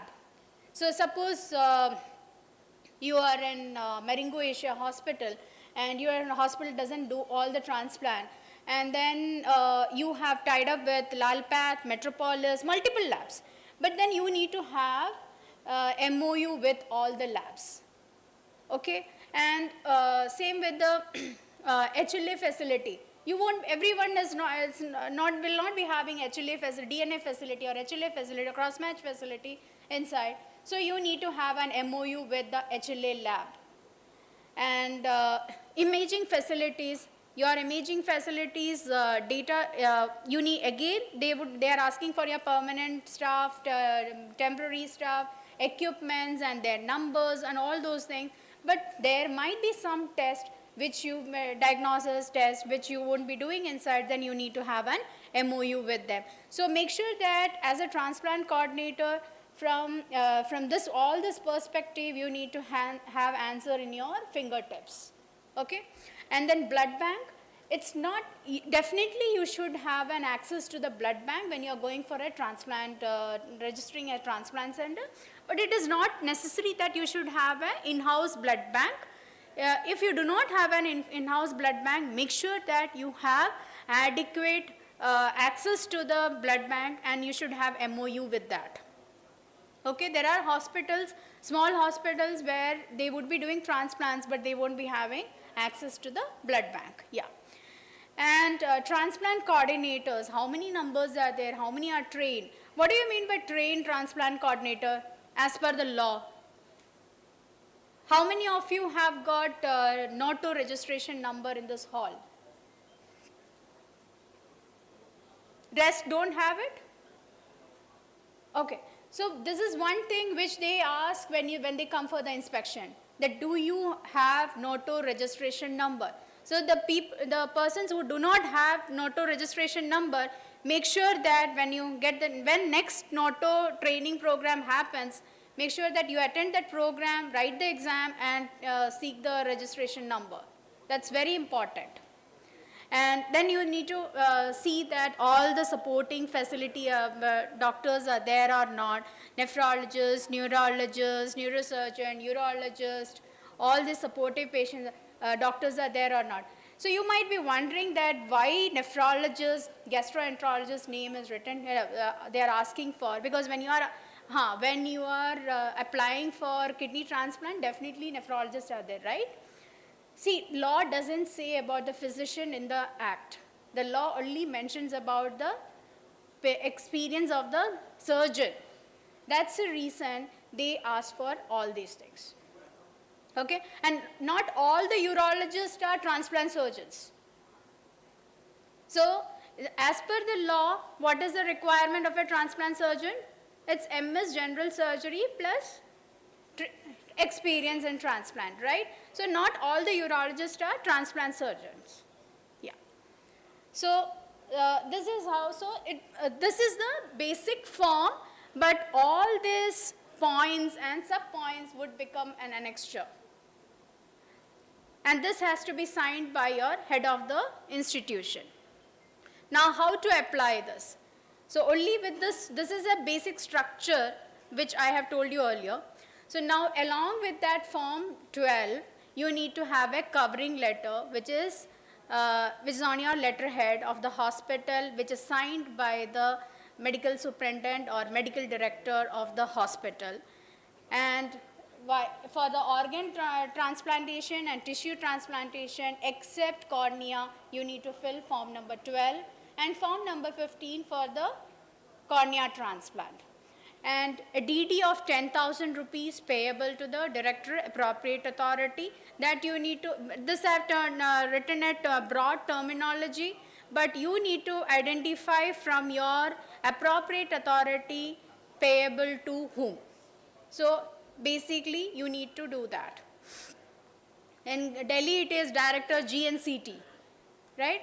So PGIMS it is Director Appropriate Authority PGIMS. Then hospital registration license. Your hospital would be having a clinical establishment license. So that you need to have along with this. And the supporting documents. Which are these supporting documents? All these annexures which you have prepared to complete form number 12. Those are the supporting documents. And apart from that, in your supporting documents, you need to have the documents of all your transplant team, like doctors, their MBBS, MD or MS, MCH or DNB or DM or whatever it is, and their valid registration, medical registration. For the nurses, again, their BSc nursing or general nursing or experience, and then nursing registration, transplant coordinator, your basic qualification, and with your NOTO registration certificate. So, and your experiences. So all these documents should go along with that, just for the transplant core team, not the entire hospital's documents should be there. Okay. So when you apply for a hospital transplant license, based on your application, the appropriate authority will form a committee. It may be consisting of 2 or 3 people.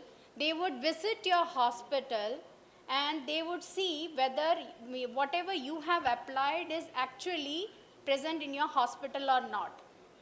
So these are the general points which you need to make sure. This is very well written in the law. Has anyone read this in the law? How many of you read this in the law? Madam, you are exceptional. How many of you read this in the law? Nobody. Good, 1, 2, yeah. So at least 2 of you have read, thank God.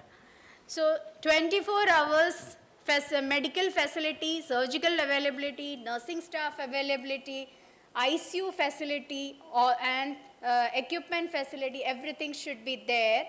Blood bank, if it is in-house, 24/7 it should be working. Otherwise, you should have an access to the blood bank 24/7. So make sure when you make an MOU with the blood bank, it should not be that, madam, हम 9 से 5 ही काम करते हैं, उसके बाद हमारा blood bank बंद है. Don't tie up with them, tie up with the 24/7 blood bank. Okay? And operation theatre facility with adequate staff, support system, equipment, and where you can handle emergency procedures.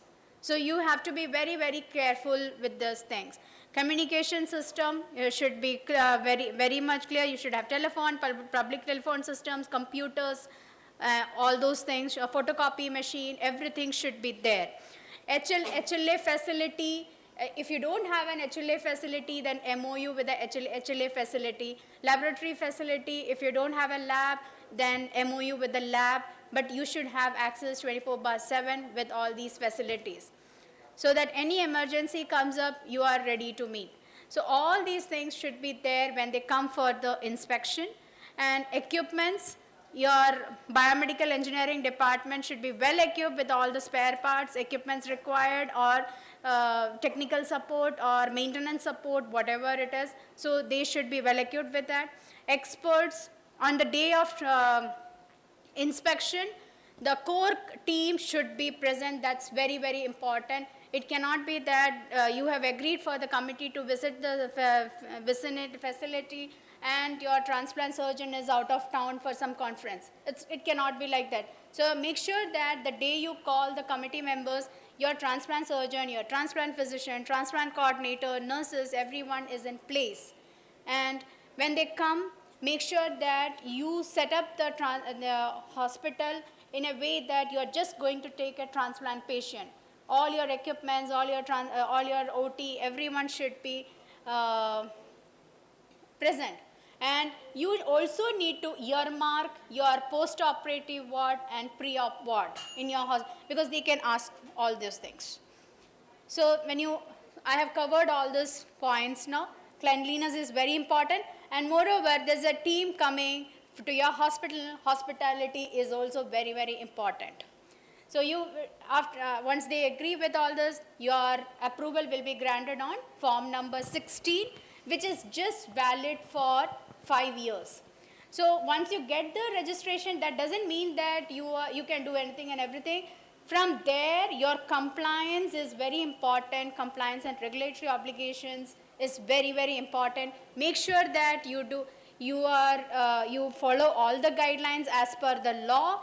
And noto registration, once you register the hospital, you need to register the hospital with the noto, and you need to send daily data, monthly data, and you need to register your patient and donor in the noto's website.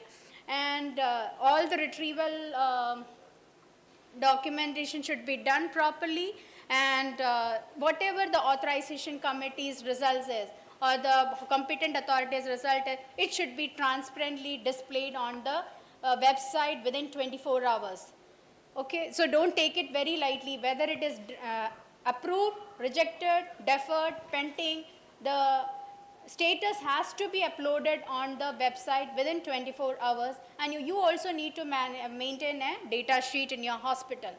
The form number 16 license, first registration license or any registration is just valid for 5 years. Make sure that you reapply again on form number 12 prior to 3 months, so that they get adequate time and your license does not get cancelled or hampered, so that you can continue with your work. And re-registration, you have to apply with a DD of 5,000 rupees, and again payable to director appropriate authority, and the renewal is given on form number 17. So this is all about. Any questions?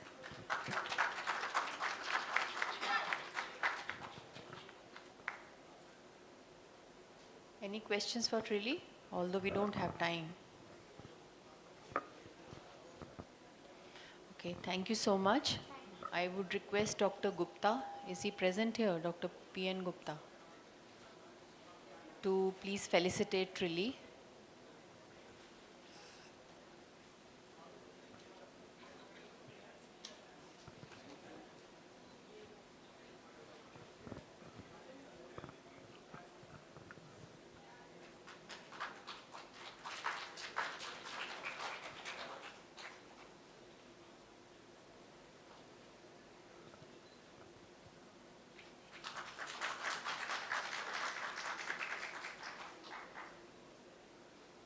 So our next session is ABO and HLA incompatible transplants, understanding the essentials. And our speaker is Dr. Vinant Bhargava. He is a senior consultant nephrologist at Sir Gangaram Hospital, Delhi, an academic leader, a teacher for DNB students. He holds positions in the Indian Society of Nephrology, Indian Society of Organ Transplantation, and Delhi Nephrological Society. He has authored books and numerous national and international publications. So, Dr. Bhargava, over to you.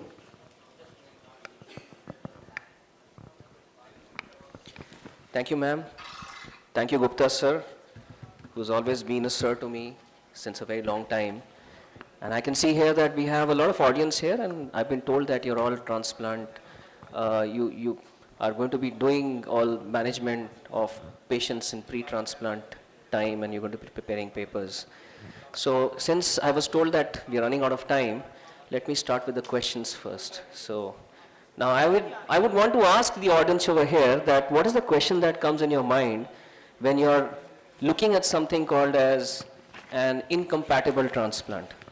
Is there anybody who can just tell me what is going on in your mind at that time? Incompatible transplant.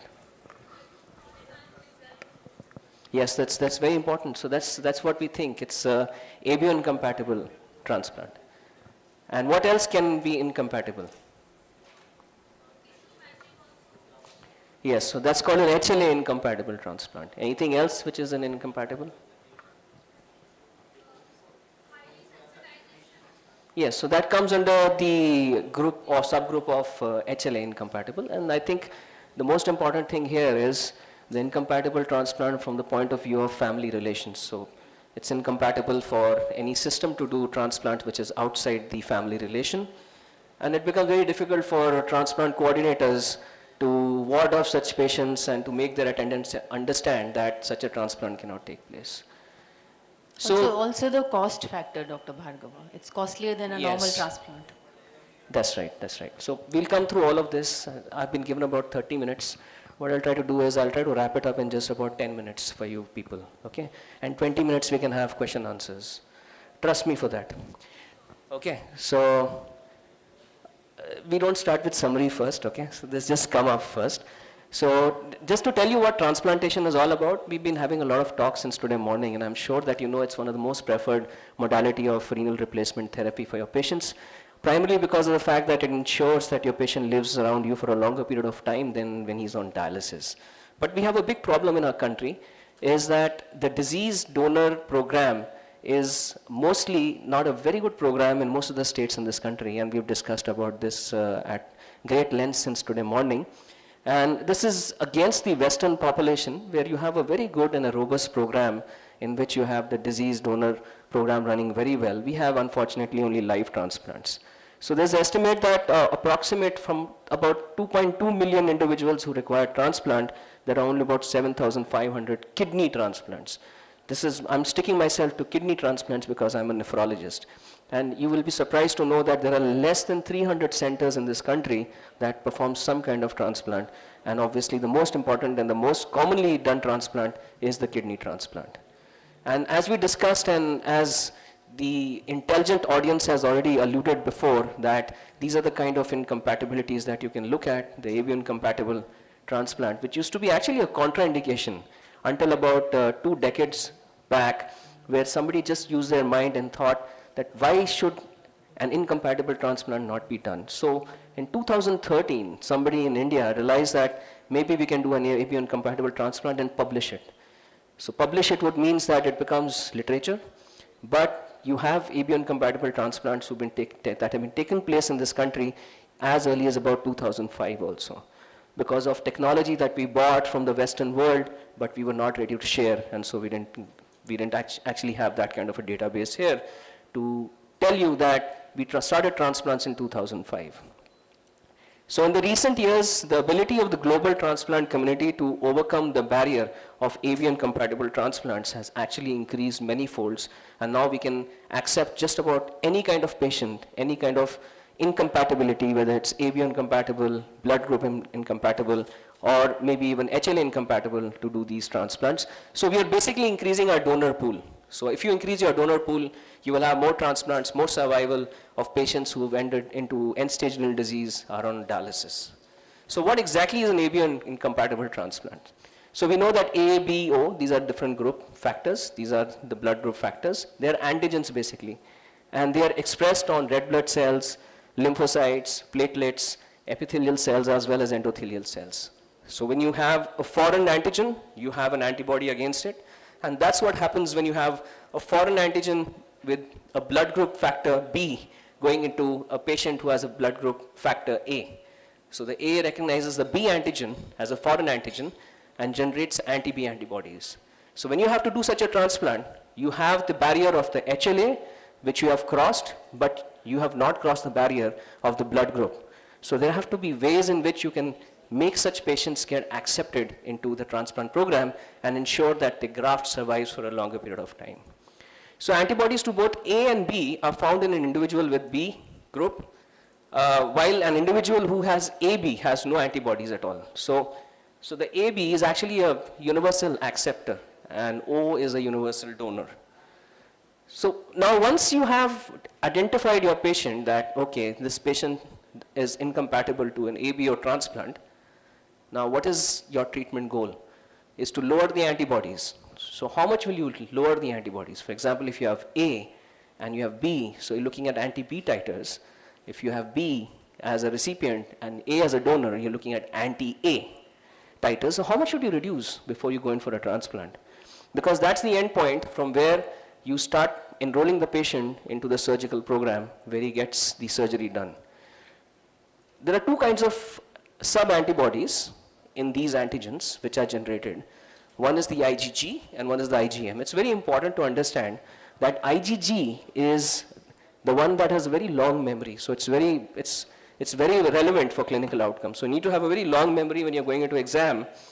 And the short memory is also important, but the long memory is the one that makes you top, and the short memory is the one that makes you pass. So the short memory over here stands for M, IgM. So the IgM is a short memory, though it's essential. It's been demonstrated now in isolated case reports that you need to lower the IgM levels too, but it seems to be not very essential when you're enrolling patients in a transplant program. So as your titers are high, and once you have a high baseline titer from where you start, you can actually predict what your graft survival is going to be. So it doesn't mean that if you have a titer of 1:1052, the outcomes are going to be the same as somebody who has a titer of 1:16 when they start off. There is always going to be some amount of problem. Though you will desensitize these patients and have therapies that we'll talk about later on and bring it down to 1:16, but both of these patients cohorts will have different outcomes. And there has been some data on that too, on 8-year graft survival. So the 1:16 is 79%, 1:32 to 1:64 is 66.8%. And as the titers go up, you will see that the graft survival rates are actually quite low. So it just dips down to just about 1/3 of your graft surviving at 8 years if you have a titer which is 1:128 or higher. But you can give such patients at least dialysis-free survival for the time that they have been transplanted. But however, the titers the exact titer at which you should transplant has been evolving since a long period of time. And there seems to be a phenotypic variation and epigenetic variation all over the planet. For example, the Japanese cohort and the Japanese surgeons will accept patients even at a titer of 1:64 without any desensitization, and they will just go ahead and do the transplant, and they don't see too much of rejection.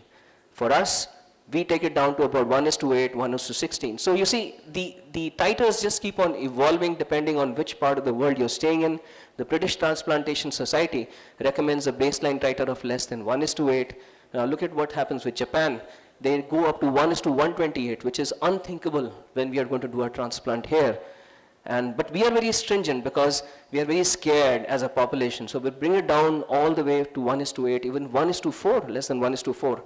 So, however, I think the consensus in the hall should be any titer between 1:4 to 1:16, depending on what the HLA sensitization of this patient is, should be acceptable to go ahead with an avian compatible transplant. Now, these are the different protocols that have been used, which I will talk about later on, but I just wanted to tell you that how the variability has taken place. Countries like America, Germany, now, Germans have taken the titers all the way down as to 1:4. We have data which has been published with 1:32 with the different therapies, which I'll be talking about later on. So the desensitization protocol as such, what does it mean? That means you're going to remove the sensitizing factors with medical therapy, assisted therapy, and you're going to ensure that there are no antibodies by the time the graft is implanted into the recipient. So the selection is obviously decided by, as ma'am said, the cost is the most important thing in the country. You have to find a way in which you transplant your patients and also keep them alive financially for the next 10 years, not just to end it at the end of transplant by using very, very costly therapy. Then the baseline antibody titers, we've spoken about this. Most important thing is the complications. Now, the different therapies have different complications. So you have to, as a clinician, decide which therapy is going to be beneficial for your patient. There are two primary therapies. One is called as the immune adsorption. As the word says adsorption, it's going to just absorb the immune factors with a special cartridge, which is very expensive, available in the country in the cost of 2.5 to 3.5 lakhs. And then you have something called as the plasmapheresis, which is very commonly used in most of the centers, which is nearly 1/4 the cost of this therapy, but has more complications, which we'll discuss. Then about the availability. There are some centers where plasmapheresis is available, but immunoadsorption is not available, as columns are not available because they're expensive, they have to be imported from outside. So then that's one of the factors, and obviously the experience. There are centers which have never used immunoadsorption columns, and it's always prudent to tell your patient that you will be the first patient in which the immunoadsorption column is going to be used, and we don't know what the effect is going to be, though it's an expensive therapy. So with that, I'll bring you down to plasmapheresis. I think my 10 minutes are still not over. So the therapeutic plasmapheresis, though is widely available for antibody removal in avian compatible transplant, but you should individualize the therapy depending on the baseline titer. So you can actually decide on how many plasma exchanges can be given to a patient when you have the baseline titers of these patients, so that you can get the baseline titers to the lowest possible to your institutional protocols and go ahead with the transplant. Now this is just a small chart that I made, which I copied from one of the journals, and we also kind of use this, though we're not pragmatic on using this. You'll see as the titers are going high, that is from 32, that is 1:32 to 1:512. So these are titers which are combined titers, the IgG as well as the IgM, or either of the two, and IgG being more important as obviously. You'll see that the number of cycles have increased. But this is in the most acceptable form of therapies where you're going to replace the plasma, calculating the body weight, and are going to be very, very accurate on how much replacement you're going to give. So that is a big problem because standardization of plasmapheresis in dialysis units is a big problem. So you could end up doing 3 plasma exchanges, but ensure the titer to be falling equal to just about 1 plasma exchange. So that's one thing. So to overcome that, you have something called as a double filtration plasmapheresis, which is not available in most of the centers, but it's a very easy form of therapy in which if you have, like the word says, if you have plasmapheresis, and you have something which is left over, you do a double filtration plasmapheresis so that you will ensure that your antibody removal is more efficient. So what does DFPP do? It removes the immunoglobulin fraction of the serum, and obviously it helps in minimizing the volume of substitution fluid, because there is always a limit to the amount of fluid that you can give to calculate the volume that goes inside and the volume that you remove. And you don't want your patients to have more volume going in and less volume coming out and giving them volume overload at the end of the session. What it basically does is that first the plasma is separated by a plasma separator, and in the second, the gamma globulins are then separated by a plasma fractionator. So the process will remove concentrated serum globulin fractions, including the antibodies, that's what you're looking at. And you know the advantage of DFPP is it's very selective in removal of immunoglobulins. It requires smaller volumes of substitution fluid, as we discussed before. There's better reduction of antibody titers. And you can see that you can have up to even 70% removal of the antibody titers, which doesn't happen with the plasma exchange. So this is just a small pictorial which I thought I will share with you, which very clearly tells us that there is, if you look here, there's a primary filter right on top over there. That is the primary filter. And then you have a secondary filter. This is just a very simple cartoon for what I had to explain. So you have the blood flowing in from the primary filter, and you'll see the plasma is getting separated out, and whatever is remaining left is then going into the secondary filter, and the waste comes out, which is actually the antibodies, and the remaining goes back into the patient. So this is the entire circuit of the dialysis machine, which has double pumps, 2 pumps together, and then they are just filtering in unison with each other. And in terms of replacement fluid, the replacement fluid that is used is crystalloid, which is normal saline or even ringer lactate in most of the centers. Albumin and crystalloids are recommended for both plasmapheresis and DFPP. Since in DFPP there is very less removal of albumin, so you don't actually need albumin, you can also give fresh frozen plasma, especially if you had at least more than 4 sessions of either plasmapheresis or DFPP, because all of this is also going to remove the blood clotting factors. And if you're going to do a transplant after 4 sessions of DFPP or plasma exchange, you'll have more risk of a bleeding disorder. So you can use FFP as, and what is important here is the FFP itself also has the blood group antigen. So you would want to use a donor blood group in this case to replace that as a plasma replacement. This is what I was talking to you about, the expensive therapy, which is called the immunoadsorption. So there's several columns which are available, Vitrosorb, Glycosorb, and there are other Adsopac, which is the Russian column. And they're very good actually in terms of removal of antibodies. They can suddenly just bring down the antibody titer, especially used in patients who have very high baseline titers, or patients who've undergone 2 or 3 sessions of plasma exchange. And we see in those patients, the titers are not coming down, the patient's getting very, very frustrated, and you can see that they're getting some complications of plasma exchange in the form of electrolyte imbalances or maybe bleeding disorders. So then you go ahead and use a column. And there are some centers who say, no, we don't want to use plasma exchange, we want to use only columns. So these are centers where you have very rich patients coming in, and they're already well read, and they say, okay, fine, immunoadsorption columns to be used.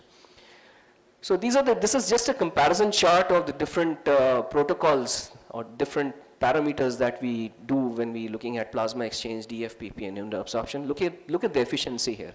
You'll see very clearly that the efficiency is, this is the efficiency. You look at the efficiency is much better with immunoabsorption, though the availability of immunoabsorption columns are lesser. So for smaller centers, I think this is what you should stick to. In terms of effectiveness, obviously we know that immunoabsorption costs more, it's very specific, so you will have higher removal. And the number of sessions to reach target titers, it's important because we are talking about cost here. Now, the cost is not just the cost of the appliance that you're using, it's also the cost of keeping the patient away from transplant for the number of sessions that you. For example, if you're an immunoabsorption column, ensures that you can do the transplant in 5 days' time, and a plasma exchange ensures that you do a transplant in 20 days time, you can imagine the cost of dialysis, the cost of medication that the patient is going to be, and obviously the cost of mental trauma that I can't undergo a transplant. So all that has to be taken into consideration. And about the removal of albumin, there is no removal of albumin as we spoke about in immunoadsorption. So your patients who are hypoalbuminemic, they might benefit with this. But however, all of our patients are hypoalbuminemic, and we still use plasma exchange and DFPP, and they do well. In terms of replacement fluid quantity, you don't need any replacement fluid in immunoadsorption because it's very simple. The blood goes in, the antibodies get stuck onto a particular membrane, onto different beads which are already coated with antigens, and that's the end of your antibody. So when the blood goes back, there's no replacement of any fluid at all. You're just sending the blood into a chamber and purifying it of its antibodies and sending it back. In terms of cost, obviously we discuss, and reuse of plasma filters is possible, though in very specialized centers and also immunoadsorption columns, though when you buy them, it says very clearly on the literature that it can't be reused, but we've got publications and we've used our immunoadsorption columns up to 3 reuses. So in terms of this molecule, it's called as the IVIG. So it's been used as a component of the Incompatible desensitization protocol, and however, it's an expensive therapy. What it basically does is it does immunomodulation. So it just binds onto the excess antibodies which are left after your plasma exchange has been taken place, because what basically plasma exchange does is it depletes you of your antibodies, but then they bounce back again from the intravascular and from the other cells back again. So IVIG takes care of that. But this is again very expensive. So some centers do it, some centers don't use it. Then you have as the rituximab, this is a monoclonal antibody, which is a very important component of all the desensitization protocols. This was basically invented for the first time for cancer disease, but now it's been used rampantly across different disorders in the nephrology community, and I think we are using it more than what the oncologists are using it now. And the doses are all dependent on what your institution protocol is, but the lower, the better. So that's available as 100 milligrams, 500 milligrams, so we'll just modulate it. It should ideally be given 2 weeks before you start your enrollment for plasma exchange, and or 2 weeks before the time that you have decided that this patient should undergo a transplant. Now these are different protocols that we have spoken about. You can see over here that there are different protocols over here that have been used, and especially these 2 countries over here, that is the European Union, because they are the ones who invented these filters, that is the immunoadsorption columns. So they have been using it, and look at the titers that they generally get, and obviously their outcomes might be little better as compared to others. So this is SGRH, which stands for Sir Gangaram Hospital. This is the protocol that we follow. I spoke to you about rituximab today, which was a monoclonal antibody. Look here, we're using it at day -14, which is 2 weeks before. And then we start a drug called as tacrolimus, which is an immunosuppressant. And we combine it with mycophenolate, which is another immunosuppressant. And we give it at half the dose as compared to the dose that you give after the transplantation. You do plasma exchanges till the time that you get your desired titers, 1:4 to 1:8. And then after that, you do the surgery, do the transplant, and increase the level of tacrolimus as well as the MMF, and add steroids along with that. So once you've done this, then the monitoring takes place. With that, I take you to just 2 or 3 slides on HLA desensitization, because this is something which is very important for us to understand. This HLA desensitization is the most difficult transplant to perform for the nephrologist, because these HLA antibodies are like leeches. They will not go away very easily, and if they do go away, they come back very easily. So all transplant candidates that have been exposed, that is all the dialysis patients, all the pre-dialysis patients who have been exposed to non-self antigens, especially via blood transfusions, because they're all anemic, they're all CKD patients, or who had pregnancies in the past. That's a very important cause of alloimmunization. And previous transplants, so they've had a previous transplant, so the graft itself was a source of generating a lot of antibodies, or even infections. Infections can cause antibody response. So all of these will develop some kind of an alloantibody to the HLA, and this is called as sensitization to the HLA. So the transplantation rates obviously are low because it's so difficult to perform such a transplant and desensitize such patients, because most of these patients continue to stay positive in their cross match. And so the method that is chosen for desensitization is generally mostly all guided by the phenotyping and the immunological workup of the HLA, and that is done by something called as a donor-specific antibody. So these are the things which are very important. These tests are very important if you are looking at the transplantation of sensitized patient, especially ABO incompatible or HLA incompatible. First is the CDC cross match. I'm sure when your patients come to you, all of them have a CDC cross match, and that's when they come to you because the nephrologist has said, okay, fine, now he's the one with the negative CDC cross match. Now imagine somebody comes to you with a positive CDC cross match. So then what do? A flow cytometric cross match, which is a different level of cross match as compared, it has a different mechanism in which the cross match is done. So they can be used complementary together, especially in patients whom you think are going to be sensitized. Then you have something called as a panel reactive antibodies. You would wonder why the panel reactive antibodies are done for most of these patients.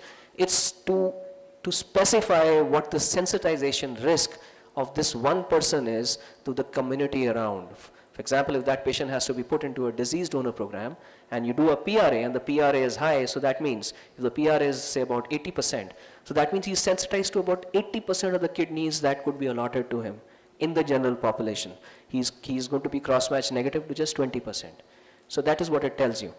And in terms of single antigen bead, which is a very, very sensitive test, which also gives you the calculated PRA and the virtual PRA, is very important when you're looking at these. So the conventional desensitization of these patients who are HLA sensitized also essentially is almost the same.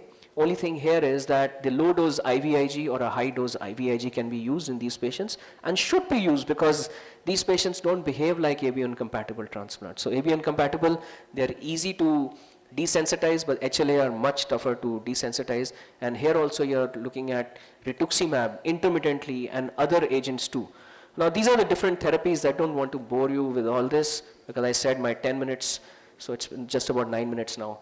These are some therapies like proteasome inhibitors. So we have a lot of things. That's what I want to boast to you about, that we have a lot of things in which we can give to our patients with which we can make them all right. And with this, I would like to also conclude and say, and to summarize, that sensitized patients are challenging, but they are the need of, you have to have protocols set up for a good transplant unit. We know that we've spoken about modalities such as plasma exchange, double filtration plasmapheresis, immunoadsorption columns, rituximab, IVIG, and the graft survival rates are largely dependent on the pre-transplantation sensitization. So if you have a high baseline titer of either the blood group antigens or even the HLA antigens, your outcomes are not going to be very good as compared to the ones with the lower ones. So there are some artificial intelligence based tools which are now getting devised in which you can match the incompatible pairs, and you can have lower desensitization protocols because you can pick up now people from across the state who can match against each other even if they are HLA sensitized, but not sensitized to a donor from a different pool. And despite you increasing the overall immunosuppression, the risk of infections, that's the biggest concern that we have, that we are immunosuppressing these patients so much as compared to a conventional transplant. But surprisingly, the risk of infection in long term is not that high as compared to the other patients too. And it's very important to have a very good transplant immunology lab facility, because otherwise you'll not know when to stop your desensitization protocol. With that, I would like to thank you all, and thank you for your 10 minutes to me. And if there are any questions we can take, or maybe we are late. So, any questions? We have one question because we have 1 minute left.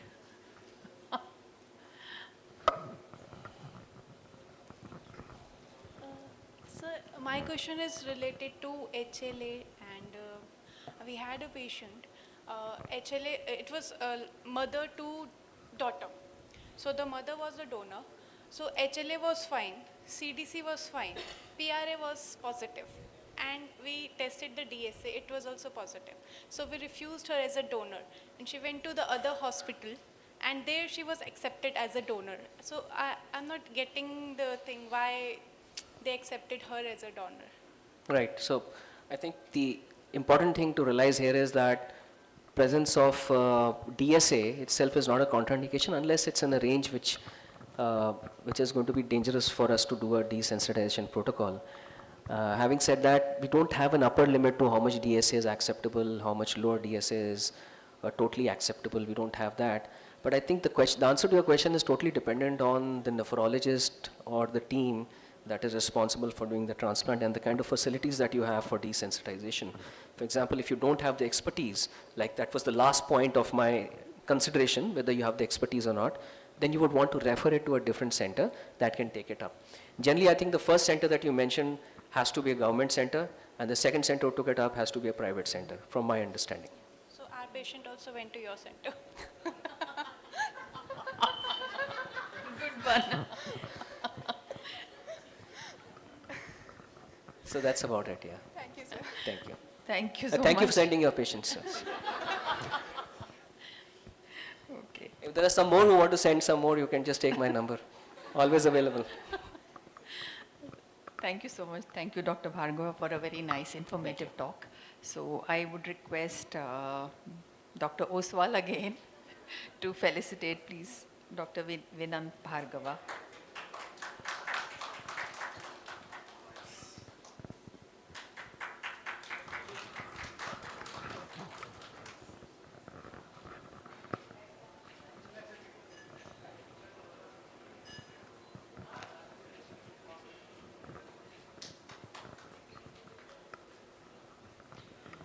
So our next session, I think probably the last before the quiz, is establishing biological relationships in living donation, the role of DNA testing. And our speaker is Dr. Vikas C. Mishra. He's Head of Lab Services, Chimera Transplant Research Foundation, New Delhi. With 14 years of experience in transplant immunology and molecular genetics, he has over 50 publications and serves as a peer reviewer for leading journals. He's also an advisory member of Chimera EQAS and Gene Bandhu Ethics Committee. Over to you, Dr. Vikas.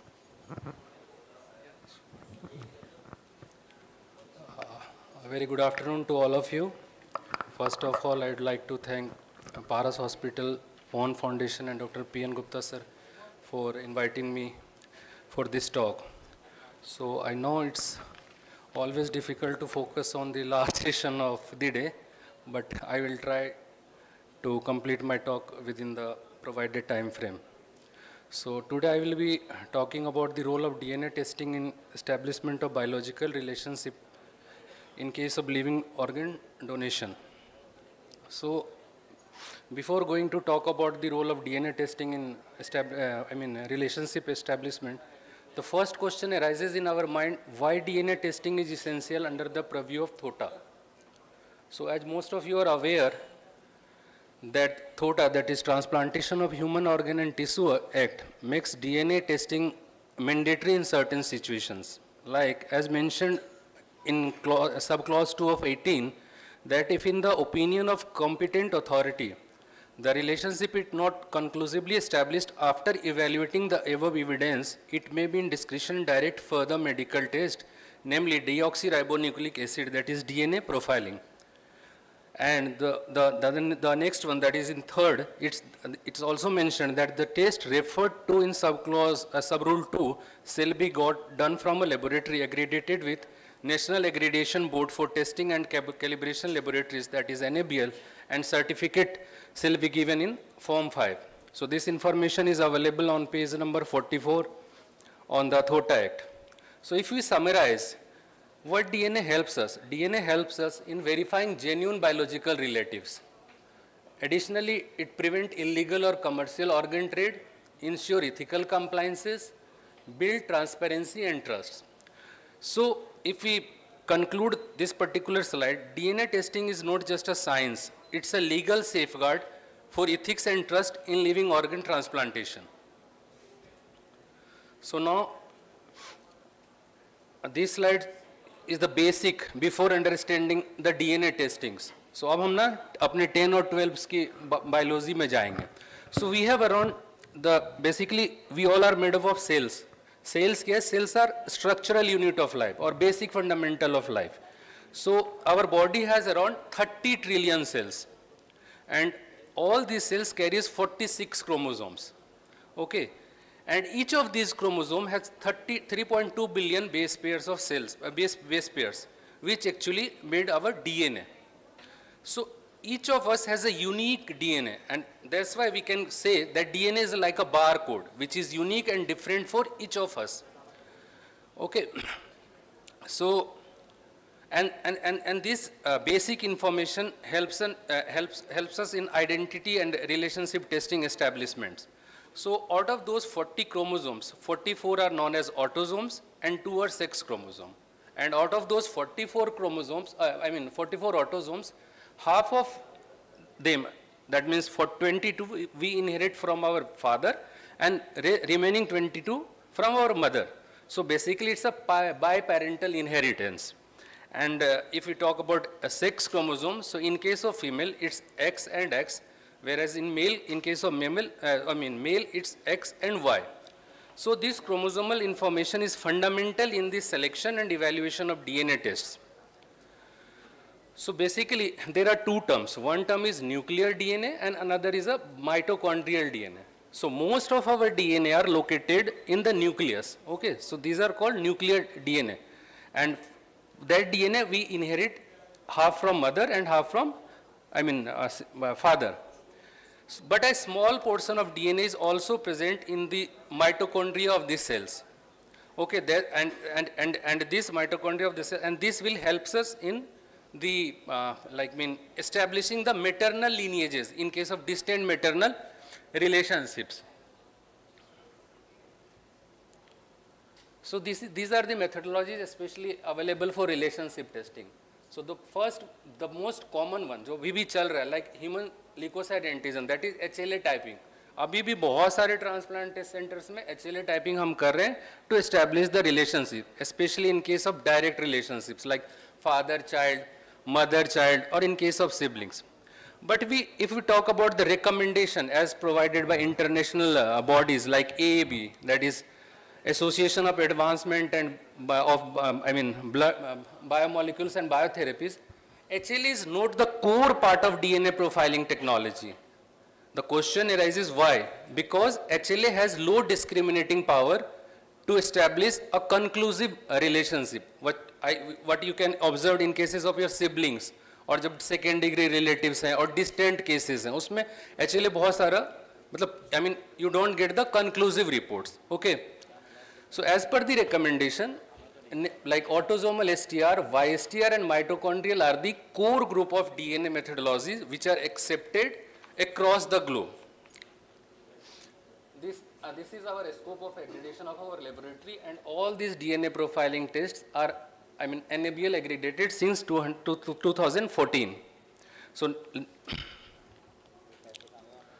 next question arises कि हम किस case में कौन सी methodology adopt करें for relationship establishment. सो इसका basic अगर हम first answer देखें तो choice depends on the type of relationship between recipient and potential donor. And for example अगर कोई फादर और चाइल्ड का केस है या फिर कोई मदर और चाइल्ड का केस है तो then you can go with HLA. But again HLA आपको क्या प्रॉब्लम है, HLA कंप्लायंसेस को मतलब लीगल वैलिडिटी नहीं करता DNA प्रोफाइलिंग के लिए. ओके. एडिशनली क्या होता है कि कई बार आपके डिस्टेंट रिलेटिव्स होते हैं for like donation, for organ donation. उस केस में आपको क्या चाहिए कि एज ए लेबोरेटरी पर्सन, ये हमें ना सबसे पहले जो मैंडेटरी चीज़ है टू डिसाइड एनी मेथडोलॉजी कि हम ना फैमिली ट्री ड्रॉ करें. कि जब मैं family tree as a laboratory person draw करूंगा या आप ड्रॉ करोगे पेशेंट एंड डोनर का, ये फैमिली ट्री वो वेरीफाइड नहीं है टू कि जैसे मेरे को मैंने फैमिली मेंबर्स को वेरीफाई किया, ऐसा नहीं है. जस्ट टू अंडरस्टैंड कि लैब को इस पर्टिकुलर सिनेरियो में कौन सा टेस्ट अडॉप्ट करना चाहिए to get conclusive DNA testing reports. Okay. So कई बार होता है कि नहीं मैंने बता दिया कि फादर चाइल्ड है, चलो कर लो, बट एज ए नॉर्म और as a recommendation for before proceeding with any type of DNA testing you should draw up detailed pedigree as much as you can. So this slide shows the inheritance pattern. Like the first one is the inheritance pattern in the case of autosomal STR. As I told you earlier, autosomal में क्या होता है, autosomal जो हमारे 44 autosomes हैं, उसमें हम half sets क्या करते हैं, फादर से कैरी करते हैं और हाफ सेट्स मदर से कैरी करते हैं। और autosomal STR is known as gold standard of relationship testing और डीएनए टेस्टिंग। तो आप जब भी अभी जहां भी जिस भी लैब्स में आप मोस्टली सैंपल्स भेजते हो वहां पे जनरली ऑटोसोमल एसटीआर एनालिसिस वो परफॉर्म करके आपको देते होंगे, ठीक है। The second one is Y STR migration. हम अभी थोड़ी देर पहले वाईएसटीआर माइग्रेशन की बात कर रहे थे, तो you can see like marked it in orange. जो ऑरेंज वाला पाथ चला रहा है ना, from first generation to second to next, next to next, next to next, आप देखोगे सारा वाई जो ऑरेंज कलर्ड है, ऑल दोज आर कॉमन। अगर आप फर्स्ट वाले से देखो तो वो उसने जो पहला पेयर था मेल का, उसने अब जो नेक्स्ट मेल की वो है आई मीन जनरेशन है, उसको भी वही वाई क्रोमोसोम ट्रांसफर करा, नेक्स्ट वाले ने भी वही वाई क्रोमोसोम ट्रांसफर करा, उसके नेक्स्ट वाले ने भी वही वाईएसटीआर ट्रांसफर करा। So basically Y STR chromosome analysis helps you in cases where patient and donor are paternally related to each other, like in second degree or third degree. Direct में तो आप कर लेते हो, सिबलिंग्स हैं, आप ऑटोसोमल एसटीआर कर लो, बट जैसे जैसे जेनरेशंस में गैप आता है ना, ऑटोसोम्स क्या है, फॉर एग्जांपल एक मेल और एक फीमेल है, एक बच्चा हुआ, उसने हाफ मेल हाफ अपने फादर से लिया, हाफ उसने अपने मदर से लिया। जब उस बच्चे की शादी हुई, उसके अंदर जो जीन ट्रांसमिशन अब आगे फर्दर आगे की ऑफ स्प्रिंग से आगे की जनरेशन में होगा, तो वो जो सेट है वो फादर का अलग हो। तो जैसे जैसे गैप्स बढ़ेगा आपको ऑटोसोमल एसटीआर एनालिसिस में कंक्लूसिव रिपोर्ट मिलना डिफिकल्ट होगा, ठीक है। इसी वजह से क्या होता है, जैसे हम अभी एक केस डिस्कस कर रहे थे, उस केस में आप ऑटोसोमल एनालिसिस कर सकते थे, बट गैप की वजह से क्या हुआ होगा कि आपको जो एग्जैक्ट कंक्लूसिव रिपोर्ट था वो नहीं मिला। सो इन दैट केस कोई पेटर्नल कजन्स है, इवन वो थर्ड या फोर्थ जनरेशन में है, तो you can go for Y STR DNA analysis. Similarly in orange I mean pink highlighted, ये ना माइटोकॉन्ड्रियल माइग्रेशंस को दिखा रहा है। सो माइटोकॉन्ड्रियल डीएनए जो है it's a gift from mother to like her child, और जो आगे वो चाइल्ड वो माइटोकॉन्ड्रियल डीएनए एक्चुअली ट्रांसफर होता है टू बोथ द चाइल्ड। अगर वो मेल है तब भी मदर उसको ट्रांसफर करेगी, फीमेल है तब भी मदर उसको ट्रांसफर करेगी, बट जब उसका सब्सिक्वेंट ट्रांसफर होगा that is only through females. Okay, so आप अगर देखोगे ग्रैंड मदर ने अपना माइटो मदर को ट्रांसफर किया और उस मदर ने अपने सन और डॉटर दोनों को ट्रांसफर किया, you can marked in pink colour. But अब अगर इसकी जनरेशन आगे जाएगी तो देन सन अपनी माइटो को आगे ट्रांसफर नहीं करेगा, okay, because mito is only transferred from female to subsequent generation. So ये डॉटर की जब शादी होगी तो अगेन ये माइटो आगे शिफ्ट होएगा। तो इन दैट केस अगर आपका डिस्टेंट मेटरनल रिलेशनशिप है और बीच में आपके कनेक्टिंग सैंपल्स अवेलेबल नहीं है, तो you can directly go for mitochondrial DNA analysis in case of distant maternal relationships. So this is a comparative slides for all the I mean accepted DNA profiling technology. So the preliminary step before selecting any methodology is preparation of detailed family tree.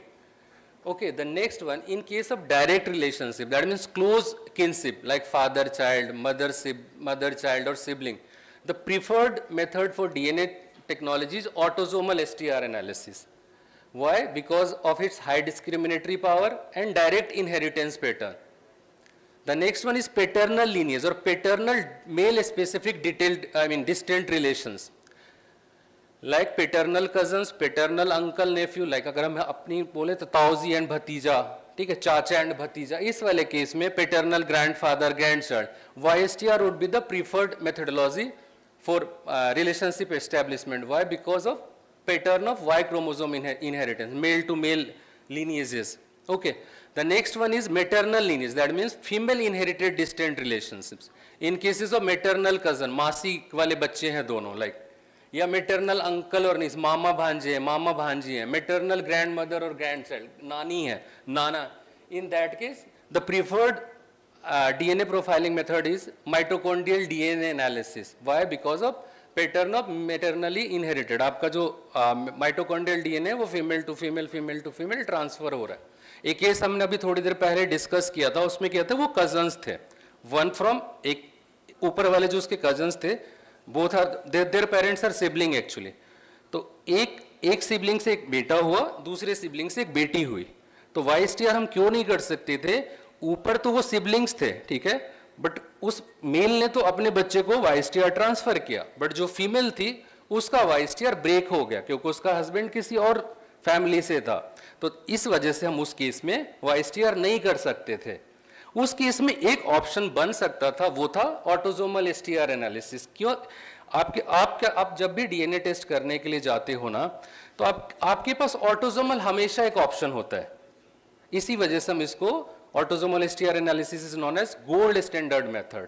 But problem क्या है autosomal के साथ कि जैसे जैसे आपके distances बढ़ेंगे, gaps आएंगे फैमिली में, जनरेशंस बढ़ेगा, क्योंकि आपका एक सेट ऑफ ऑटोसोम्स जो है वो डिफरेंट होता जा रहा है, तो चांसेस है कि जब आप डिस्टेंट रिलेशनशिप के लिए जाओगे तो you get inconclusive report. What does it mean? It mean the data what we get from after the sequencing analysis is not in favour और not in denying the relationship. उसने ऐसा, actually international norms ना autosomal STR analysis को की analysis की reporting को 3 categories में define करती है। फर्स्ट वन इज कि आपको कंप्लीट मैच मिल गया, द सेकेंड वन इज कि चलो उसने क्लियरली बोला data is not supportive for the claimed relationship, and third option is inconclusive. That means आपने जो टेस्ट किया क्योंकि वो डिस्टेंट था, गैप्स थी फैमिली में, तो आप उस केस में ऑटोसोमल STR ने आपको ये नहीं कहा कि ये सपोर्टिव नहीं है, और ना उसने ये कहा कि ये डेटा मिसमैच है, उसके पास स्ट्रेंथ ही नहीं थी ऑटोसोमल STR की जिसके बेस पर वो आपको बता सके कि वो रिलेटेड है या नहीं है। तो ऐसे केसेस में एज ए एडिशनल आप ऑप्शंस देख सकते हो कि फैमिली में कौन कौन से मेंबर्स अवेलेबल है। इसलिए laboratory always want to get a detailed pedigree, कि हम देख पाए कि अगर कुछ प्रॉब्लम हो रही है तो मैं किसी कनेक्टिंग सैंपल्स को लाकर क्या इस DNA प्रोफाइलिंग को कंप्लीट कर सकता हूं। So now I have prepared some case scenarios which would help you to understand these relationships कि किस में कौन सी methodologies preferred होगी। So any guesses कि first वाले relationship में क्या first वाला जो pedigree है family tree उसका patient और donor के बीच क्या relation है, relationship? Any guesses? Father son. So any guesses which would be the preferred DNA? Autosomal STR analysis. The second one is case of siblings. Okay, जो patient और donor है, they are related as siblings. अब DNA profiling में एक और term आता है. Sibling is again categorized into 2 categories, full sibling and half sibling. What does it mean? ये है कि full sibling means they have common parents. उसके father और mother दोनों common है. Whereas half sibling means जो एक case discuss हो रहा था कि उसकी mother like step mothers थी और उसने, तो that means either parent common है, either वो mother से common है या father, जिसको हम in common language it call it as a step brother or step sisters. ठीक है, तो ये full sibling का केस है. Why? Because their parents are common. ठीक है, तो इस केस में any cases की कौन सा autosomal STR analysis? Third one is a little complex than like prior to. What is the relationship between patient and donor? Cousin brothers. But for a DNA testing perspective, they are paternal cousins. Okay, so we can go for autosomal STR analysis. Okay. But as these are cases of second or third generation, maybe there are chances that we do not get the conclusive reports. So if your hospital or your like authorized members approves, then we can go directly for a YSTR analysis. Why? Because YSTR analysis give you that both this person like donor and patients are paternally related. इसका जो Y chromosome है वो same है, उसने एक ही Y chromosome inherit किया है. The next case is क्या है? Any guess? हाँ, niece to uncle. And in DNA profiling, basically it's maternal uncle and niece, that is mama and भांजी. Okay, ठीक है. अब मामा भांजी को अगेन आप दो तरीके से कर सकते हो. प्रीफर्ड चांस, कई लोग जो कहते हैं कि नहीं मुझे तो परसेंटेज और मुझे तो स्ट्रेंथ वाइज चाहिए, तो आप directly go for autosomal STR analysis. Again there are 3 scenarios. आपको कंप्लीट मैच की रिपोर्ट भी मिल सकती है, बिकॉज जीन ट्रांसमिशन के पैटर्न को कोई नहीं जानता कि उसने अपने फादर से क्या सेट लिया था, उसने अपनी मदर से क्या सेट लिया. हो सकता है कि वो सिबलिंग फुल मैच हो सकता है वो सिबलिंग में मिसमैचेस हो बहुत सारे मार्कर्स पे. तो ऐसे केसेस में जब आप ऑटोसोमल करते हो तो आप एक चांस लेते हो कि आपके पास हो सकता है कंक्लूसिव रिपोर्ट ना आए, तो if you wish you can go directly for mitochondrial DNA analysis, जो आपको बिल्कुल क्लियरली इसकी देगा कि yes they have common maternal inheritance. कई बार क्या होता है कि अब एक सिनेरियो ऐसा भी हो सकता है कि कई बार कमिटीज कहते नहीं हमें तो ऑटोसोमल एसटीआर चाहिए जिसपे वो 99.99% और मेरे को वैल्यूज चाहिए। उस केस में आप क्या कर सकते हो कि अगर ये जो इनके पेरेंट्स अवेलेबल होते हैं, इस केस में है नहीं, तो आप उन दोनों को भी इन्वॉल्व कर लो और फिर आप 2 ऑटोसोमल या 3 ऑटोसोमल करके इसको कॉम्बिनेशन में भी इस फैमिली को, इस रिलेशनशिप को, इस चेन को कंप्लीट कर सकते हो। 5th case is little bit complex. आप बताओ कि क्या क्या रिलेशनशिप है 5th केस का। ये एक्चुअली इस केस सिनेरियो से ना बहुत इजीली अपने पेशेंट्स को काउंसिल कर सकते हो कि विच DNA testing methodology is preferred. Cousin brothers, paternal cousin brothers. अब आप जब इस फैमिली ट्री को देखोगे तो आप देखो फर्स्ट जनरेशन, देन उनके 2 सिबलिंग्स हुए, देन उनके फर्दर उनके सबसे, तो ये 3rd और 4th जनरेशन का केस है। अब ऐसे सिंपली हम देखें तो बड़ा कॉम्प्लिकेटेड सा लग रहा है कि यार कैसे इसको हम कर सकते हैं। But if you notice both patient and donor have common YSTR लीनिएजेस। इसके ना कॉमन YSTR है। पहले वाला जो मेल था जो स्क्वायर ब्रैकेट है, उसने अपने दोनों बेटे को YSTR पास ऑन किया। पहले वाले बेटे ने अपने नेक्स्ट बेटे अपने बेटे को पास किया YSTR। जो सेकेंड वाला बेटा था उसने भी YSTR अपने सारे मेल्स जो उसके बच्चे जो बेटा है उसको पास किया, और उसने पेशेंट को पास किया है और इधर वाले ने अपने डोनर को पास किया। तो दे हैव कॉमन YSTR। तो इस केस में आप 4th इवन 5th जनरेशन में भी अगर वो कॉमन पाथ है तो आप बहुत इजीली इनके YSTR के थ्रू आप इनके रिलेशनशिप को एस्टैब्लिश कर सकते हो। द 6th केस का रिलेशनशिप, हाँ अब मैं इसको सिंप्लीफाई करता हूं। जैसे पेशेंट है ना, पेशेंट की नानी, ठीक है, ग्रैंड मदर का भाई का बेटा डोनर है एक्चुअली। अब हम अगर नॉर्मल सर्कमस्टांसेस में देखें तो बहुत कॉम्प्लिकेटेड है। हम डायरेक्ट हमेशा ऑप्शन, हमारे पास एक ऑप्शन होता है डीएनए में, आप किसी भी जनरेशन के लिए ऑटोसोमल कर सकते हो, बट ये नियर इम्पॉसिबल है कि अगर हम इसको डायरेक्ट करेंगे तो हमें कोई कंक्लूसिव रिपोर्ट मिलेगा। ओके, सो इस केस में हमारे को ना कनेक्टिंग सैंपल की रिक्वायरमेंट है कि हम जब हम ये देखेंगे कि हमारे को क्या क्या ऑप्शंस अवेलेबल है। तो एक ऑप्शन जो हमें लगता है वो है कि हम फर्स्ट के साथ 1st और 3 जो है ना वो माइटोकॉन्ड्रियल कर सकते हैं, ठीक है।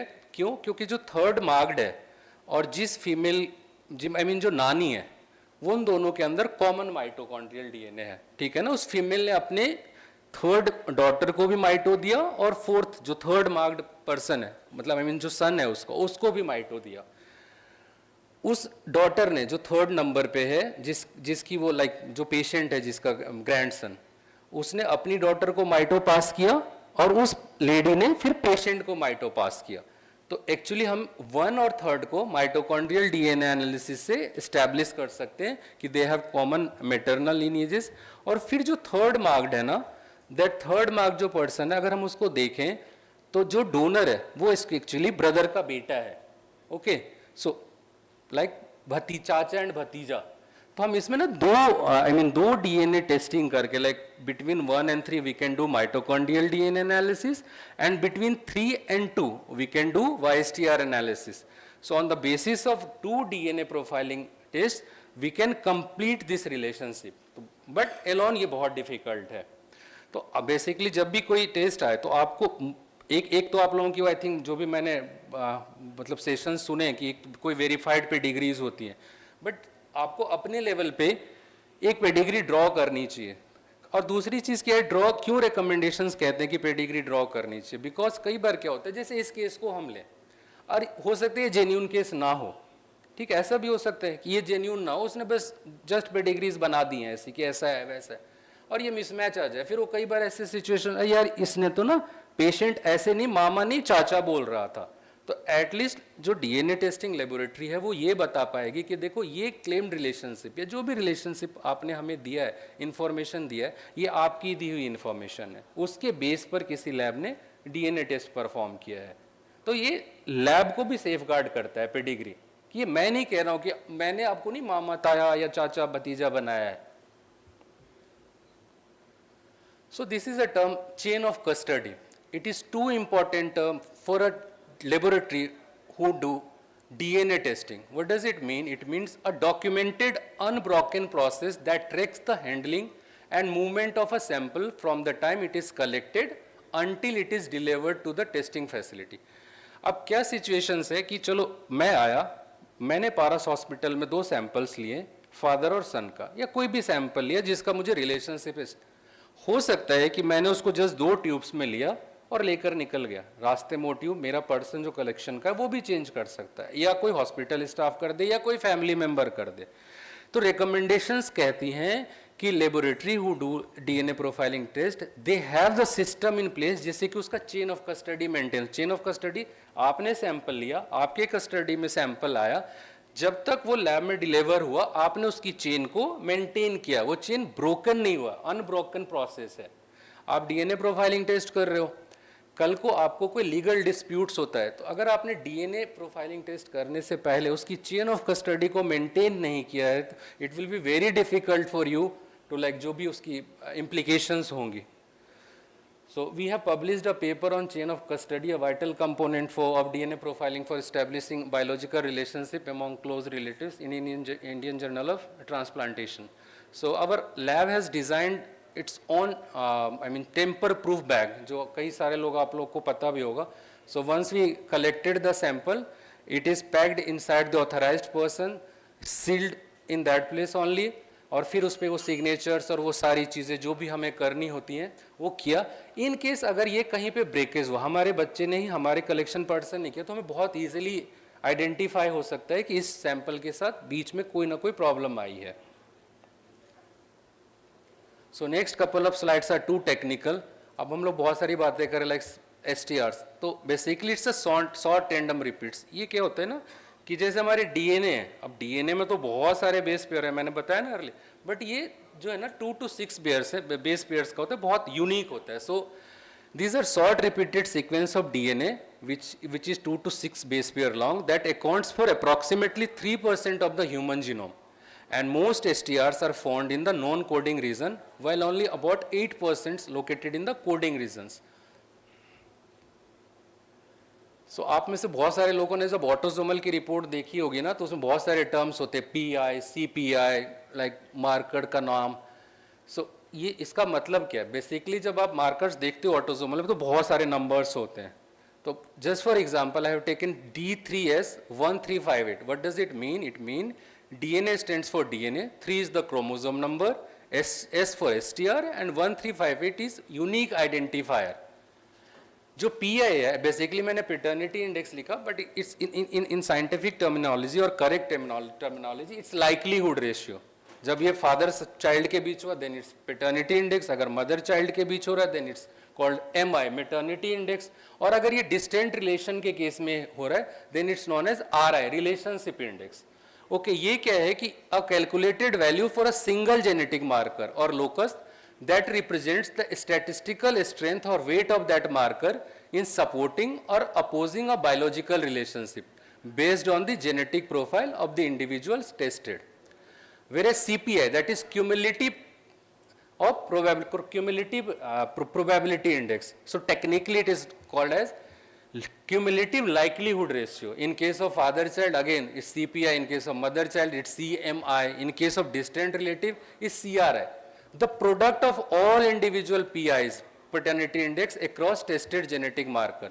It shows how many times more likely it is that the tested man is the biological father compared to randomly selected unrelated men from the same ethnic background. एक और टर्म बड़ी कॉमन होती है ऑटोसोमल STR एनालिसिस में, that is 99.999%. What does it mean? It means it indicates that for an individual who is not excluded means who is matched, okay, by DNA testing there is a 99.99% statistical confidence that the tested biological relationship, for example parent child, sibling, grandparent, grandchild, is true. So these are the interpretations section now. So as per the AABB guideline or CODIS and Federal Bureau of Investigation, if LR, that is likelihood ratio or paternity ratio is greater than 10, it is a strong evidence supporting the claimed relationship. Whereas if the likelihood ratio is between 0.1 and 10, then it is inconclusive, cannot confirm or deny the claimed relationship. Whereas if likelihood ratio is less than 0.1, it is a strong evidence against the relationship. So ये जो सारे formulas हैं और ये चीज़ सारी जो information है, likely it's heavily depends on population allele frequencies. For example, मैं North India का हूँ, मेरा STR किसी particular marker पे 22 और 22 है, और कोई नामीबिया का पेशेंट है, मे बी उसका जो अगर मैं अपने मार्कर को अपनी इंफॉर्मेशन को उनके डेटाबेस में सर्च करूं तो उनके लिए बड़ा यूनिक होगा, क्योंकि उनके यहाँ हो सकता है उस पर्टिकुलर मार्कर के लिए कोई दूसरा जीन कॉमन हो, तो जो हमारी स्ट्रेंथ आएगी ना वो फॉल्स स्ट्रेंथ आएगी. तो जब भी कई लैब्स जो भी लैब्स डीएनए करती हैं पर्टिकुलरली उनके पास उनका उस पॉपुलेशन का डेटा सेट होना चाहिए. So using an Indian specific scientific database improves accuracy, reliability and validity in relationship testing for the Indian population. We have developed such database reporting autosomal STR analysis in accordance with CODIS standards, combined DNA indexing system. So we have published this database in around 4 or 5 years back in the Journal of Gene Reports. So these are again too technical. This is the raw data of autosomal STR analysis. कई बार आप लोग करते हो, अच्छा sorry मफाद निकाल, कई बार होता है ना कि चलो हमारे को जल्दी जल्दी दे दो, हमारा पेशेंट बड़ा क्रिटिकल ये ले, बट जब सीक्वेंसिंग में क्या होता है इस तरीके का डेटा आता है जिसको हम बोलते हैं electropherogram.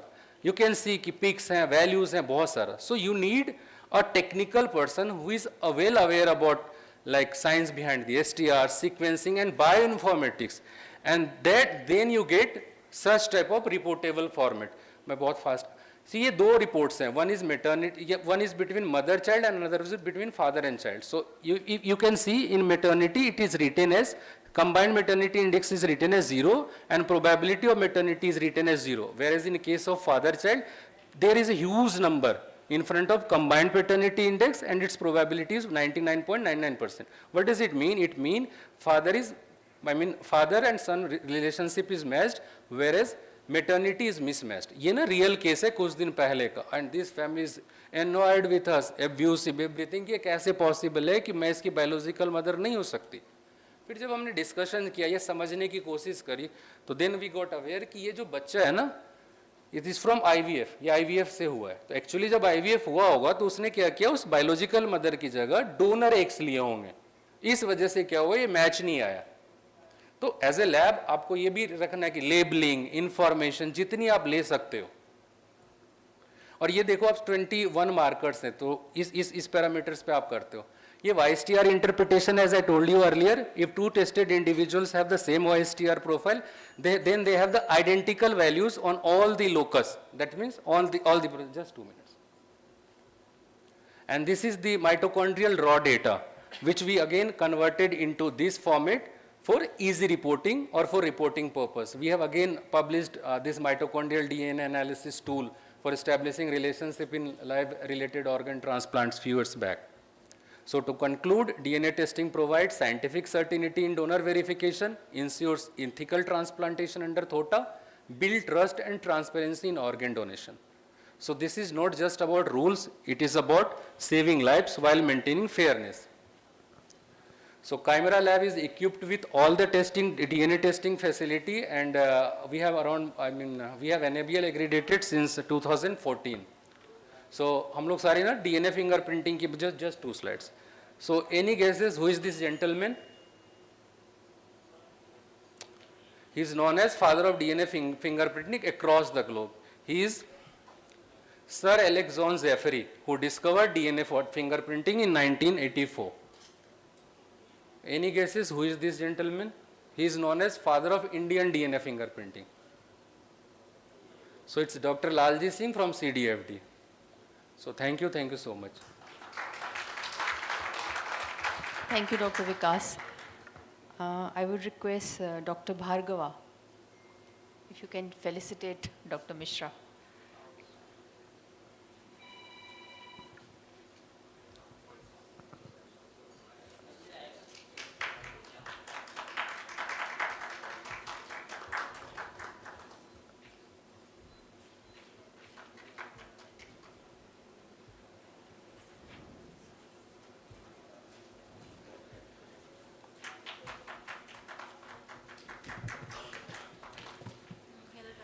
Okay, so before we go on to quiz, I have two announcements. You people have received feedback form in your kit. I would request all of you to please take out 2 minutes of time and fill up that feedback form, please. And for quiz, see, this is a Kahoot quiz, and you'll have to use your own internet. And if your internet is not working, please take hotspot from your friends. Okay, so now I will call upon stage Poonam Sharma. She is the curriculum coordinator with Mohan Foundation. And you also have received ITN, a newsletter in your kit. And if you see the last page, page number 12, the story of Poonam is there. She herself is a kidney recipient. So over to Poonam for the quiz.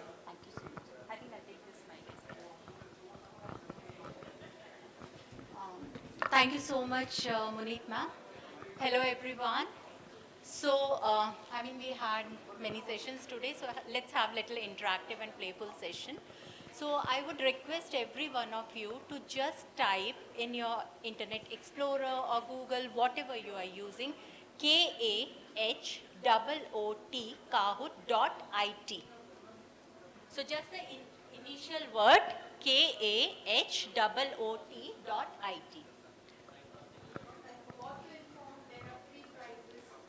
Okay. Yeah. So please take it seriously.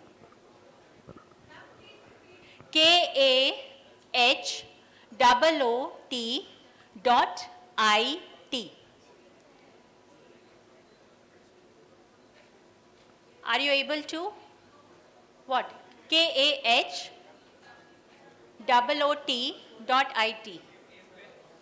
Pin मैं दूंगी, wait करो भाई, जितना बोला है pin तो मैं दूंगी, just wait for some time. Pin, when we'll start the session, then we'll have the pin. I have to play the button there, okay? Are you able to see the screen? That's what I'm asking. Can you type one name for yourself so that we can distinguish who is the person? Just type one name there. Pin is required? Okay, let's start then. Okay, I'm just reading out the rules first and then we'll start the game, okay? Each question you will get 45 seconds to answer, okay? Another thing is we are going to have 16 questions. This is more like a fastest finger round. So whatever the questions are, you can see here like we have four colors there, right?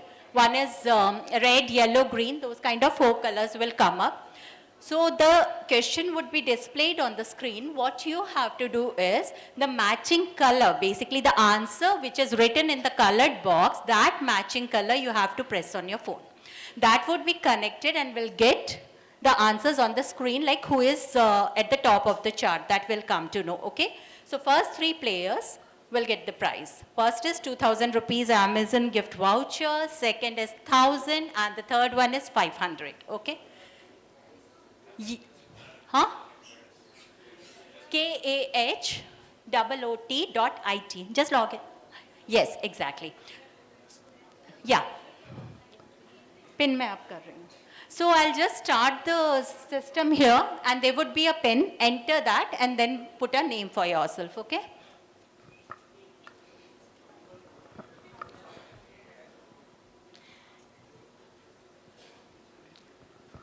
So here you can see the pin would come here and all the questions for your convenience, I'll read it. The pin is 116380. 116380. The pin is visible on the screen, people. Any confusion? Okay. So here we can see the names what people have joined. The names would be displayed here. 25 participants till now. We have more number here, please.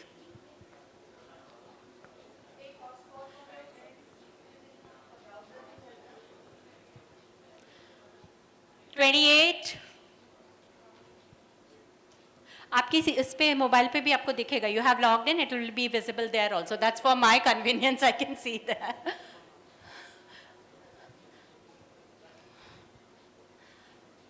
Any more people joining, or should we start now?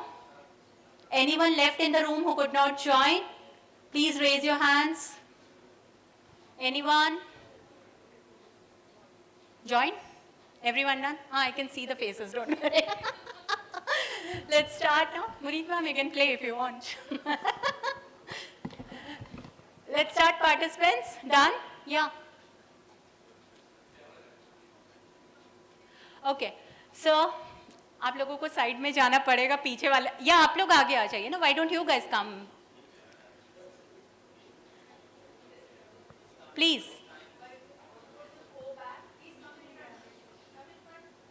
I don't have to shout, come in the front. I don't have to shout, come on.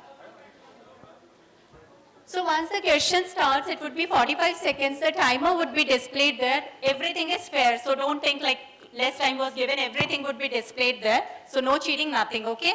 That will be easier for you. Please, again I'm repeating, as per the color code, the correct answer, mark that color code on your mobile phone, okay? That will be easier for you. Let's start. Okay, 31 participants, Muneet ma'am. Be ready. And for your ease, I'll read the question. So this quiz is about living donor transplantation that we have the session. First question, the main objectives of the Transplantation of Human Organs Act include the following except regulating removal, storage and transplant of organs for therapeutic purpose, regulating paid living donor programs in the country, legalizing brainstem death and allowing organ donation from brainstem death donors, all of the above. The main objectives of the Transplantation of Human Organs Act include the following except regulating removal, storage and transplant of organs for therapeutic purpose, regulating paid living donor programs in the country, legalizing brainstem death and allowing organ donation from BSD donors, all of the above. 4, 3, 2, 1. 13 people have answered correctly. Wow. Moving on to next.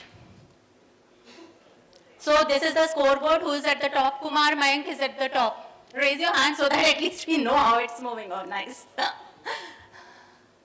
Guys, if you want, you can take a picture of this so that it will be easier for the future reference. You can take a picture. Moving on to question 2. In a near relative donor transplant, which of the following document is not mandatory? Relationship certificate issued by the Tehsildar, psychiatric clearance to confirm the donation is altruistic, income and vocation of the donor, both A and B. Relationship certificate issued by the Tehsildar, psychiatric clearance to confirm the donation is altruistic, income and vocation of the donor, both A and B. Fastest finger. If you're going to discuss and answer, your colleague would take away the prize. That's okay, it's a quiz. 2, 1. Okay, 18 people have answered correctly.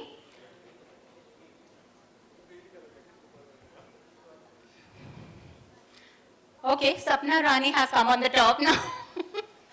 Okay, this is how it works. I guess you have understood the pattern now. Okay, let's move. The third question is, Form 5 is required in which of the following transplants?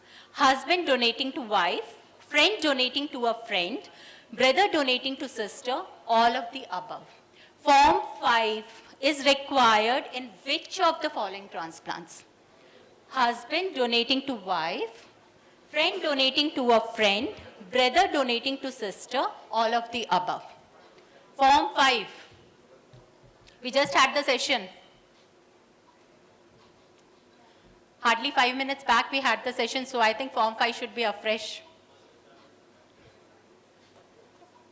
Come on people, there were 31 candidates, only 28, okay. 3, 2, 1. 23 got it right. Mr. Wasim has topped the chart now.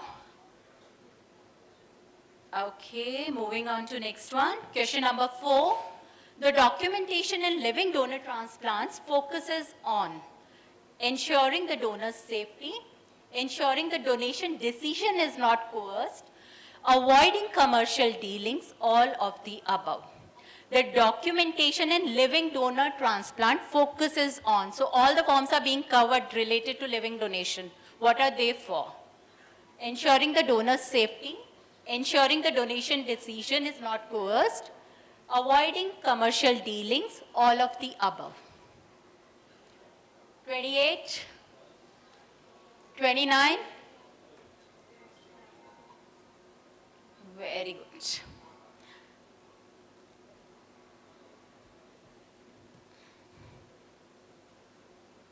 Mr. Wasim is stopping the chart now. Okay, going up to quiz number 5. Which of the following cases fall under the purview of the competent authority? Donation between spouses who are Indian nationals, donation between Indian nationals who are first cousins, international citizens, mother-to-child donation, all of the above. So which of these cases are under the purview of competent authority? Donation between spouses who are Indian nationals, donation between Indian nationals who are first cousins, international citizens, mother-to-child donation, all of the above.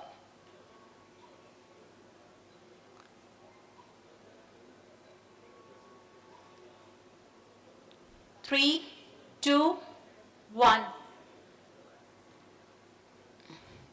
There's something with 18 most of the time. It's like 18 people are answering it correct. Mr. Wasim.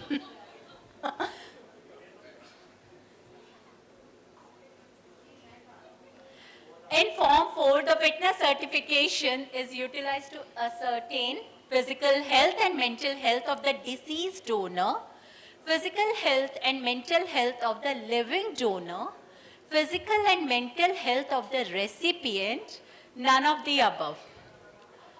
Form 4, the fitness certification is utilized to ascertain physical health and mental health of the deceased donor, physical and mental health of the living donor, physical and mental health of the recipient, and none of the above. 9, 8, still 3 more people to answer. Okay, 21, this one was very easy, I guess. Most of you must be feeling like these are so simple and all, but yes, we want to just see the fastest finger, that's the only thing, and how much you have gone through the session. Okay. Sorry, Mr. Wasim, we are very sorry now. Ms. Mamta Joshi. Okay, let's move on to the next question. 7th question, Form 5, that is the certification of genetic relationship of living donor with the recipient, shall be issued by, this is very simple, I guess, nothing. The treating doctor, the head of the transplant center, head of the pathology laboratory certifying the relationship, approval body, that is hospital competent authority, or the authorization committee. So Form 5 shall be issued by whom? The treating doctor, the head of the transplant center, head of pathology laboratory certifying the relationship, approval body, hospital competent authority, or the authorization committee. I mean, we are just giving you the most simplest one. Abhi hua hai sab, so it's so easy for you now. 4, 3, 2, where did 2 people go? There were only 29. Okay, 24 gave the correct answer. Ms. Mamta Joshi again. Udayani or Buckingham? Okay. Choose the incorrect statement of the following. Indian donor to foreign recipient is allowed only for near relatives. No minor is allowed to be a living donor except under specific clauses. Organs shall be removed from a living donor who is mentally challenged.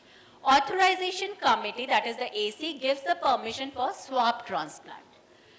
Choose the incorrect statement from the following.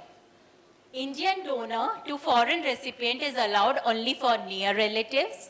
No minor is allowed to be a living donor except for specific clauses. Organs shall be removed from living donor who is mentally challenged. Authorization committee gives the permission for swap transplant. Okay, 18 people have given the correct answer, and this time again Mamta Joshi is at the top. Who's Mamta Joshi? Can you raise your hand? वो सब आगे बैठे वही चल रहे हैं क्या? Okay, the ninth one. With regard to a spousal donor transplant, which of the following documents is not applicable? Registered marriage certificate, birth certificate of children, HLA typing between the husband and wife, and the relationship certificate. With regard to a spousal donor transplant, which of the following documents is not applicable? Registered marriage certificate, birth certificate of the children, HLA typing between the husband and the wife, and relationship certificate. 26. Where are other 5 people? Tired? Phone switch off ho gaya? Okay. 1. Okay, this time 19. Interesting. Mr. Wasim, 2% now. Let's see. Okay, moving on to the next one. Which form is not required for approval in a living donor near relative kidney transplant?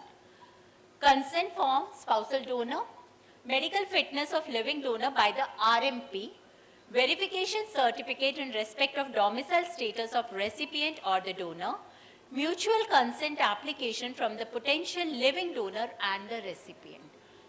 Which form is not required for the approval in a living donor near relative kidney transplant? So you have to select which of the form is not required out of the 4. Consent form, medical fitness of the living donor, verification certificate in respect of domicile, mutual consent application from the potential living donor. Guys, the number is going down. 19. Mr. Wasim, then Udayani, then Mamta Joshi. Tough competition. Another 6 questions we have. Which of the following is not required in facilitating living donor transplants? AC conducts interviews with recipient, donor and donor's dependent, proof of identity and residence for recipient, donor and donor's dependent, treating doctor's declaration of surgical plan and risk. As donor dependent, spousal consent is mandatory. Which of the following is not required in facilitating living donor transplants? AC conducts the interviews with recipient, donor and donor dependent, proof of identity and residence for recipient, donor and donor dependent, treating doctor's declaration for surgical plans and risk. As donor dependent, spousal consent is mandatory. Participants, tea break is after this, so please just take 5 minutes out now. Was this so tough? Okay. Mr. Wasim, Sania has entered into top 8 now. Regarding living donor transplants involving international citizens, which of the following statements is correct? Transplants are permitted only between near relatives. A certificate of relationship issued by the concerned embassy is mandatory. Approval must be obtained from the competent authority, all of the above. So this is about living donor transplant involving international citizen. Which of the following statements is correct? Transplants are permitted only between near relatives. A certificate of relationship issued by the concerned embassy is mandatory. Approval must be obtained from the competent authority, all of the above.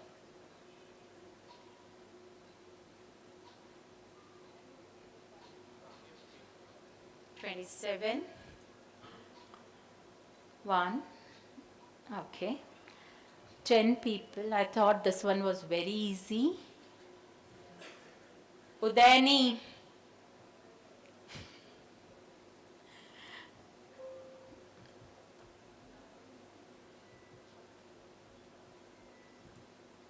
Thirteenth question, choose the incorrect pair.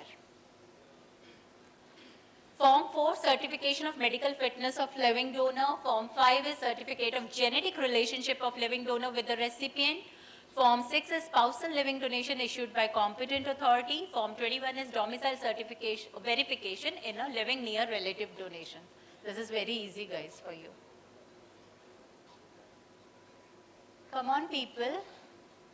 We have transplant coordinators sitting here who are experienced in living donation, right? 24.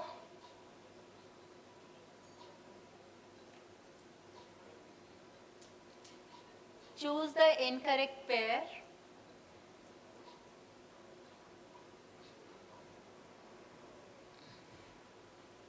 (18)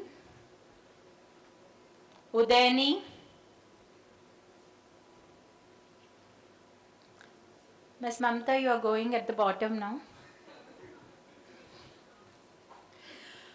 Okay, 14th question, 2 more to go after this. Which of the following is not a responsibility of the transplant coordinator in a living donation transplant program? Counseling the donor on the procedure and associated risk, preparing and maintaining legal documentation, obtaining approval for the transplant from the concerned authority, conducting post-donation follow-up. Which of the following is not a responsibility of the transplant coordinator in LDLT transplants? Counseling the donor on the procedure and associated risk, preparing and maintaining the legal documentation, obtaining approval for the transplant from the concerned authority, conducting post-donation follow-up.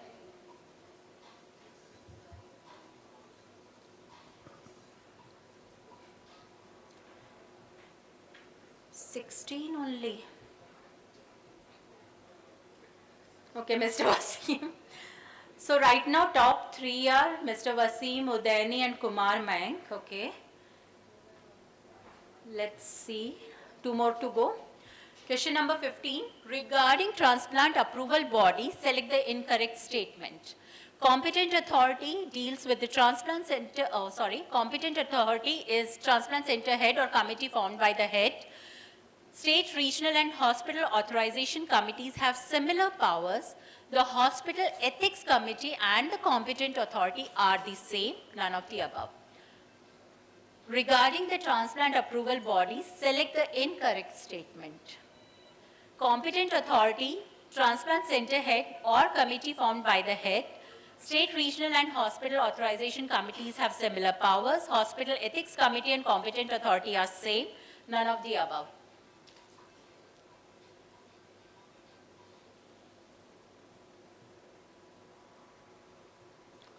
Only 17, that's strange. Udayani. Last. So people, fastest finger if you want to come at the top. As per the Transplantation of Human Organ and Tissue Rules 2014, who cannot be a donor in a swap transplant? An Indian national who is a near relative, an Indian national spousal relation, an Indian national other than a near relative, none of the above. As per the Transplantation of Human Organs and Tissue Rules 2014, who cannot be a donor in the swap transplant? An Indian national who is a near relative, an Indian national spousal relations, an Indian national other than a near relative, none of the above. Last one, so please.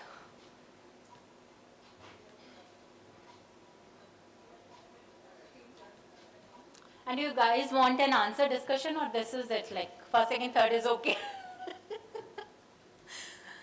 Okay, final? 3. Mr. Jagdish. Nice. Mr. Wasim. And Udayani. Please, I'll give the mic.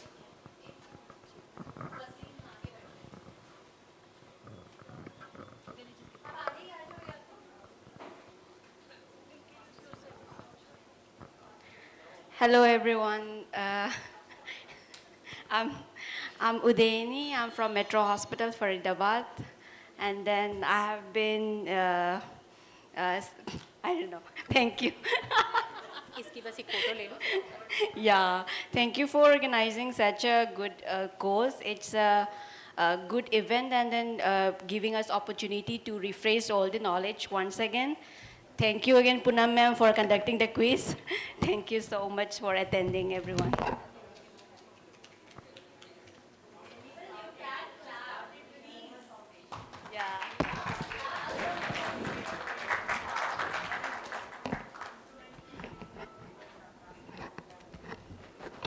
Mohan Foundation, in fact, Mohan Foundation saved me a lot to come up this stage. It saved me a lot. Munit ma'am scolded me a lot, guided me a lot. I miss Pallavi ma'am even today.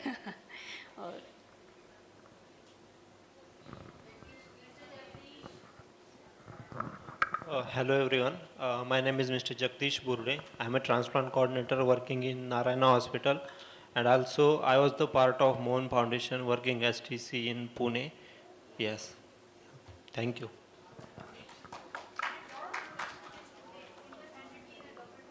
Yes, thank you.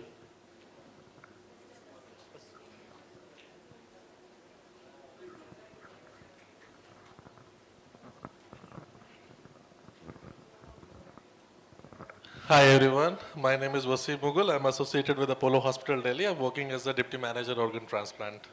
And thank you Paras Hospital and Mohan Foundation for organizing such a brilliant refresher course for all the coordinators.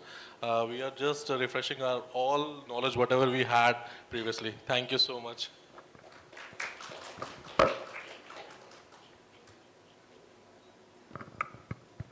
Okay, I think I would invite Dr. Madhuri only. Please felicitate our winners. After the vote bank? Okay. 1 minute. I would like to felicitate Poonam, please. 1 minute. No, your thing is there. We'll do that. We'll do that.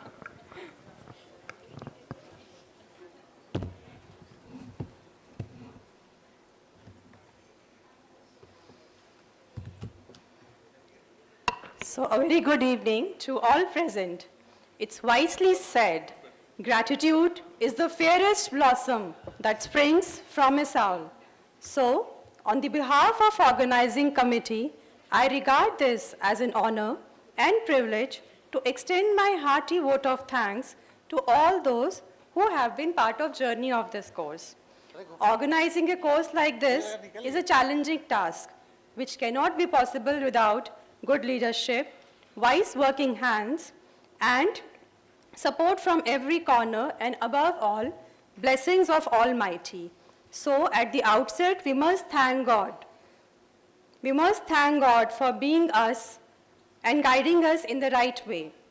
To begin, we would like to extend our heartfelt gratitude to our esteemed chief guest, Dr. Sukhbir Singh, for joining us on this special occasion.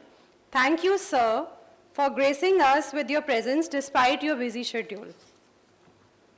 Ladies and gentlemen, our words may not be capable enough to express our gratitude to Dr. Dharminder Nagar, MD Paras Health, for his dynamic and motivating leadership and his vision for healthcare in India.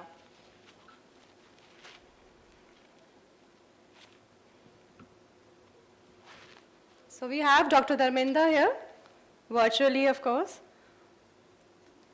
We are happy to offer our sincere thanks to Ms. Seema Vidge in guiding us achieve this with her sparkling presence and steadfast support. We would like to record our deep sense of obligation to Ms. Pallavi, Executive Director, Mohan Foundation, for her guidance, support, and hard work to make this course a success. As we celebrate the triumph of our course, a special thanks to Dr. Muneet and other members of Mohan Foundation, Ms. Simran, Ms. Sanya, Ms. Poonam, for helping us achieve this with their unwavering commitment to academic excellence and collaborative spirit. Dr. Muneet and team, please come and join us on the stage. I would like to invite the mastermind for the conference, Dr. P.N. Gupta, who has been pillar for this conference and has worked day and night to make this conference a success. Trust me guys, he has put his sweat into it. So I invite sir to facilitate all the members of Mohan Foundation here.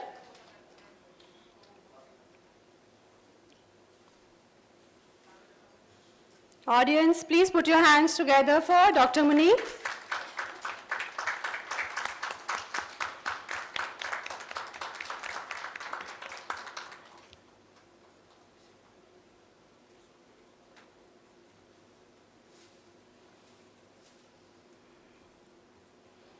A round cheers for Ms. Poonam.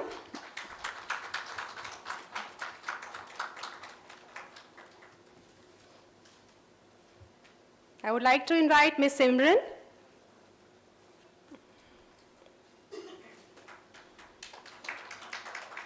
Trust me guys, they have been great supporting pillars. A huge round of applause for all of them.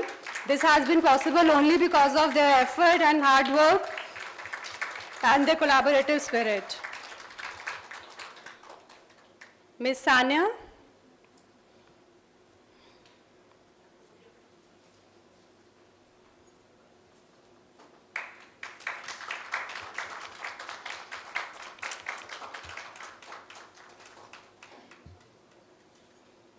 We can join for a group photograph, I guess.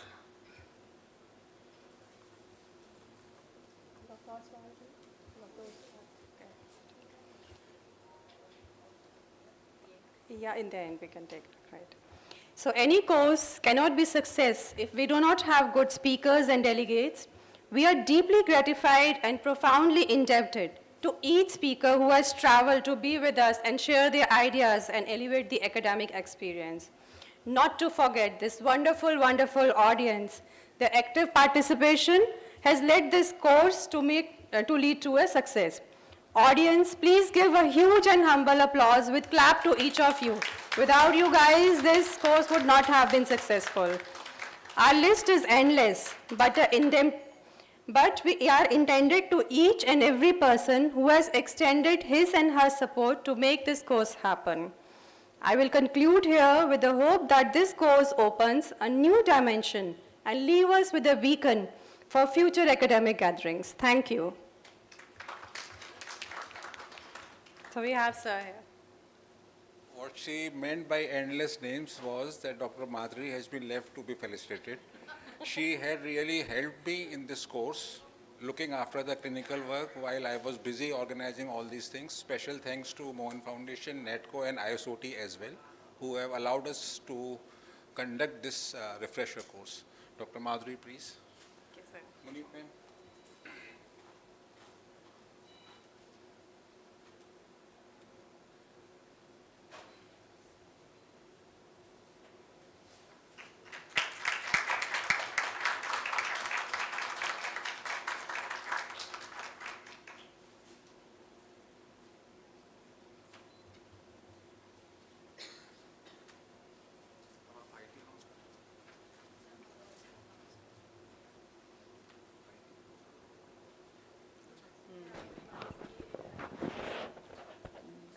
Prizes, yeah, correct. I think Poonam take over.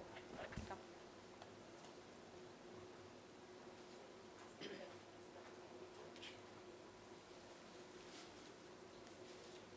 Prizes है? कहाँ है voucher? Okay. देगा कौन? कौन देगा? हाँ? Okay, participants, thank you so much for participating in the Kahoot quiz. It was my first time, so I'm sorry in case there was something that I could not entertain you in between. Okay, let's start with Mr. Jagdish For the third prize, Mr. Jagdish, please put your hands together. Ajay.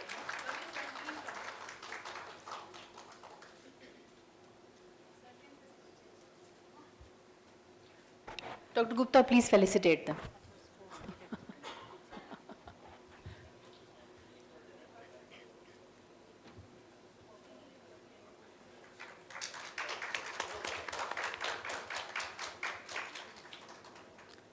Thank you, Mr. Jagdish. Second prize goes to Mr. Wasim.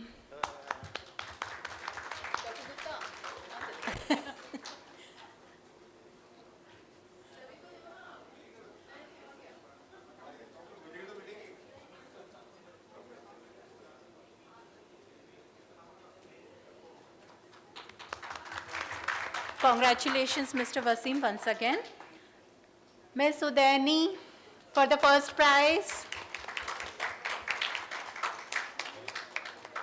Udaini, so MF's training is going well, now we can say.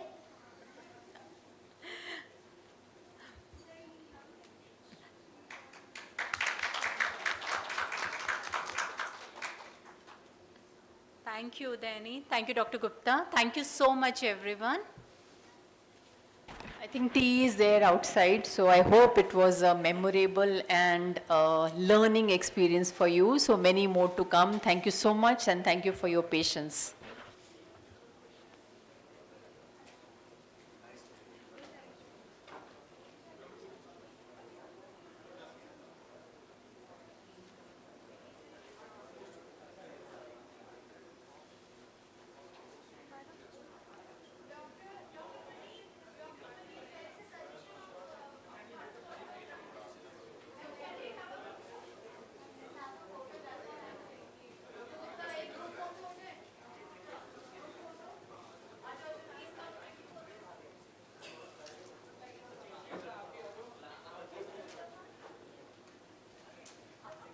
Participants in the room, can you be moved towards the stage? Please move here so that we can have a group photograph, please.